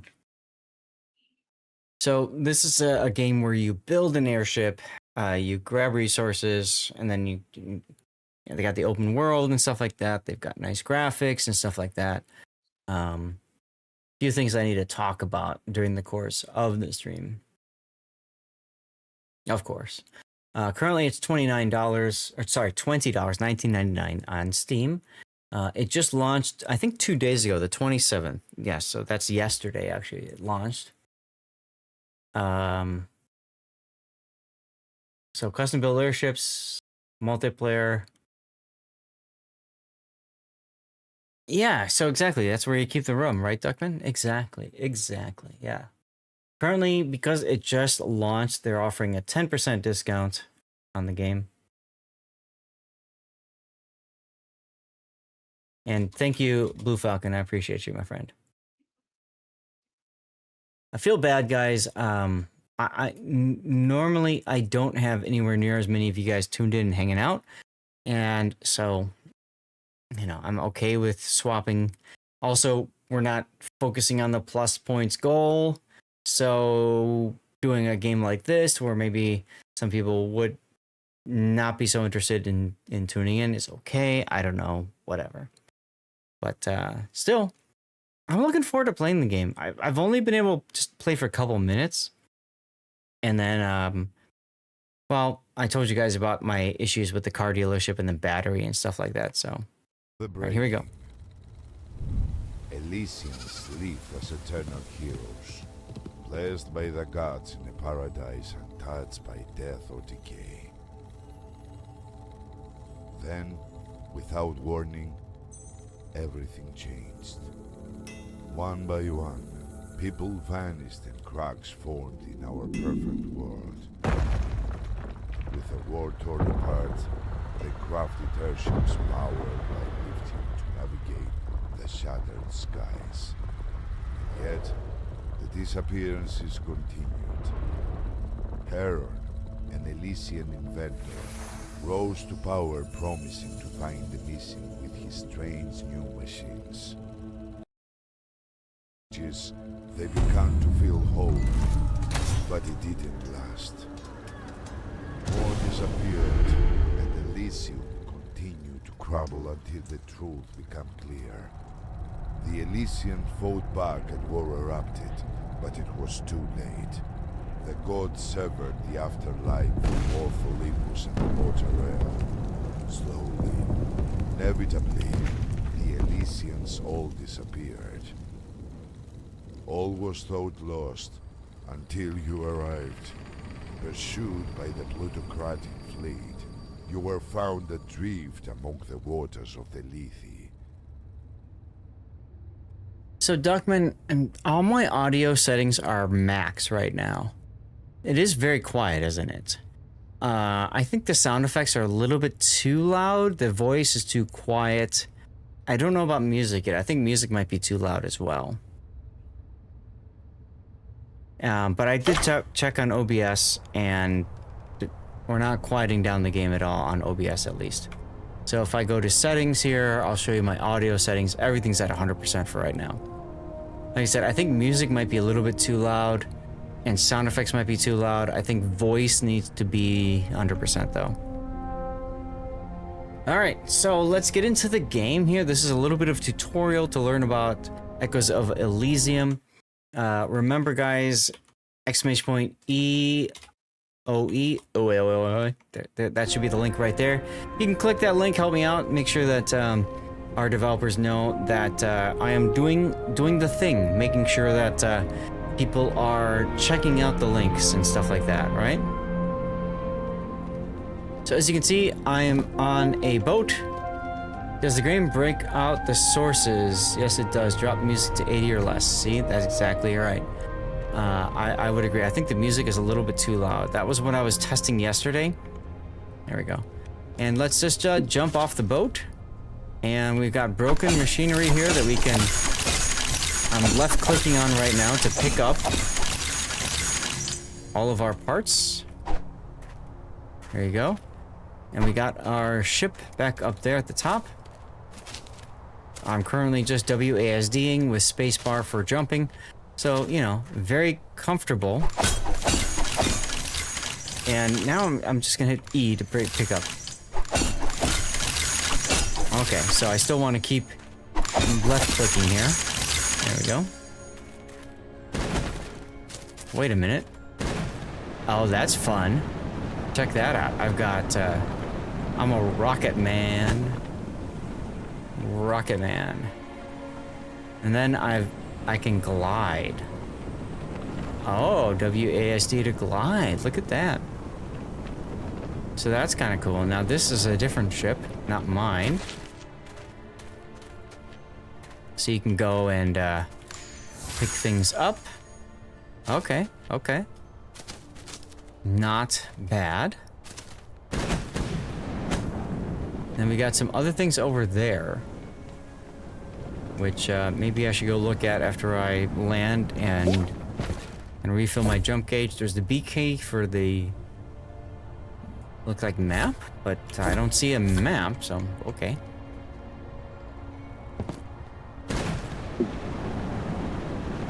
What else do we have over here? That's over there. Okay, so that's a bit away. That looks like bad things over there, so we're not gonna go that way. Let's go ahead and grab the ship and take the con and see where we can go. So we need to add a sail. See, we need to add a sail. Okay. So obviously that ain't happening. So is the B cap for build, perhaps? I will apologize. I didn't get a chance to play the game as much as I wanted to. But it looks to me like can't do anything just yet. So see if there's anything else to grab. There is something over here. So control drops me immediately. That's good to know. That's good to know. Let's see what this is over here. Oh, bush. What do I do with a bush? Anything? So I can actually beat up on bushes. I can beat the bush, everyone. So that's neat. Obviously for more crafting materials, you get wood, whatever else. There we go.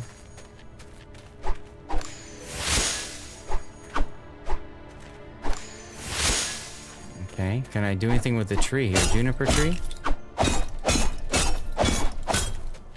I'm beating up on it, that's for sure. So like I said, you can have other people jumping in.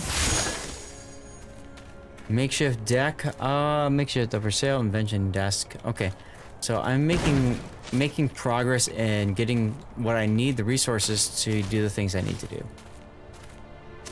Well, you know, some people like to beat the bush. I don't know. Pick up the stick. What's interesting is I tried this. Oh, there we go. Okay, we picked that up now. Go down here, and plenty of bushes to beat up on here. Okay, now we're starting to kind of figure stuff out, right? Seems to be working a little bit better.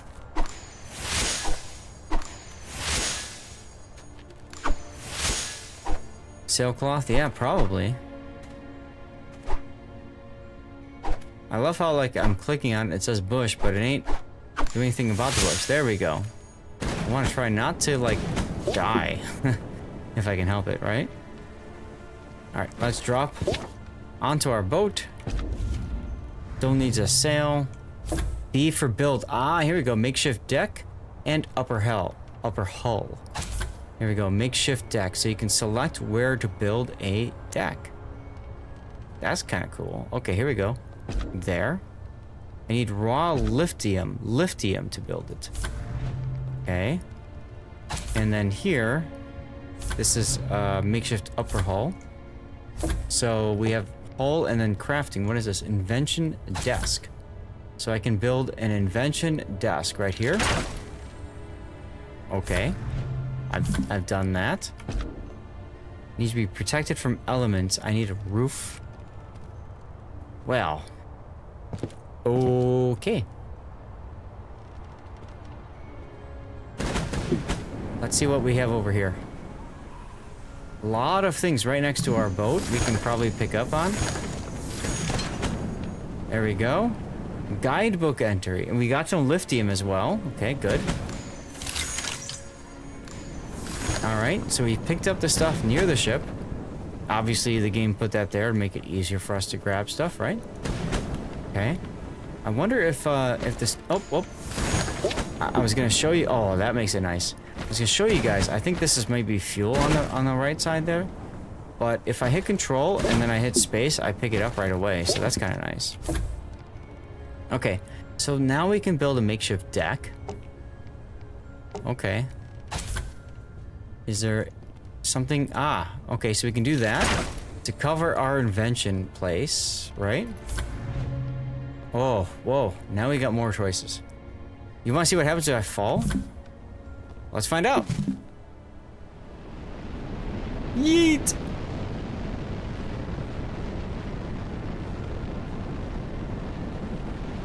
Well, okay, there we go. We fell for a long time. And then we're back again. Yeah, no bottom, right? Okay, so now I can invent things. I've got stuff in my backpack. Ah, here we go with the sail. I need something though. You're going to Australia, right? I need one of these things, whatever this is. But I can invent, maybe hold, click and hold to craft. There we go. So I just crafted an invention desk. And here's our crafting bench. Oh, there's the so that's what I just crafted. I crafted another one of these. Okay. All right, fair enough. So if I were to build a crafting bench, it would need to be... Oh. Come on, come on. There you go, buddy. There you go, buddy. All right, so where do I put this thing? I can put it next to it. It needs to be next to a hull piece. Okay. All right, so that's not gonna work. So let's go to hull, and let's say makeshift deck, maybe. There we go. Now we've got some decking, everybody. There we go. Okay, so we've got makeshift decking now, right? Can we build? I need more raw lithium. Okay. We're on the right pack. And then you can also add whole pieces, right? To like close things off. As far as being in, okay, so I have to be on the airship to build. Okay. So we still need to craft a sail, right? Buy me with wings. There you go. There you go. Yeah, all of these are X0 right now because we don't have the lithium necessary. Okay. So I might go off looking for lithium now, right? I've got like here, for example. Now remember, if you play this in multiplayer, I mean, even if you just do a public server, you might have people that will come in and help you get the pieces and things that you need, right? So that it's not so bad, I suppose. So that works out okay. Let's... Oh, more things to grab. Let's try grabbing some more stuff over here.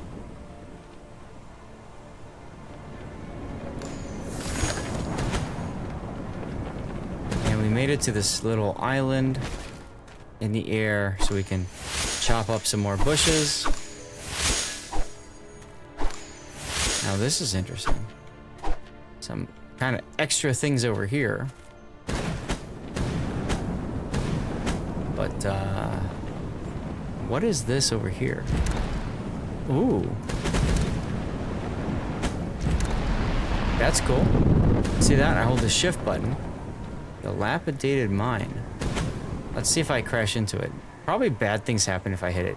That looks bad to me. Yeah, so they blew up. Okay. And I fell to my death. That's cool. That's cool. Okay. Well, we are back.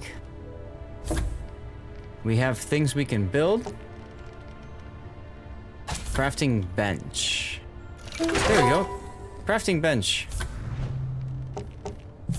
Alright, so let's use... I need a roof. Oh. Okay. Let's craft some more hull pieces. Another piece of makeshift decking. Like there. And then a roof like that. How's that work? There we go. Let's go. I need to build a strut. I know I need to do that for something else. So let's craft that. Click and hold. Awesome. So we have the strut. Now let's go to our invention desk. And now we've got the strut. So now we can invent a crude sail. We can also do a rudder and a helm. Okay. So let's go here. We know we need to do a crude plate and a strut again. Let's just do a couple of these and a couple of struts. Let's just do a couple more. And we don't have to deal with it again later, right? There we go. All right, now we have basic helm, invent. Oh wait, what is this? That's something I haven't seen yet. Okay, so we're gonna need to figure out that too. Huh. Okay. Those are none of the options available. So that's something else for later. Can I build my sail? Movement. Sail.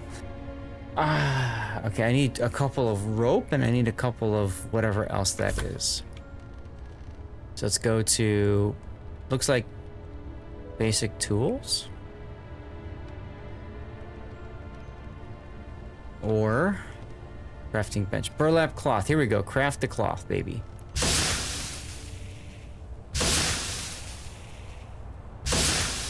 Let's just make 4 of these. And then let's make 4 of these.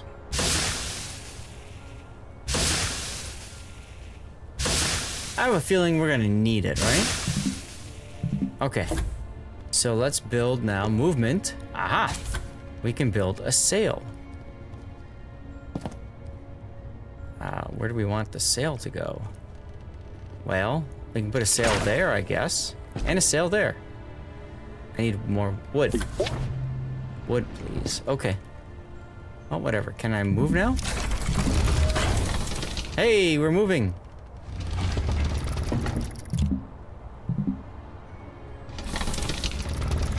And I am using WASD to turn the ship. So that's cool. So we are managing to move. All right, all right, all right. I'm liking that. Where do we want to go from here, guys? Can I move the ship sideways just from hitting W? No, it looks like I need to turn it. Okay. So we are at 15 speed. I can slow... Ah, I see on the bottom right, I can slow the speed down. And looks like it's... There's weight to it as well. Okay. So, more things to collect here. I do have a map, don't I? There's my map. So, that's where we were. Okay. Hard to really tell, like, what there is up here. There's shattered shoals ahead of us. With lithium and stone. So that might be neat. Let's exit out here by hitting the E key. And let's grab some resources, shall we?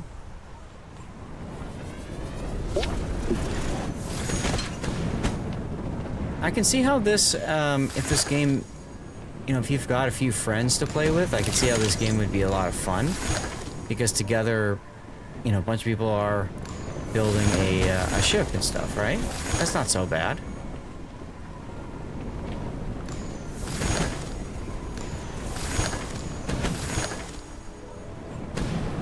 Graphics themselves aren't too bad. They look pretty good. Yeah, exactly, Gaelic. Exploring more parts of the map obviously would unlock more of the map, right? Okay, where's my ship? Ah, there's my ship. It looks like I am running low on whatever resource I need for flying. So let's get here. Hey, Seabear. No worries. Now on the bottom left, I see 2.5 hearts. I think we had more hearts earlier. So, uh-oh. Something's attacking us. A birdie over there is attacking us. Music has changed as well, if you've noticed. Can I just go and like kill it? Probably not. How you doing, Seabear? You been alright?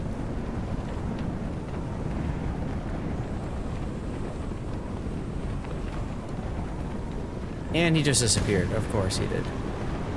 Alright, well, let's get back to the ship. Or, what's over here? There's the link in chat again if you want to click that link for a second. Make sure that the developers know that I'm doing my part. That would help quite a bit. Seabear, thanks for doing the quality control check, as always. Alright, so that's my boat. Might as well go pick these things up over here, right?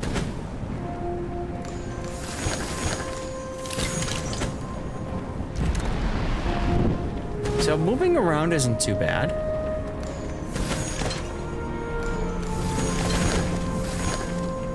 Moving around doesn't feel too bad.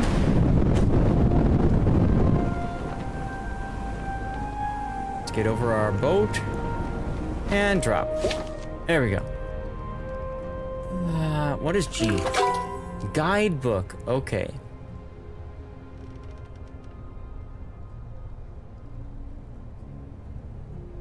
This tells us a little bit about what we've been doing so far. We have a journal with our captain's log. Spanning the hull.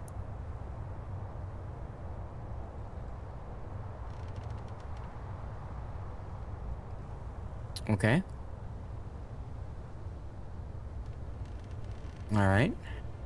Hide completed. Show completed. Now, I would think there'd be a tutorial involved or something, but I could be wrong here. What's J? That's the journal. Okay. G is guidebook.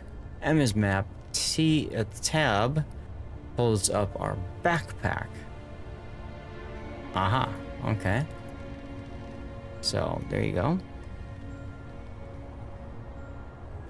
That's right. Captain's log started 25 minutes. Don't get close to me. Someone got you sick. I'm sorry to hear that, Seabear. So we have our basic things figured out.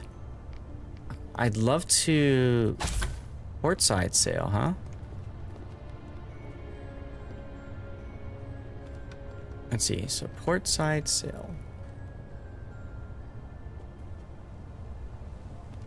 Can I put it there? Can you placed on port side hull? I'm on port side. Did I drink the water? I thought I did. Maybe I need to build more hull pieces, right? So build a makeshift lower hull underneath that.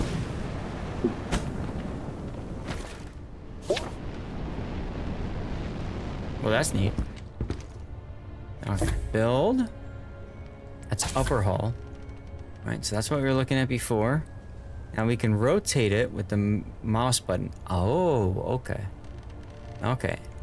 So we can rotate it around as necessary. Might as well make that part of it too. And then we have our deck planking and then a lower hull to go underneath. And then we have stairs. Upper hull corner. Interesting. Okay. So if we were to make a lower hull, Right? Can we do that? It looked like we could. Looked like we could for a moment. That's the lower hull. There we go. So we can build that underneath over there. If I go here, can I build it? Aha, there we go. I can build it underneath there. Like that. Right? So if I do that, right, and then I go here and rotate it around, like that. Now I've got two underside hulls. So there you go. Now I have makeshift bow unlocked. Or is it makeshift hull? Maybe I missed that part. Hull corner. So this is a lower hull corner. Ah, yes, I see. So like that. To like turn it in towards the ship, right? And we're out, but here would be another place for that corner there. Okay. All right, so I have a better idea kind of what we're trying to do here. And there's our somewhat bigger ship now. And we're trying to get up to this spot here. Okay. Now, as you guys can see, the game is very vertical, so you go above things, and then there's like a lot of space here. So we're gonna go full speed ahead. And then we're gonna drop down to 0. Like there, okay.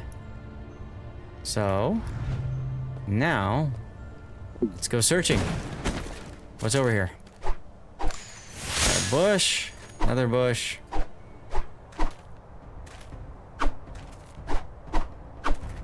Or not.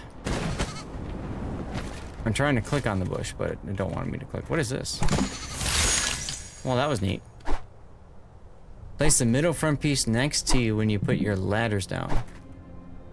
Look at you, Gaelic. You're already starting to build the boat. Oh, so these are things that I can eat. I guess. Something I'm digesting, perhaps?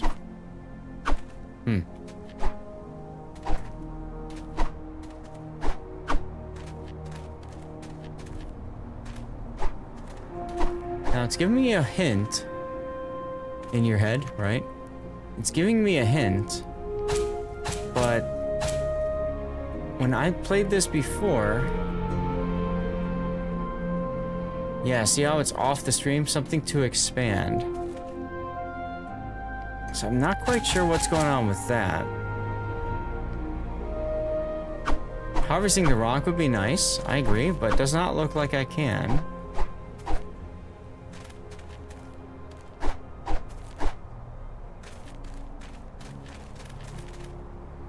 Let's go to the next island.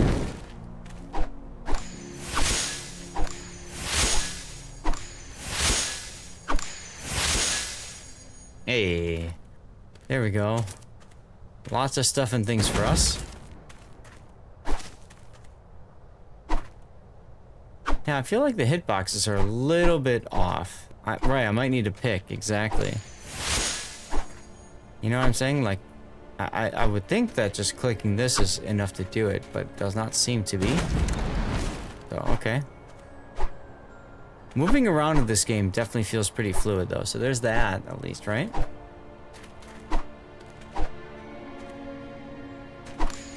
Yeah, it feels like somewhat unintuitive. I'm trying to click something and it just doesn't want to, you know, do what I'm trying to click on.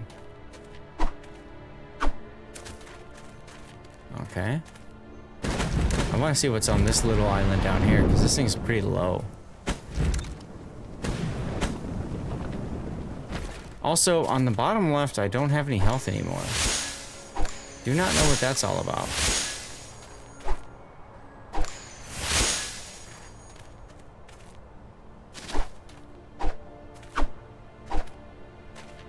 So, okay, well, we grabbed the things, so that's neat. Right, yeah, I might need the might implement. That's correct, Gaelic, that's true. I see some things I can grab over here. Maybe I need to eat, yeah. Although my stomach shows as... It's kind of hard to tell, but I don't know if that means that my stomach is... still full for a little bit longer or something? We'll find out.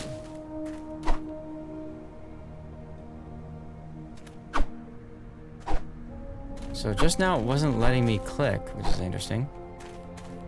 Imagine I've hit 1, or 2, or 3. Nothing. Okay. Resting might be nice. I could use some rest. I didn't sleep too well last night. Had some very weird dreams. You know when you like wake up and you end up like falling asleep again, but then you wake up after falling asleep again and you feel like you didn't get any real good sleep? That was what happened to me last night.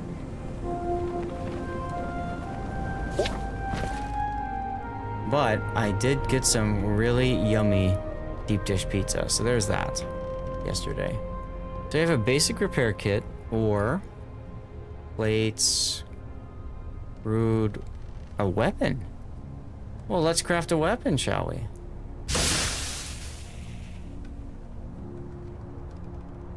There's my weapon.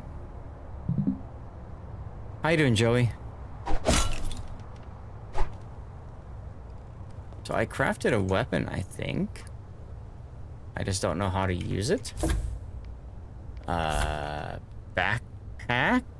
Weapon. Sort? No, drop.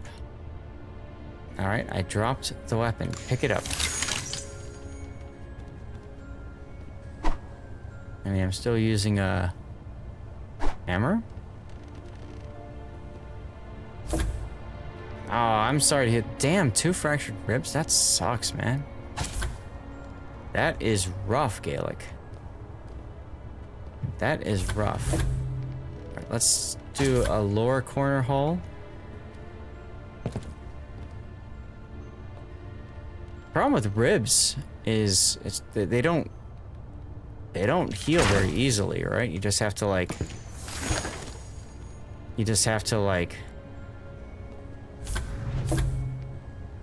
wait. I'll let it heal normally, right? Yeah, like a pipe wrench, exactly. You got the 1-year sub badge. There you go, Joey. Good job. Good job, dude. Lithium container. We have all of these things we can invent. We just need certain things. Ooh. So, I could get a... Wait a minute. I thought I just made one of these crude coptis things. A makeshift bow I can invent. I just need another one of these. Okay, so let's do some more struts.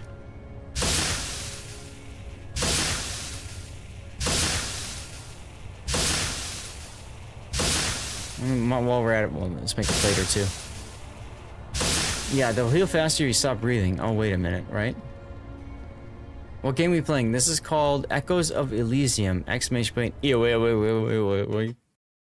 Bam. That's the link for you if you want to check it out. Just launched on Steam.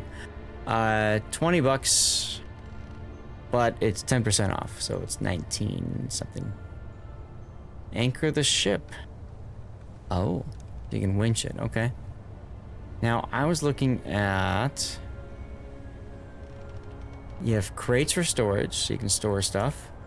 Basic rudder. We don't have whatever this is right now. I can make a hammock or a light. But we're gonna try making a crude opus and a marine armor set. Because why not? And let's make a makeshift bow while we're at it. Alright, so in our backpack we should have... Oh, I don't know if we should have these or not. We invented them, but then we have to craft them, is that right? Aha, see, so now we have to craft what we just invented. Aha, okay, so we got the headband, leg wrap, that sort of deal. A rudder would be helpful for steering, yeah, that's true. Oh look, the sun's kind of setting or something. So we've unlocked things. Your neighbor brought you a cat. Beauty boy, not sure what to think her. Wow, Duckman, there you go.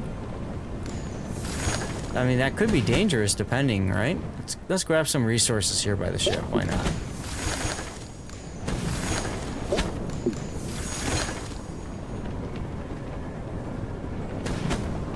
Go to sleep. You mean my character? I don't know if that's even a possibility. We can look into it and see.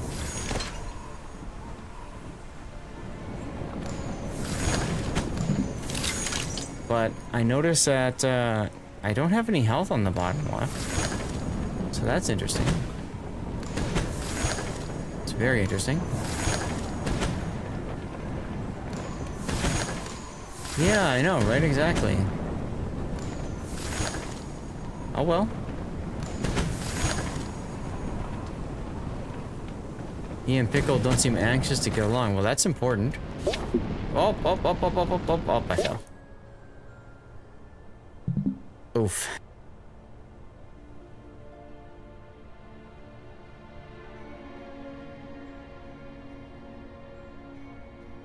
It was up when I was on the ship. There we go. Okay, good to know. Thank you, Gaelic. Okay. Whoa. I have been afflicted. I have a twisted ankle now. I ran out of juice, yeah. Now I have a twisted ankle. Okay, well. Now if you look on the bottom left, I do have 3 hearts, so I guess that's a good thing. Right? He's got his dirty water. That's the spirit. That's how you do it. Okay, so what do we got here? Whole bow.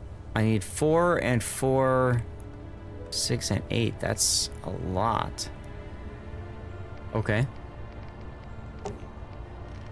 Do I even care about all this stuff at this point? Or do I want to, like... Maybe I want to just go and explore some more. Right? Like, let's see what's going on with the map. Okay. So let's turn the boat left and go by this big island here. Now let's see what's up. Right? So we'll set full speed. We'll set the rudder left.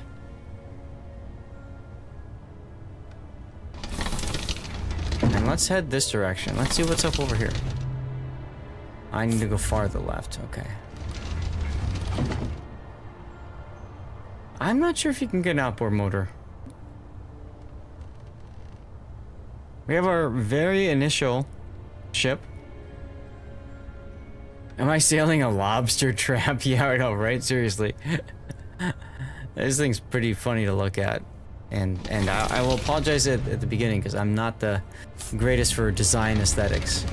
But we're heading this way because it looks like there's a large landmass. I see it up on the horizon there.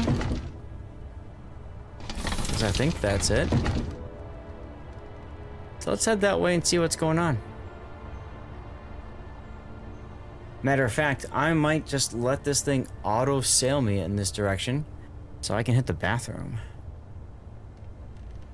Let's leave it, let's set the course about there.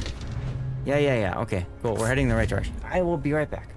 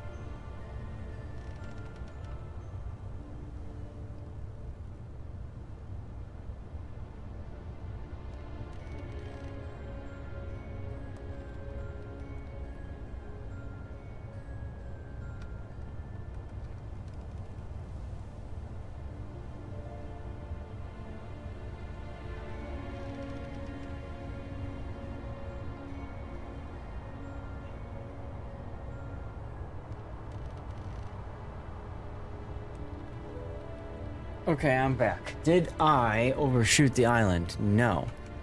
I'm still at 5 speed. Okay. There's a picture of the boiler in the ship. So you can get steam power. What? There's a picture with the boiler in the ship. Oh. Yeah, my guess is steam power is a thing. This looks interesting. There's like a lighthouse or something up here, huh? Caliber guns and torps? Hell yeah, that's how I do it, XM. Give me a sec, I need to close the door. It's getting cold in here.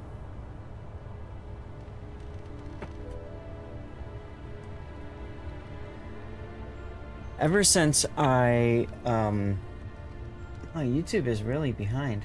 Kind of weird. Ever since I undervolted my GPU, I've been finding that it's not putting out the heat that it used to, which is actually a good thing. It does also mean that it gets cold in here if I open the door. I suppose that's a good thing.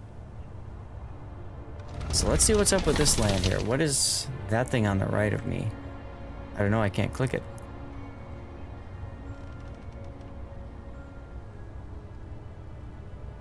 But we are definitely getting towards the Shattered Shoals here.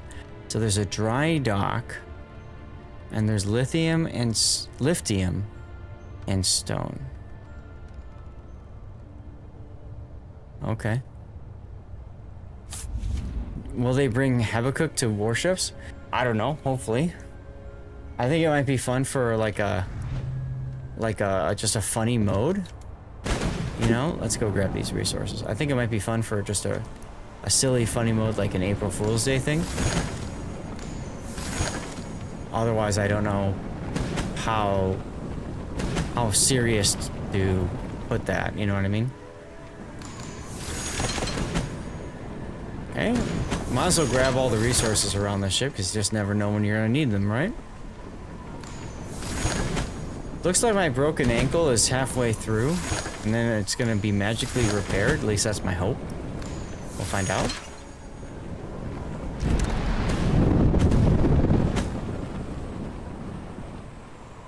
It's kind of neat with an open world setup here.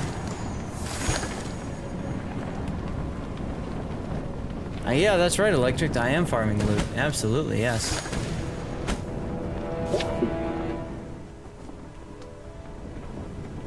Okay, that looks interesting in front of me. Well, while we continue, what else do we have here that we can build? We have a crude thruster we can build. And a locator.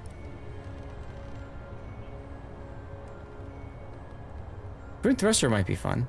Now these are things we invent, and then we have to build it here. We're at a port of Boreas that is occupied by something else.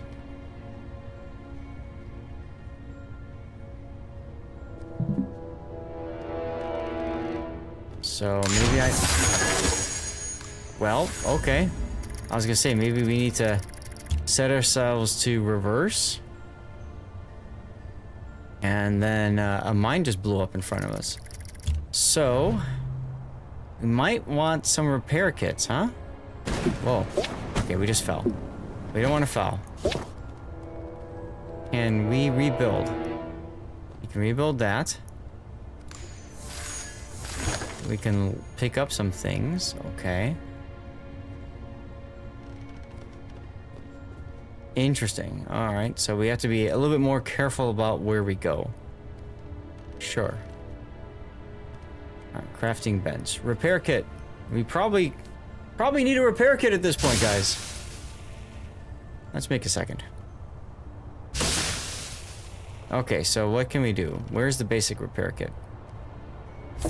UI looks better than WoW's during Puerto Rico dockyard era. There you go.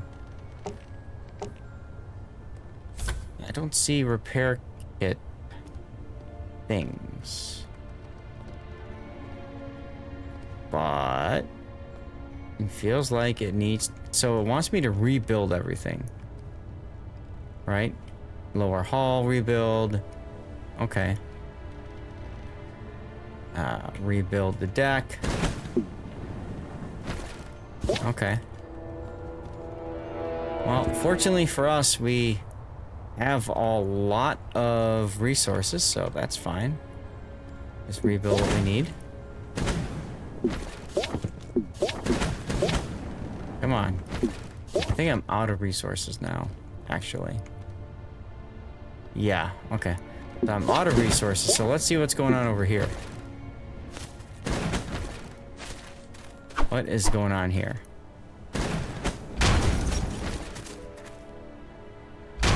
That's a dilapidated... Ooh, there's a big tree. Maybe I can cut down the tree. Broken parts.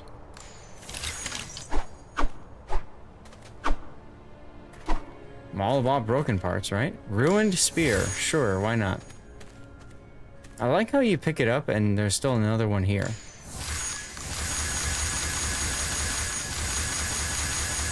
I'm picking up like 12 right now. There you go. Plant fiber, broken parts. Hello, Pine. Can I knock you down? Looks like I cannot. Ooh, there's a crane over there.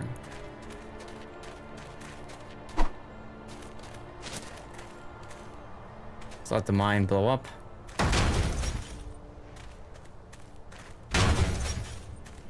Cool. Dry Dock Guardian.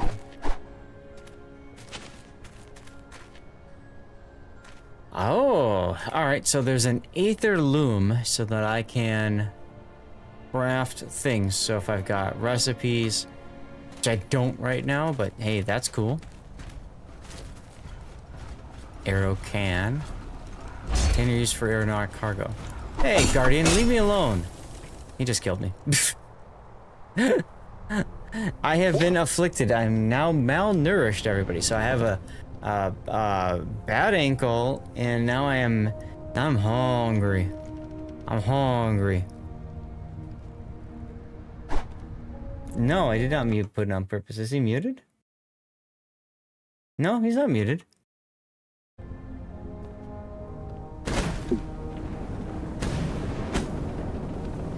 So that was the guy that killed me, so I should probably avoid that for now. Maybe... Oh, nope. Thought maybe there was something up here to grab, but maybe not. So I can just run away from the Guardian, I suppose? Take all. That was all my stuff. I don't want to leave all my stuff behind. That's important. What's this over here? Shiny stuff. I'll take shiny stuff.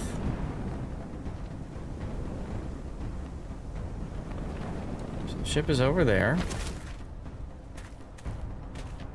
I feel like this is a game where if you play by yourself, you are somewhat limited in what you can do, right?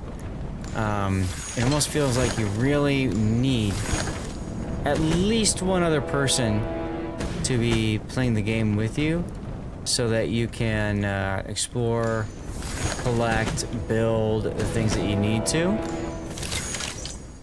It's not a bad thing per se. Oh my god, he's shooting at me now.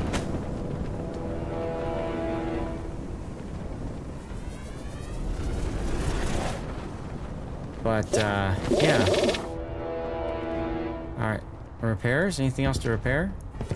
He's gonna shoot at me. Is he gonna hit my boat? Doesn't look like it.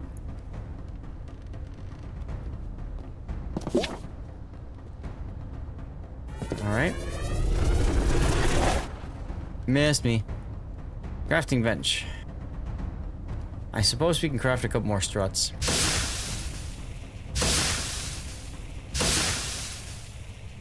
Whoops.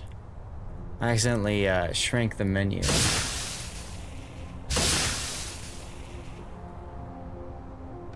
Let's make some rope and some cloth. Why not? It would be nice to have a better idea of what the game is, you know, like wants me to do. A lot of times, you know, there's a tutorial. I realize the game is early access, so it's maybe more of a open world explorer kind of a thing, you know. But we're about an hour in, and we're not quite sure what we need to do here, other than, you know, collect resources and build to make things bigger. I'm a little confused about that.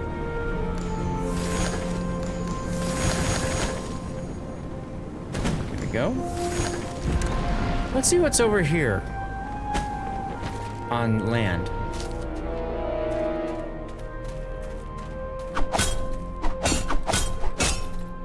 I hit the rock for 0 damage. Okay. So we can't do anything about the rock just yet. Maybe later we could do something about the rock, but right now, probably not. We got some roots that we can harvest. That looks like food or something. Mandrill roots.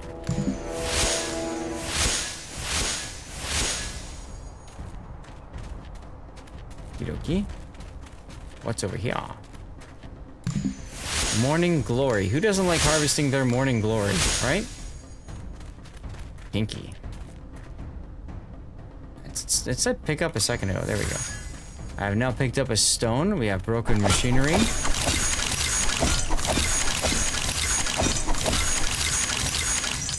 Never know when you need good parts, right?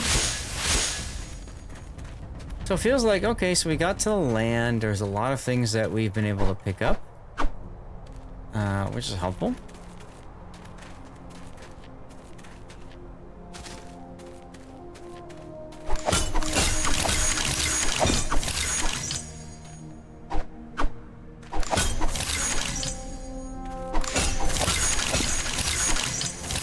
There again is the link to check it out if you want. Just click the link. Lets the people know I'm doing the thing. More harvesting of morning glory and stone.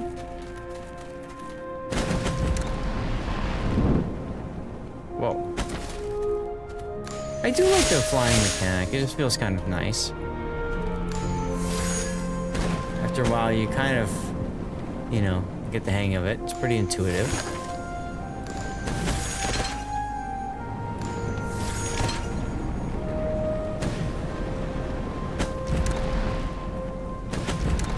And remember, this is an early access game, so I'm sure that some things will be changed over time, right?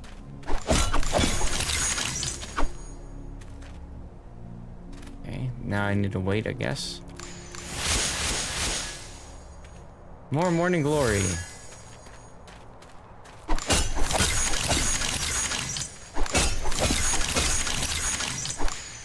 Yeah, that's a good question, Docman. Let's take a look.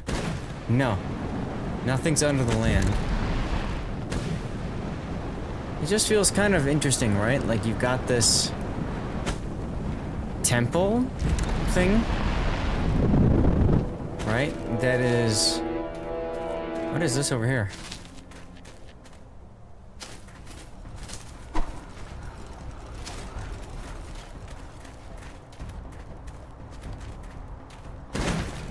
It's like I'm trying to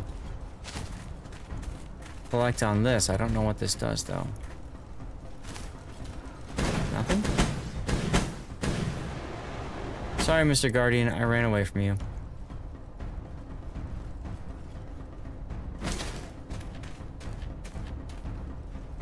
Yes, come to me, Guardian.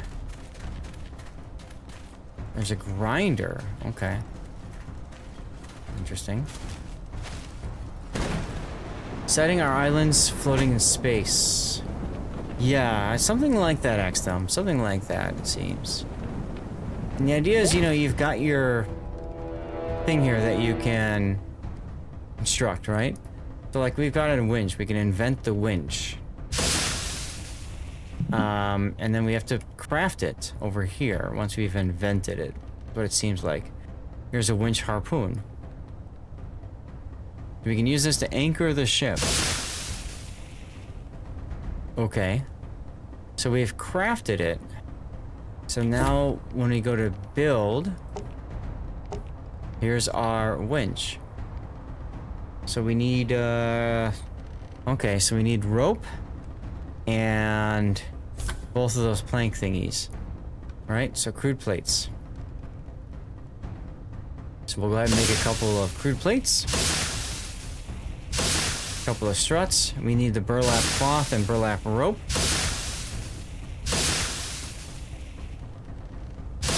You guys looking for a date? Seriously, right, Electric?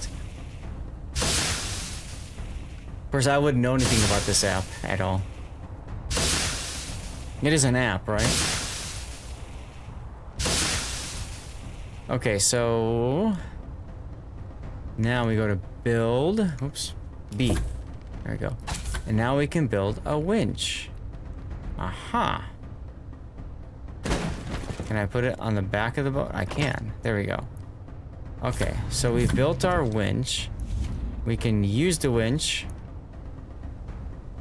And we just shot our own boat, I think. I'm a little confused by this. Let's exit out. Yes. I shot my own deck. Okay, so... Huh, okay. So you can use the winch, but you have to connect to something like... Wow. Okay, okay. Can I winch? I just broke my deck again?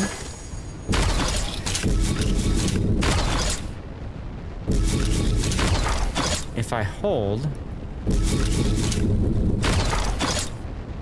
Is this what I saw on the, Hey, kitten! This is what I saw on the videos, was you can collect stuff. I wonder if you can collect stuff this way.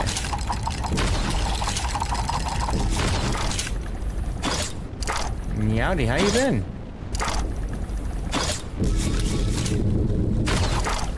Okay, so you can use this to grab things. So that's cool. Ah, thank you very much for doing that, Rob. Burned, how you doing? We're checking out Echoes of Elysium right now. It's an interesting game. Just say that.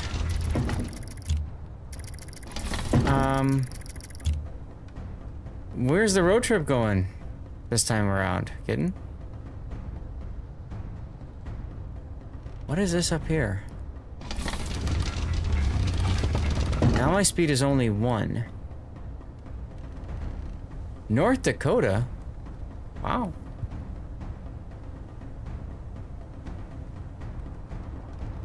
What's in North Dakota? Sails on or off?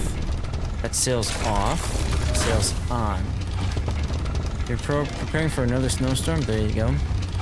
It is an interesting co-op. I don't know much about what I'm supposed to be doing here. And my boat got blown to smithereens from a mine. I want to know what this is up here. What is this?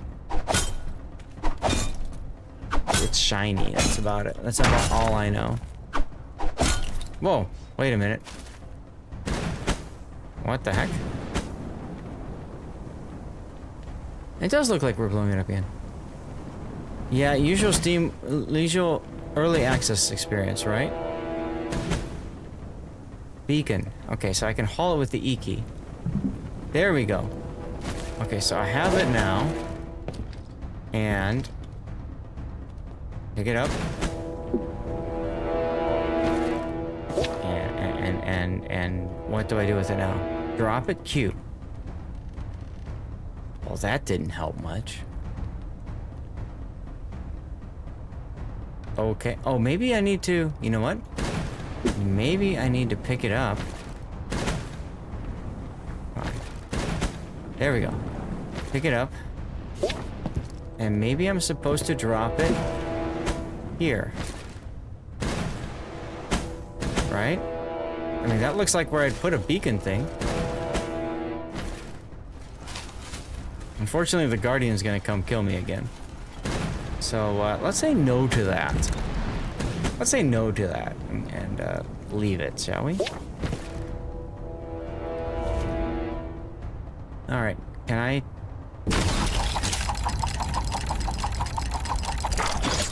The Guardian... Oh, look at that! I just grabbed a thingy. Maybe we can kill the Guardian. That's a good question, Tunawad. Let's see. As I continue to move...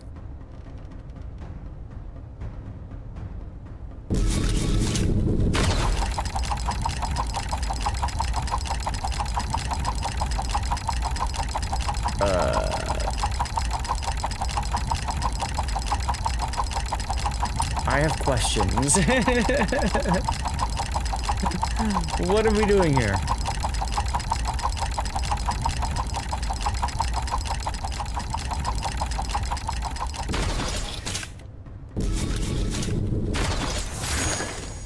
Quick, get the sword. I want to cut his head off. Morning glory with a happy ending. There you go.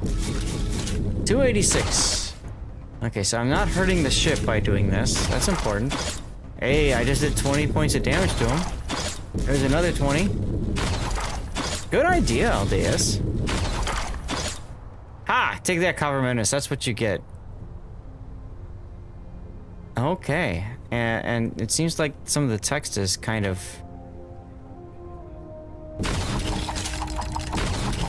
Okay, there we go. Next is Yaxi. You should be safe here for a time. Don't forget, Plutocratic fleet is still after you. Makinos commands the 4th fleet, one who destroyed your last vessel. For now, focus on finding the resources needed to expand your ship. You'll likely need to fly to other island clusters to find them, but you can use your map to find your way back here. Return once you've explored a bit more and improved your ship. Well, okay then. So does that mean this is now mine? Because I killed the Guardian dude? I have a hinge, bull run. I got all these things I can... Inventory is full. I don't want inventory full. Okay, well...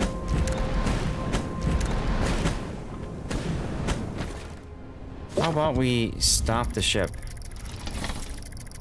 And how about we return it? Love what you've done with the place. Well, thank you, I think.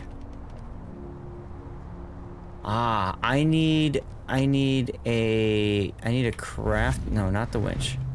I need to craft. Where is it? Or do I need to... Maybe I need to invent it first. I need to invent a crate. Here we go. Invent a crate. And well, let's invent the crude pallet while we're at it, right? There we go. Okay, so now that we've got that done. Love what you've not done with the place. Ah, I see what you said there. Okay, cute. Thank you. So now, maybe I have to build it with the B key. Let's see. Equipment. Crafting. Aha, storage. Rope and beams, and this is just rope. Okay. So rope and beams. That's invent. Crafting. Burlap rope. Here we go. And then I need beams. Might as well make some crude plates while I'm at it, right?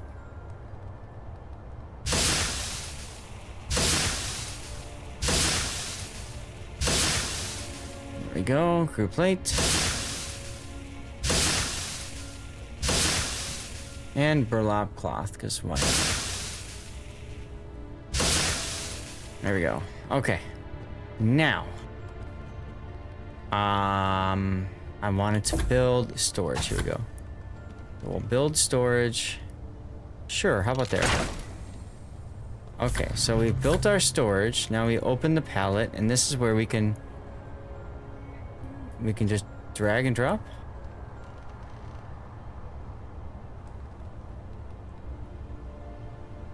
I'm confused. We have strawberries, that's cool. Wild berries. So I'm trying to drag and drop. Does not seem to want to go to the pallet. Logs, ore chunks, and other haulable items. Crafting station can pull items from... So maybe I need to build this, a crate. So let's try some more burlap rope. Yeah, we hit a mine earlier and it's smoking, and I don't really know how to fix it. Here we go. I need more wood. Wood, please. Okay, well. So let's find some wood. Didn't stay out of this. Maybe it's down here with the trees? Can I beat up on the cypress to get some wood? No? How about the bush? Alright, there we go. There we go. That's plant fibers. I want wood. Here, sticks. That's wood. Okay, good. So we got some sticks. So we should be able to go back to our boat now. And craft a crate. Yes. Yes, there we go. A crate. Okay. Now, let's open the crate. Yeah, there we go. Now we can drop stuff in here. Okay. Okay. So each one of these is like a separate storage block. Okay. And there's a certain maximum. What the heck is this? That's my repair part. You use to repair parts of your ship. That's what I want to do. I want to repair my ship, but I don't know how. So that's fun. Alright, there we go. So now I've got more room left. Oh, you know what? Hey, what if 1, 2, 3, 4, 5, 6, what if I put this here, and now, aha! Okay, so now I go to 1, and then I just repaired something. Look at that. Yes. Okay, so now my ship isn't burning as much.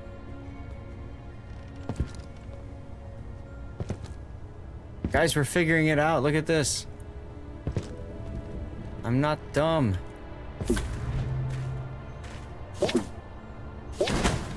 Okay, well. I guess the ship has been repaired now, huh? If it's been repaired, I wonder if that means I can move faster than 1? I know, there's no owner's manual, Burnt. Right? So you just kind of have to, like, guess, work your way through it. I'll tell you what, I need to say a moment and take a moment and say thanks to all of you guys for being here. So I'm going to eat out a code as a way to say thanks, guys, for sticking around. Ooh. I'm at 235 out of 200. So maybe that's a part of it. Aw, thank you, Burnt. Burnt sending out 100 bits as a way of saying thanks. You are so kind. A cheer is so grand, 100 bits across the land. Oh, the place the support will go, helping our streamers' spirit grow. Thank you, Burnt. Okay, so it's looking good. Yeah, guys, make sure you're following the channel and active in chat, okay? Cheers for the repair job. Yeah, I stopped it from smoking, huh? Isn't that exciting? So, I need more... Okay, I need more lithium. Need more lithium. I found some of that before, just floating about in the air. So, I might be able to do that here. Yeah, see, there's some lithium. It's not so bad. Whoop. I think oh, yeah, I need to recharge my, my lifting things. There we go. Okay, maybe now. Oh, a couple other places I can grab. Andrew, cheers to you, my friend. Thanks for sticking around, dude. Thank you.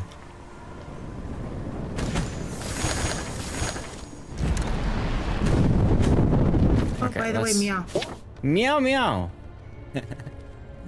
How you doing, kitten? Good, how's you? I'm fine, thanks.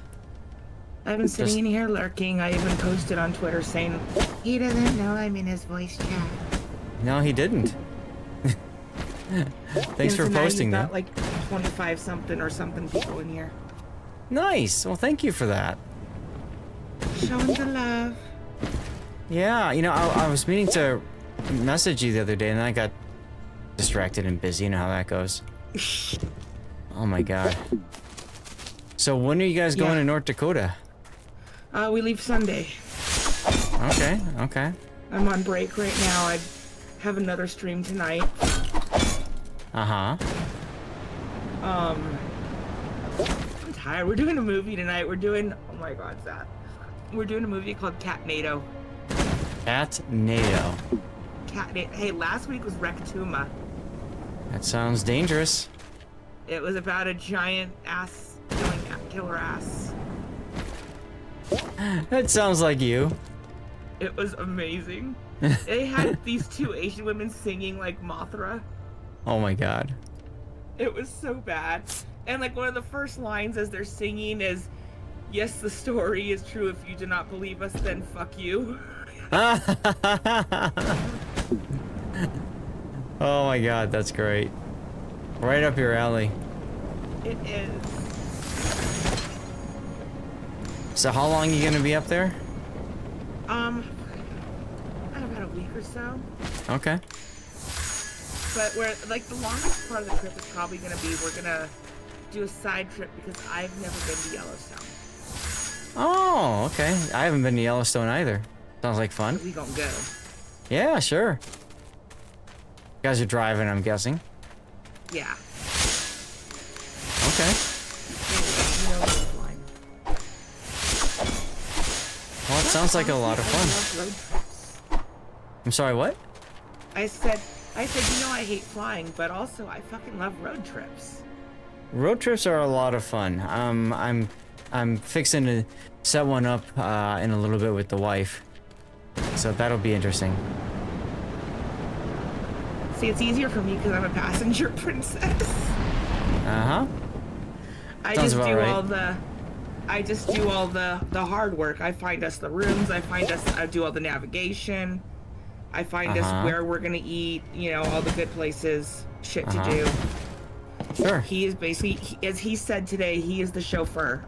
I do all the navs. Oh, nothing wrong with that. And I find us the craziest hotel rooms. I found us some cool places super cheap. This last trip, Yeah. $50, Zath, on Pismo Beach. On the beach. What's Pismo Beach?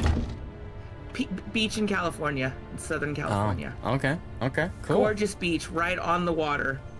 Hmm. $50 a night with a fireplace and a fire pit outside on the beach.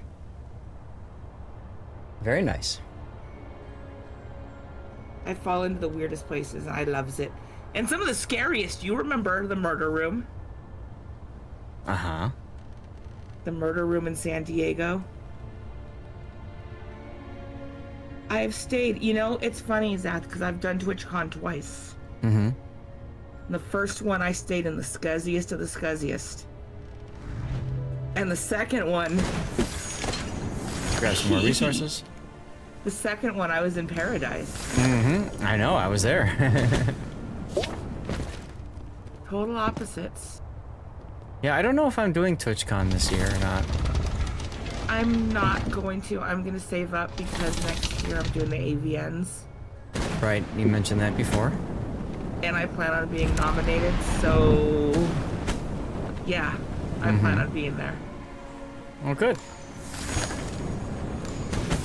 And no, not for that kind of stuff. Those y'all who knows what the AVNs are, no.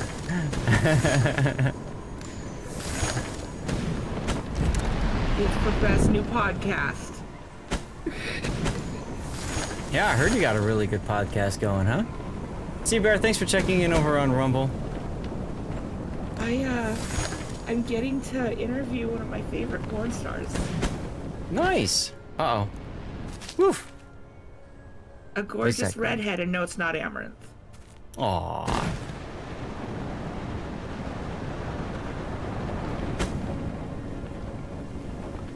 No, I'm a really big Penny Pax fan. And we're getting her on the show. Nice. I wonder if the reason why we're so slow is because we're overburdened or something. I don't even know if that's a thing. But yeah, weird. Maybe I need to build more storage. Okay, my friend, well, I will retweet you again. I gotta head out. No worries. But I will talk to you soon. Yeah, I leave the day after tomorrow, so I gotta run to the store. Sure. Well, thank you very much for hanging out. Loves yous. Has a good one. Bye, guys. See you later.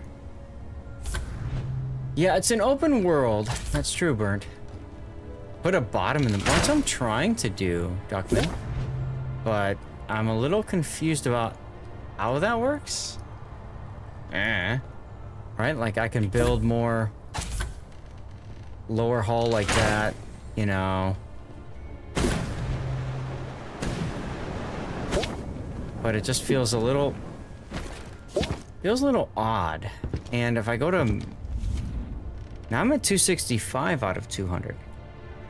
I had thought that if I added more, then I'd have more capability, but I wonder if I need to add more storage?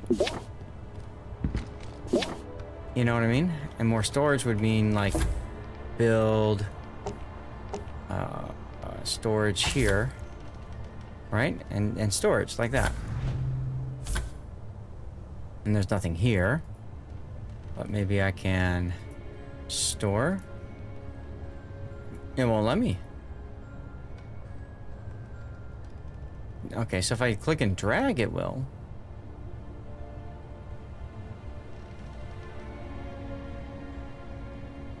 But I'm not quite sure, guys, and I apologize. This is new to me, like it's new to all of you guys. We do still have the giveaway open, I believe. How does this change our overall weight distribution? Am I stuck? Oh god, am I stuck, guys? Nope. Okay, I'm not stuck. Whew. That was a little scary. Drop down here. Still 265 out of 200. So having that extra storage didn't really seem to do anything. Okay. And the hint just tells me it looks like to get more resources to expand, which is what we've been doing. But I don't really know if there's anything else I'm supposed to do. Uh-oh, what just happened? I have a bird that's attacking my ship. Well, that's not fair.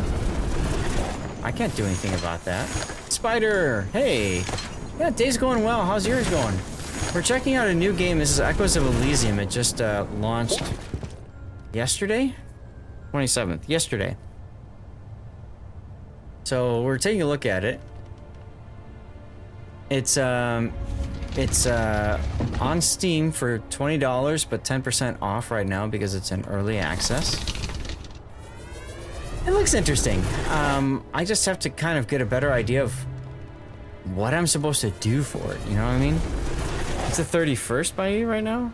Oh, yeah, I was looking at the wrong thing. No, maybe it was yesterday that I don't know. Whatever. Yeah, so we're currently being attacked by this falcon thing, and I don't know what to do about him. Oh, maybe I can attack him with the harpoon. With the winch here. Let's try that. Come here, you. Die! Oh, I just hit it. And now I hit the boat itself.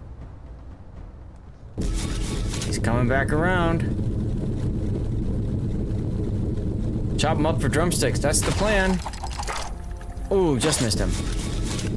And he disappeared. It's like the moment that I defend myself, they're like, oh, never mind. He's not easy prey. We'll leave him alone. Okay, well, whatever. At least we drove him off, so that's cool. Now, this is a multiplayer game. You can play it by yourself, or you can play with up to 5 other people, so a group of 6. What just happened? Join TK, what's going on? Ship reminds you of Black Skylands? Fair enough. Thank you for the 20 bits saying hello. Although I thought there would have been some fart noises in there somewhere. Uh-oh. I need to get back to the ship. I'm getting low on fuel. That's the little bar thing we've discovered over on the right side. Okay. So I'm really curious. We built a sail here. And we haven't been able to do much else beyond that. I can repair things. Nothing to repair, nothing to repair. Nothing to repair. No fart noise today? Aw. Repair. Nothing to repair. Well, okay.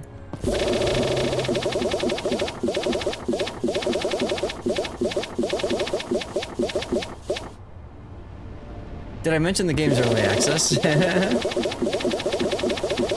It's kind of fun, actually. Here we go. Anyway. Oh, man. Joint, how have you been? You been doing well? Let's see. Anything else I can do? I can try some port side and starboard side sails. I need to craft some things. Do I have enough equipment to craft? I think I do. Let's try it. Use drilling wood, right? Seriously. Yeah. Sound effects are a little on the loud side. I don't know if you guys feel that or not, but it feels a little loud to me when I'm crafting stuff specifically.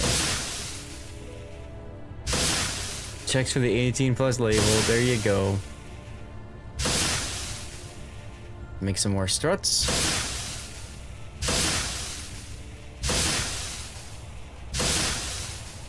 Oh, if you hold down, it just automatically does it. Okay. There's a link right there. You can click that link and check it out in chat. That should take you to the Steam page. Winch harpoon. Used to gather material. Piercing. Can be used to anchor the ship. Sure, let's craft one of those. Why not? There we go. Okay, so now movement. I can make one sail. I can make one sail. Rotate or place. Aha. Although it feels like that's backwards. Looks like a box, yeah, right? Seriously. Movement. I don't remember which side I picked. But that does not look right. Oh well. Oh, now we're at 16 speed. So the sail actually worked. Okay. So the sail actually worked to make us move faster. Sails off. Sails on. Now they're fully open. Okay, okay. I'm pretty sure I put that sail on the wrong side. Oh well. Yeah, exactly. I mean, that's what we'll go with electric. One for forwards, one for backwards. See, that's the smart way to do it, right? Space and control up, down. Oh, wait a minute. Wait a minute. You can change. This just blew my mind, guys. You can change vertical height. Look at this. I didn't even notice this. Z minus 1,000 meters. This pattern indicates two-dimensional thinking.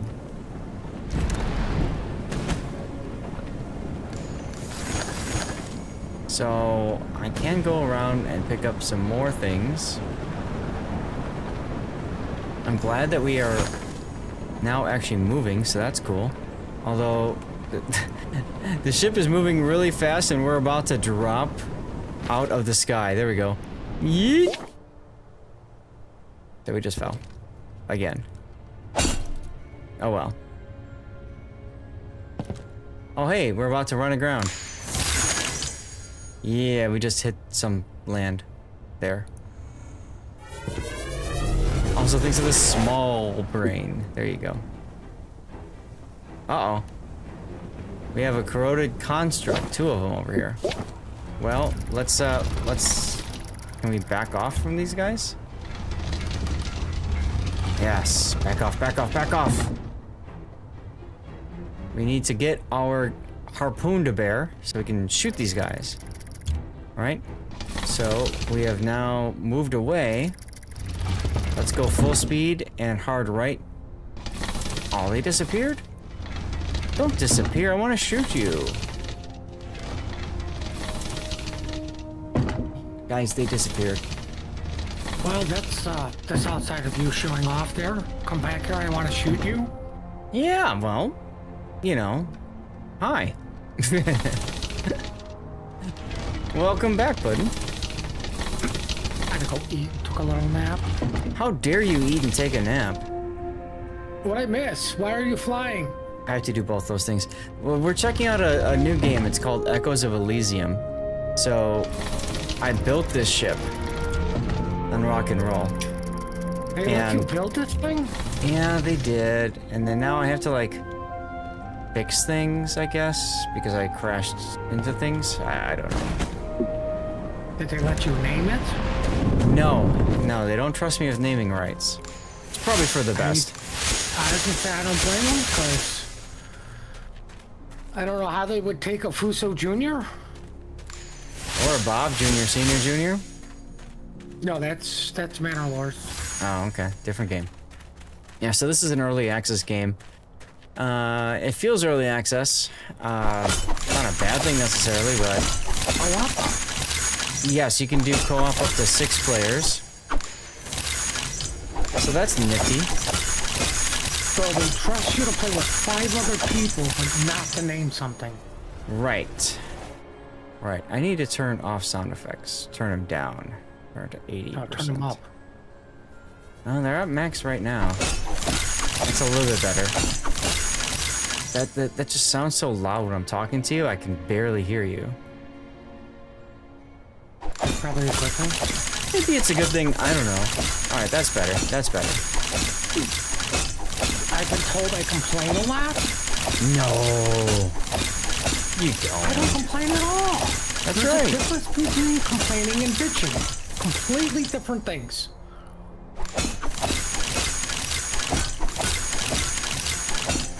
Weekend Warrior, you have a good night too. Thanks for tuning in. Hope you had a great Friday. Oh, make sure you tune in on Sunday. Because Sunday we're giving away a whole bunch of Steam game keys to celebrate our 100 plus point push success. Yeah? Alright, so let's craft some more crude plates now. Because we can, I guess. Yeah, we got a bunch of different game keys we're giving away, so hopefully you can make it for that. Wouldn't I sent you asking if you're able to handle giveaways for that? If you are, cool. If not, I'll figure it out. So you know, Sunday when I wake up. Yeah, there you go. I mean, you made it was a miracle I was just on time today. Yeah. Well, there you go. Yeah, we made it for January and for February.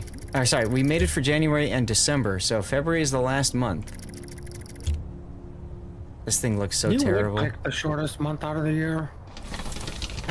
It just, that's how it went down. I don't know. I have things coming up in March, and I have things coming up after that, which you know about, and most others don't. So, yeah. Maybe I can build a whole plate Make a bigger boat. You can expand the boat, yeah, so you can see I can put hull plating, or like deck planks down, and then I can make the boat bigger. Whoa, I need more wood for that. So like I have to go and collect the resources. Oh god, not this stupid bird thing again. Okay, hold on. I have to go kill the bird. It's like the Family Guy bird, you know, that like, as soon as you see him, you gotta like, it's your arch nemesis, you gotta kill it. Dewey? No, it's like the giant chicken in Family Guy. Remember, he's Boba Fett in the Star Wars ones? Flip it the bird, that's the plan. Look, he's attacking me right now. Okay, here we go. Alright, guys. To the winch! Where are you, stupid bird? I think he just left. He saw me get over here and he's like, oh no, he's gonna attack me now.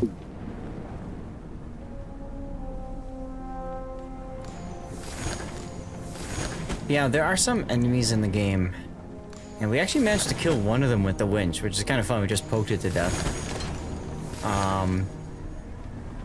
Got attacked by a bird earlier. Did things to it. Made it run away. It's over here. I thought this was like a big statue thing, but it's just a cypress tree, so that's kind of boring. That's right, Jared, it was a bird. Yeah. This is what it is, you know? I have to go explore the big building. I did earlier. Earlier? Early, you know, when you were sleeping. Not too much in there to talk about. Ooh, can I shoot a mine? Can we shoot a mine? There's our mine there.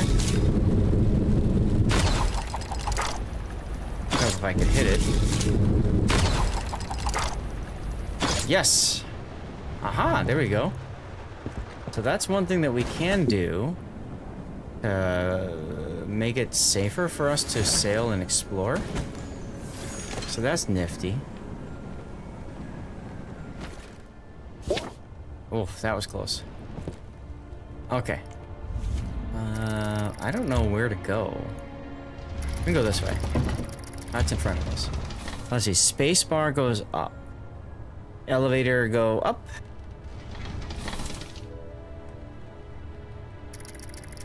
Let's slow down a bit. So we've now moved to another island. The engine. It's a sail thing. Oh god, not another. Hold on. I need to back off. See, I've got another one of those enemy things to kill. So we're gonna... Okay, so the reverse mechanic is a little weird. Hold on, I have to expose my harpoon thing so I can shoot it. Or did it just disappear just like before? Nope, he's still there. Cool. Alright, so we're gonna stop the boat. Get out. God, this thing actually does turn like a Fuso. It does, doesn't it? What? What do you mean no ammunition loaded? What do you mean? Okay, so load ammo. Here. There. Winch harpoon. Ah. What are you doing over there? Okay. Hold on a second. I've lost my angle. Typical Northsider. Doesn't load the gun. Then turns too much. Oh, that's cool. So you can actually move the column forward to lower it. That's interesting. All right, we're gonna raise you up a little bit. There we go. And let's go here to the winch. Perfect. Take it. Oh yeah, baby. There we go. Yeah, we just killed that thing. Yeah. I don't know what that does for me other than feel good. I picked some things up, so that's nice. My inventory's full though. Depending on Zath trips, I figure 7 weeks till 300 streak. Oh, really? Nice. That's not so bad. 7 weeks, there will be another trip though within. I need to, maybe I should make some more, craft some more of these things.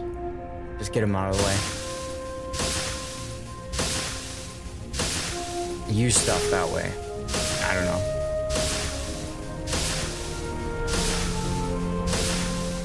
Putting on time. About 20 minutes left, y'all. 20-0. And then we'll call it a stream, huh? What do you guys think of the game so far? Can't make weapons? You can make weapons, yeah. So I have this crude Coptus.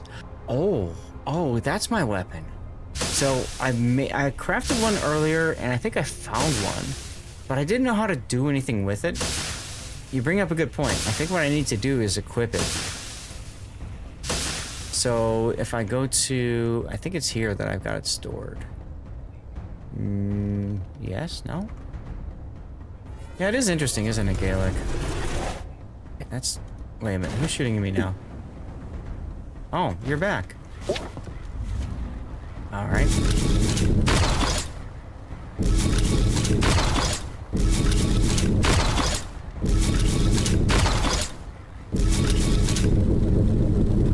You're gonna blow up, looks like?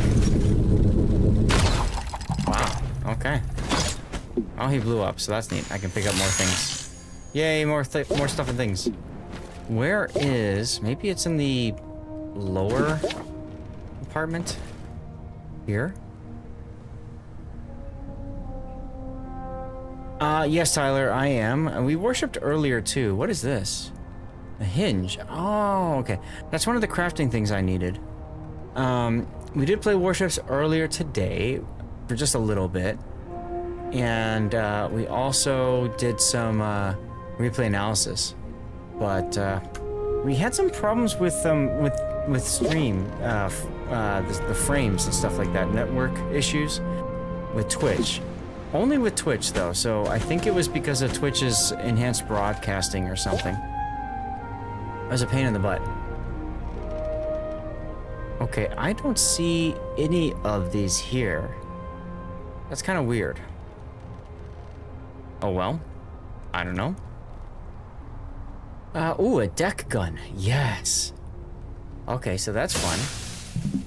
So then, build equipment. There it is, deck gun. Okay, so we can put that there. That'll be fun. What do I need for that? I got hinges. I need these cog things. I have no idea how to get them, though. Unless I can build them? Nope. What is this? Lithium condenser.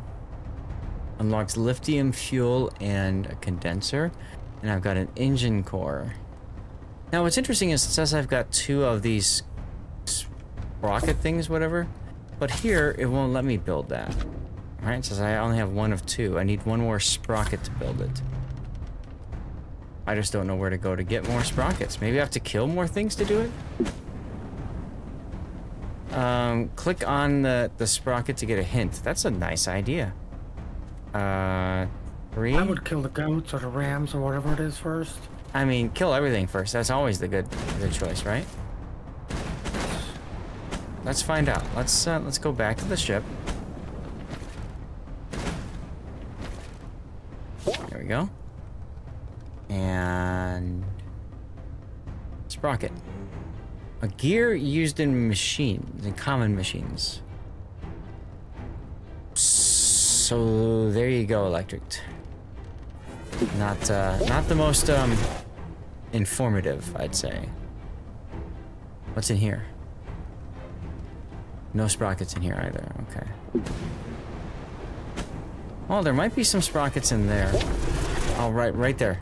Those guys. We gotta kill those guys, because I'll bet you they've got sprockets. And they just respawned.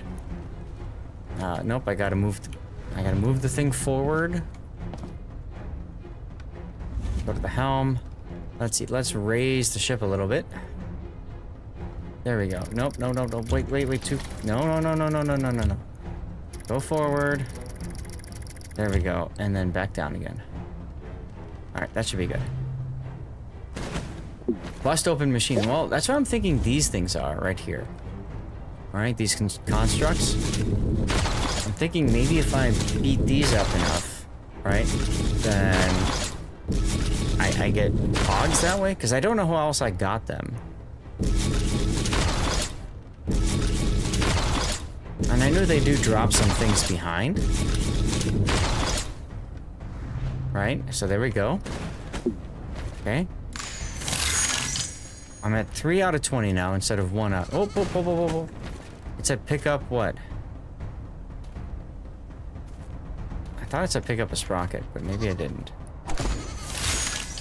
I just beat up these poor goats. Poor goats. Raw meat. And hides. Aha. Okay, well. Can I build? Ah, let's go, deck gun.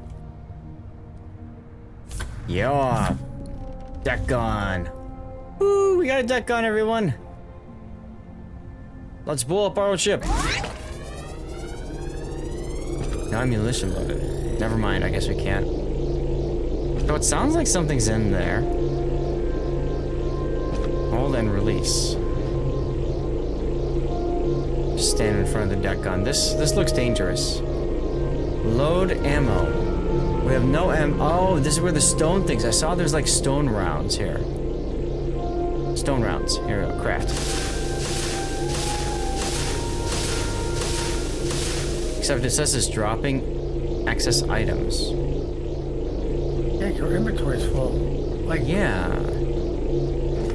Borderlands all over again. I know it is, really. I need a vending machine. Okay, so if I... Ah, there we go. Now we can shoot. Hey. Aha! Now we're firing rocks at things. Although, ironically, the harpoon seems to be doing a better job of damaging things. I love how it lets you load, but then, like, you can't load. So that's fun. I made one too many, so I had no space, right? Oh, come on, I loaded. Load ammunition.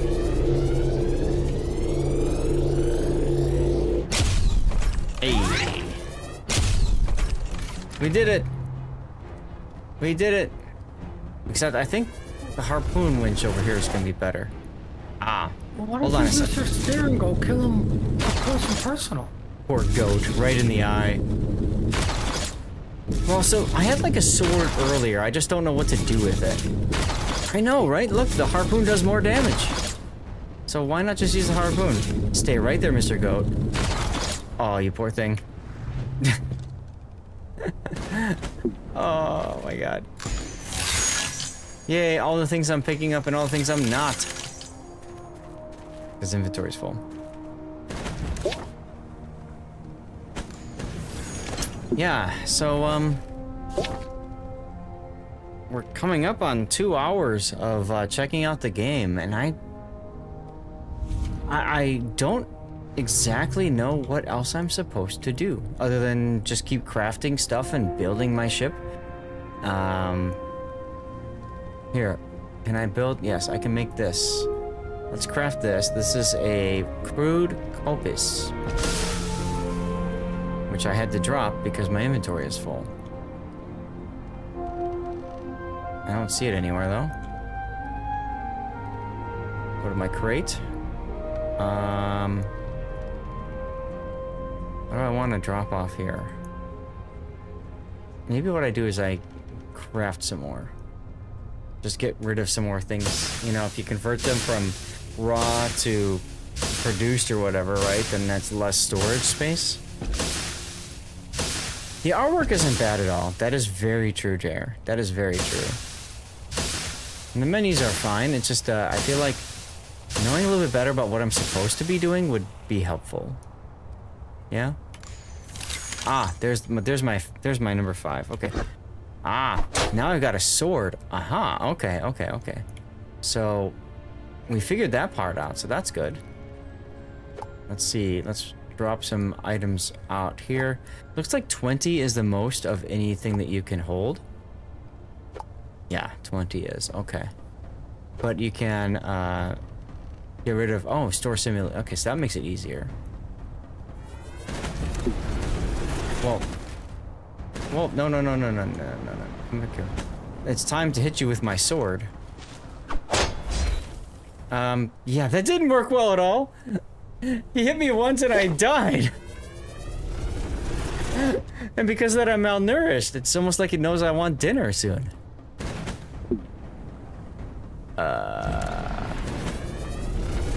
Well. Let me pick up everything I can. And run away from you. And let's go back to my winch.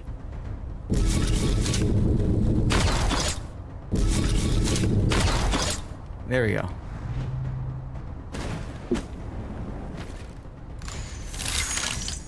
Alright, so raw meat. Gotta hide, pick up. Sorry, Mr. Goat. What is this?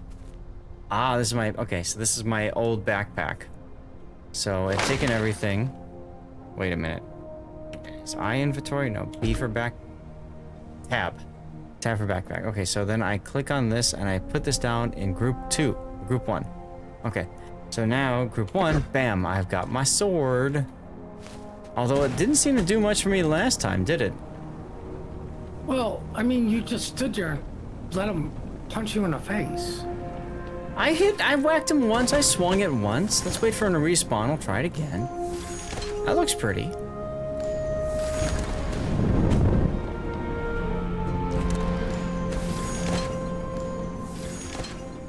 That looks pretty.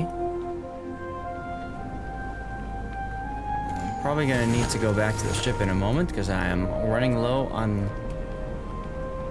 fuel, whatever. There we go. But yeah, like I get that I need to build stuff. I just don't know like what my goal is with the stuff I'm building, if that makes any sense.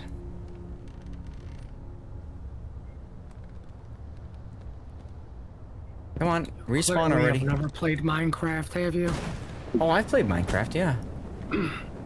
Build a bigger boat for more storage while you go out and get more stuff to build a bigger boat so you can have more storage. Right, yep, so you can build better things. I've done that. But, I mean, I just don't know what my goal is. Oh, this is like the sun is rising. That's kind of cool. Red sun at morning, everybody. You know what that means. Your goal is to kill the boss bird at the end. Is it? Mm-hmm. Huh, I did not know that. His name is Steve Bob Jr. I was just gonna say Steve.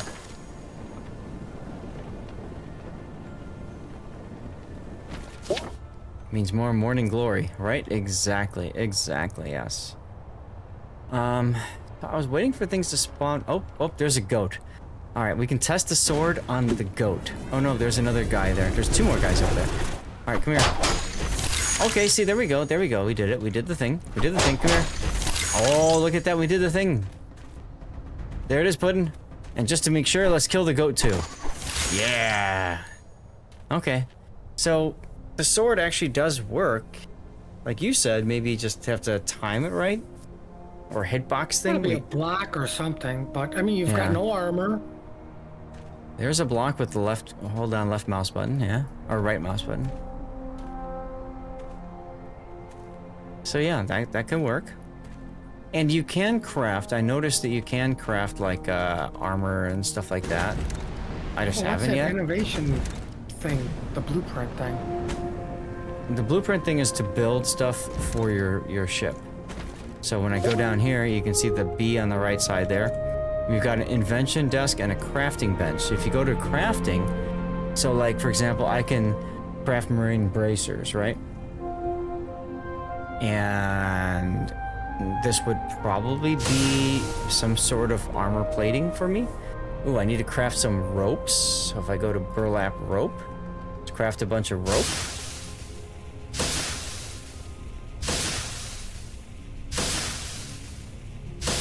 Alright, there's 5. It'd be nice if we could speed that up, but it is what it is. A headband. We have enough for a leg wrap. I wonder if that's for both legs or just one. And it's dropping surplus items. Oh boy. So it doesn't, so I have it, okay. I have it in 6 and 3, but it's not. You gotta be able to equip it somehow, because I don't see it on your character. Defeating the Armada, yeah. Yeah, I don't know how to equip it on my character at all, right? So, like, that's the other part of it. Store There's no character screen? Not that I have seen. G, that's my guidebook, journal, backpack. Oh, right here, okay. So if I take these and throw them there, aha! There to there, okay. And then those are my legs. Okay, so now I've got more health and stamina and armor. Okay. Oh, and now it shows me wearing the helmet. Look at that. Oh, where's my strut? Pick up the strut. I don't know. What was the strut for? Where's my strut? Oh, that's that thing. Okay. Crates, store similar. Get rid of that.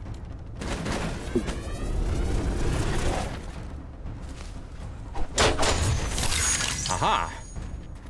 One more red underscore thing on that list. What do you mean by red underscore thing?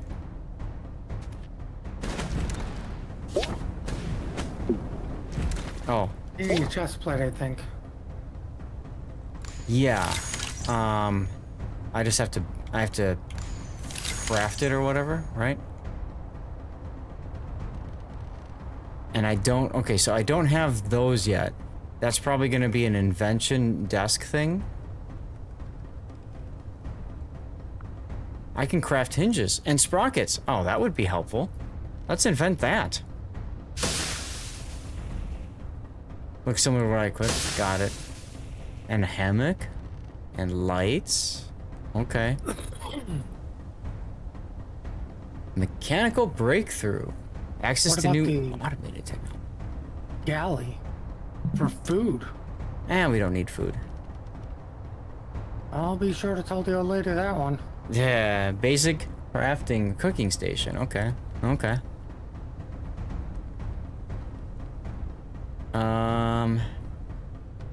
I mean, we can probably invent. Let's see. So that would be. What is locator? Analyze resources on the Aether scope to find them.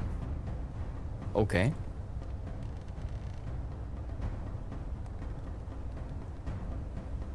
I can't do galley yet because I'm missing. Oh, those are stone things. Yeah, those are the stone things I used for my cannon, my deck gun. So I have to go back to that land over there. There should be stone over there I can grab. Maybe I could try that. Guys, we're coming up on last 5 or so minutes of the stream, and then we're gonna have to say goodnight and everything. But I hope you guys have enjoyed watching us play this game and check it out. Big thanks to the devs for getting us a copy. I think it was the publisher. I can't remember who. Stone. I have it in my tweets. I just don't remember the name. There we go. There's some more stone over here. But it's very much a resource gathering and then, you know, building kind of a game. So that's not so bad. That's kind of nice. Looks like a game you'll never play. That's fair. When we do these kinds of things, you know, not always gonna appeal to everybody. And like I said, what had me interested was the trailer. You probably looked at it, Electric. Yeah, it's pretty cheap. But what had me interested was the fact that it was you could do this multiplayer, you know what I mean? If you got enough other people that are interested, like friends, make it work together or something. No trailer? Huh, I saw a video trailer. That's what got me interested. That music's not too bad, Gaelic, that's true. Here's that building you were talking about. Oh, there's a sprocket and hinge over here. Neat.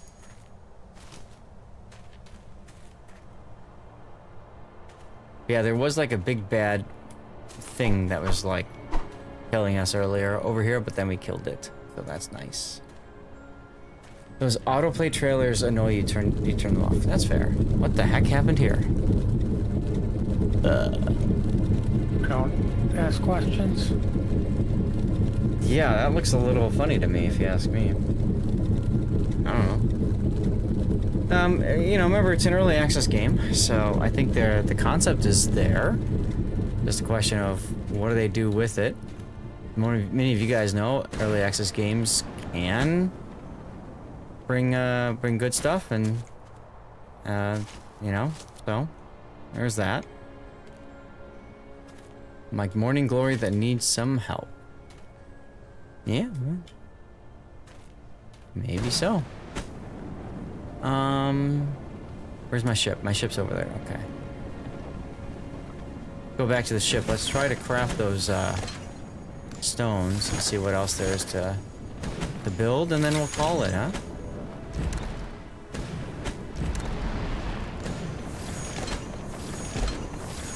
Inventory is full.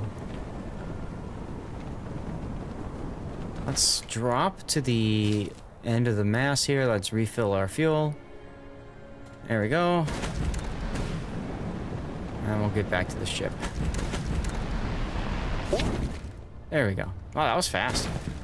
Almost like crashed right into it. Store. Okay, so what were we trying to do?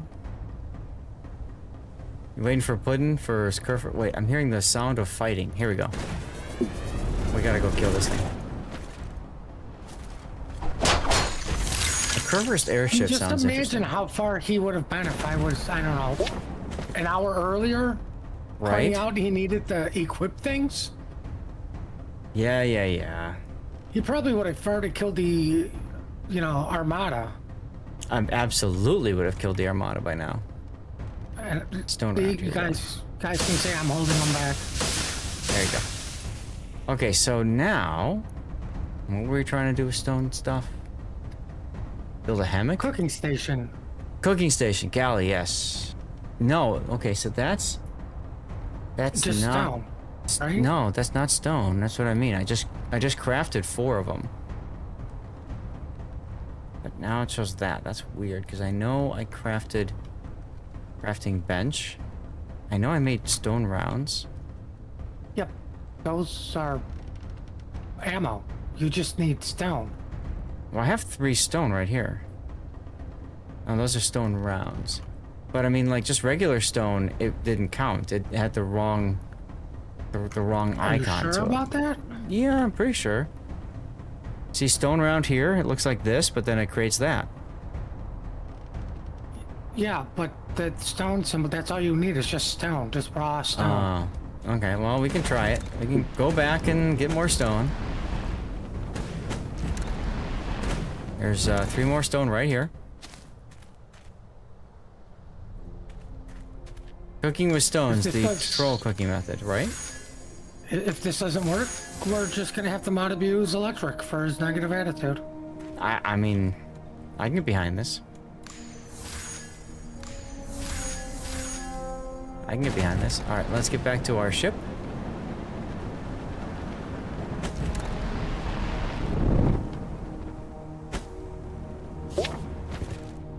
Okay, so now we've got stone, right? And we were building a galley. Yeah, see, I've got stone, and it... Sure you have stone? Yeah. No. I picked up 3 pieces of stone, right? No. Yeah, I did just now. I went back to the island here. I'll go back. Why don't you go load the ammo or clear up some inventory space? All right, load ammo. Go up there. I mean, bam. So we can go down here to my other part. There we go. I freed up some storage space now. And we're stuck.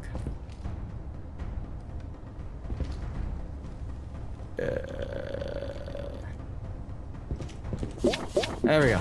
Okay. Would never use that pallet or I'd move it. Yeah, I know, right? Hold on. Go to kill. Of course, that does give me more things in my backpack, but I do have a block here, so I should then therefore have space for more stones, right? Okay, let's take a look. Sure.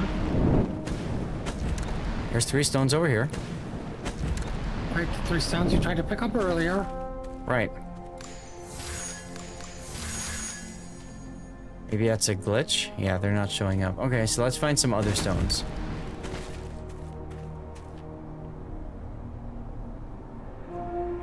try finding some other stones. Here's one.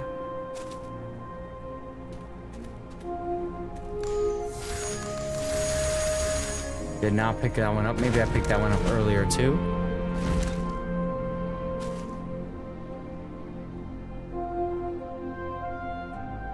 Here's a stone. Okay, that one's +1 stone. Yep, that's the right icon. Okay. Here's another one. You hit that stone? Like that big rock? No. It won't let me do anything there. But I got smaller pieces of stone over here.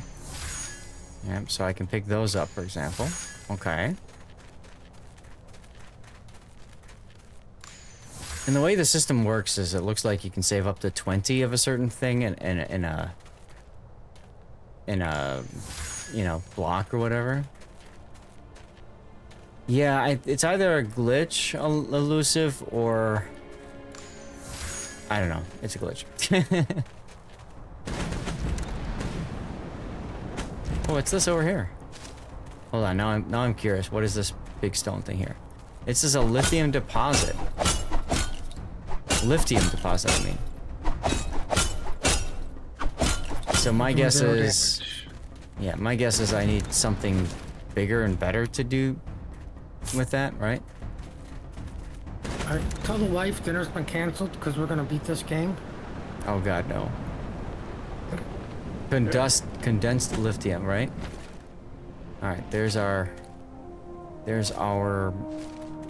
ship. Now I've got some Rosati's deep dish. Stuffed crust. I'm looking forward to continuing. I posted it yesterday. It's glorious. Did I send you that YouTube short? I don't remember. 10 minutes after the 5-minute stream end announcement. Sorry, Electric. We're trying to figure this out, you know? We gotta decide how does this all work, right? Okay, here we go. So, we're doing galley. Yes, okay. So we do have the stone. Okay, cool. So now we can invent a galley, which means that now I can make a galley. There it is, right there. But I need more stone. I need metal pieces. We brought home dominoes. There you go. For us Chicagoans, that would be sacrilege. We have Rosati's, and it is far better. Right, Puddin'? Yeah? Yeah. Alright, there you go. Game's pretty chill. Do you... Go ahead, what? No. Do you get anything, no, there's no sort of perks or anything like that, Elusive, but if you are interested in it, check it out anyway. At the very least, if you guys just click the link, it lets the people behind the sponsorship know that I'm doing my thing, and whatever. Yeah, you can put it on your wish list, that wouldn't be a bad idea. It is a chill game, for what it is, right? What were you gonna say, Puddin'? I say they do have I do like their monster pizza. But it's gotta be double dough. From Rosati's? Mm-hmm. Okay. I've had double dough Pretty before. much got everything on it except for anchovies. Yeah. I got stuffed crust before, and that was yummy. Deep dish Chicago style is hard to beat. It is. It is. So when you come to Illinois, make sure you get that. I sent that picture of that to my dad, and he was very jealous, to say the least. But in any case, let's exit out of this game to the main menu.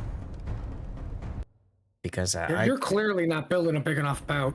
No, I think we need a bigger boat in like Jaws time around. But as you can see, there are different options and stuff like that. So you can join a game that's in progress. I wonder... Yeah, see, so you can see that people are playing.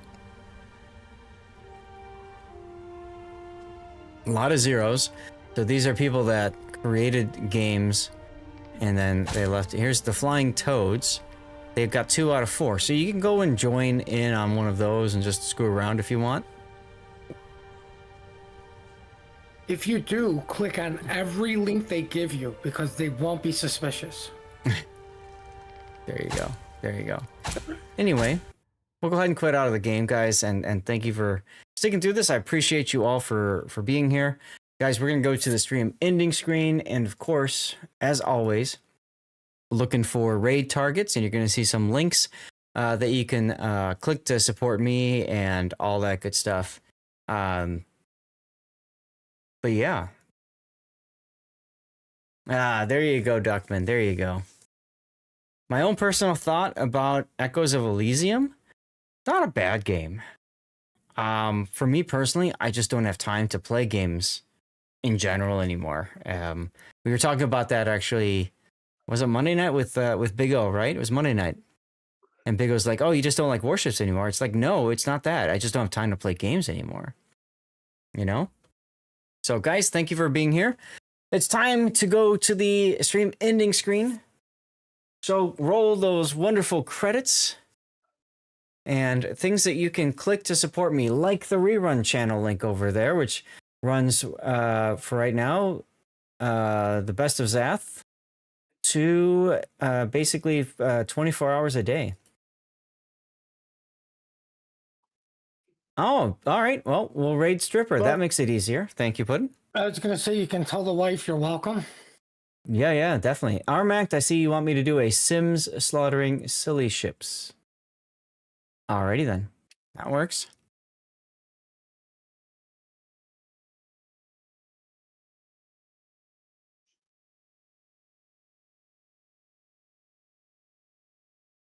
Yeah, we'll look to do that on Sunday, huh? We got to do Big O's game on Sunday. Oh, I should check and see the other replays I've got. I should check and see for the other replays I've got here. Stripper, I believe. I'm sorry, what? What about Stripper for Sunday? Replay? Oh, for his replay? If he wants me to, I don't mind doing it. I do have a Brindisi from... How long ago was this? 2021. So a Brindisi replay wouldn't be bad. What about Charnor's 43? That one's for 2024. That's pretty recent. Henri? That's also pretty old. Wow. I have a lot of Henri games, but pretty old. So I guess the Brindisi would be the other one to send out to you too, huh?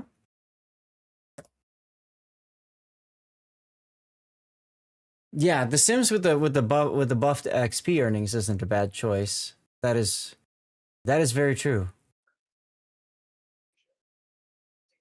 All right, you see the links there for my Kick. You can always follow me over there on Kick and just have it open when I'm streaming because it does help. And then you can see my link for Patreon. I do some offline tutoring over there. And then earlier is my YouTube link. I'll put that in chat again. You can help me out by clicking that link and subscribing to YouTube. The same thing as following on Twitch.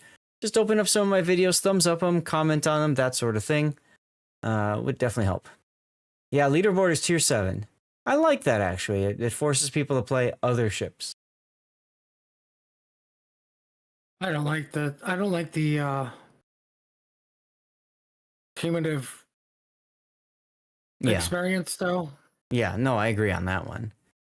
You have a good weekend too, Jer. Too many people are cheesing the system. Of course. That's all they do. That's how it works, right?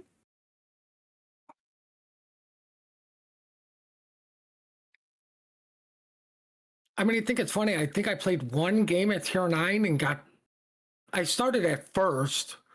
Yeah. But I ended up at 5th. Like, just literally one tier 9 game. Huh. Okay. Well, I mean,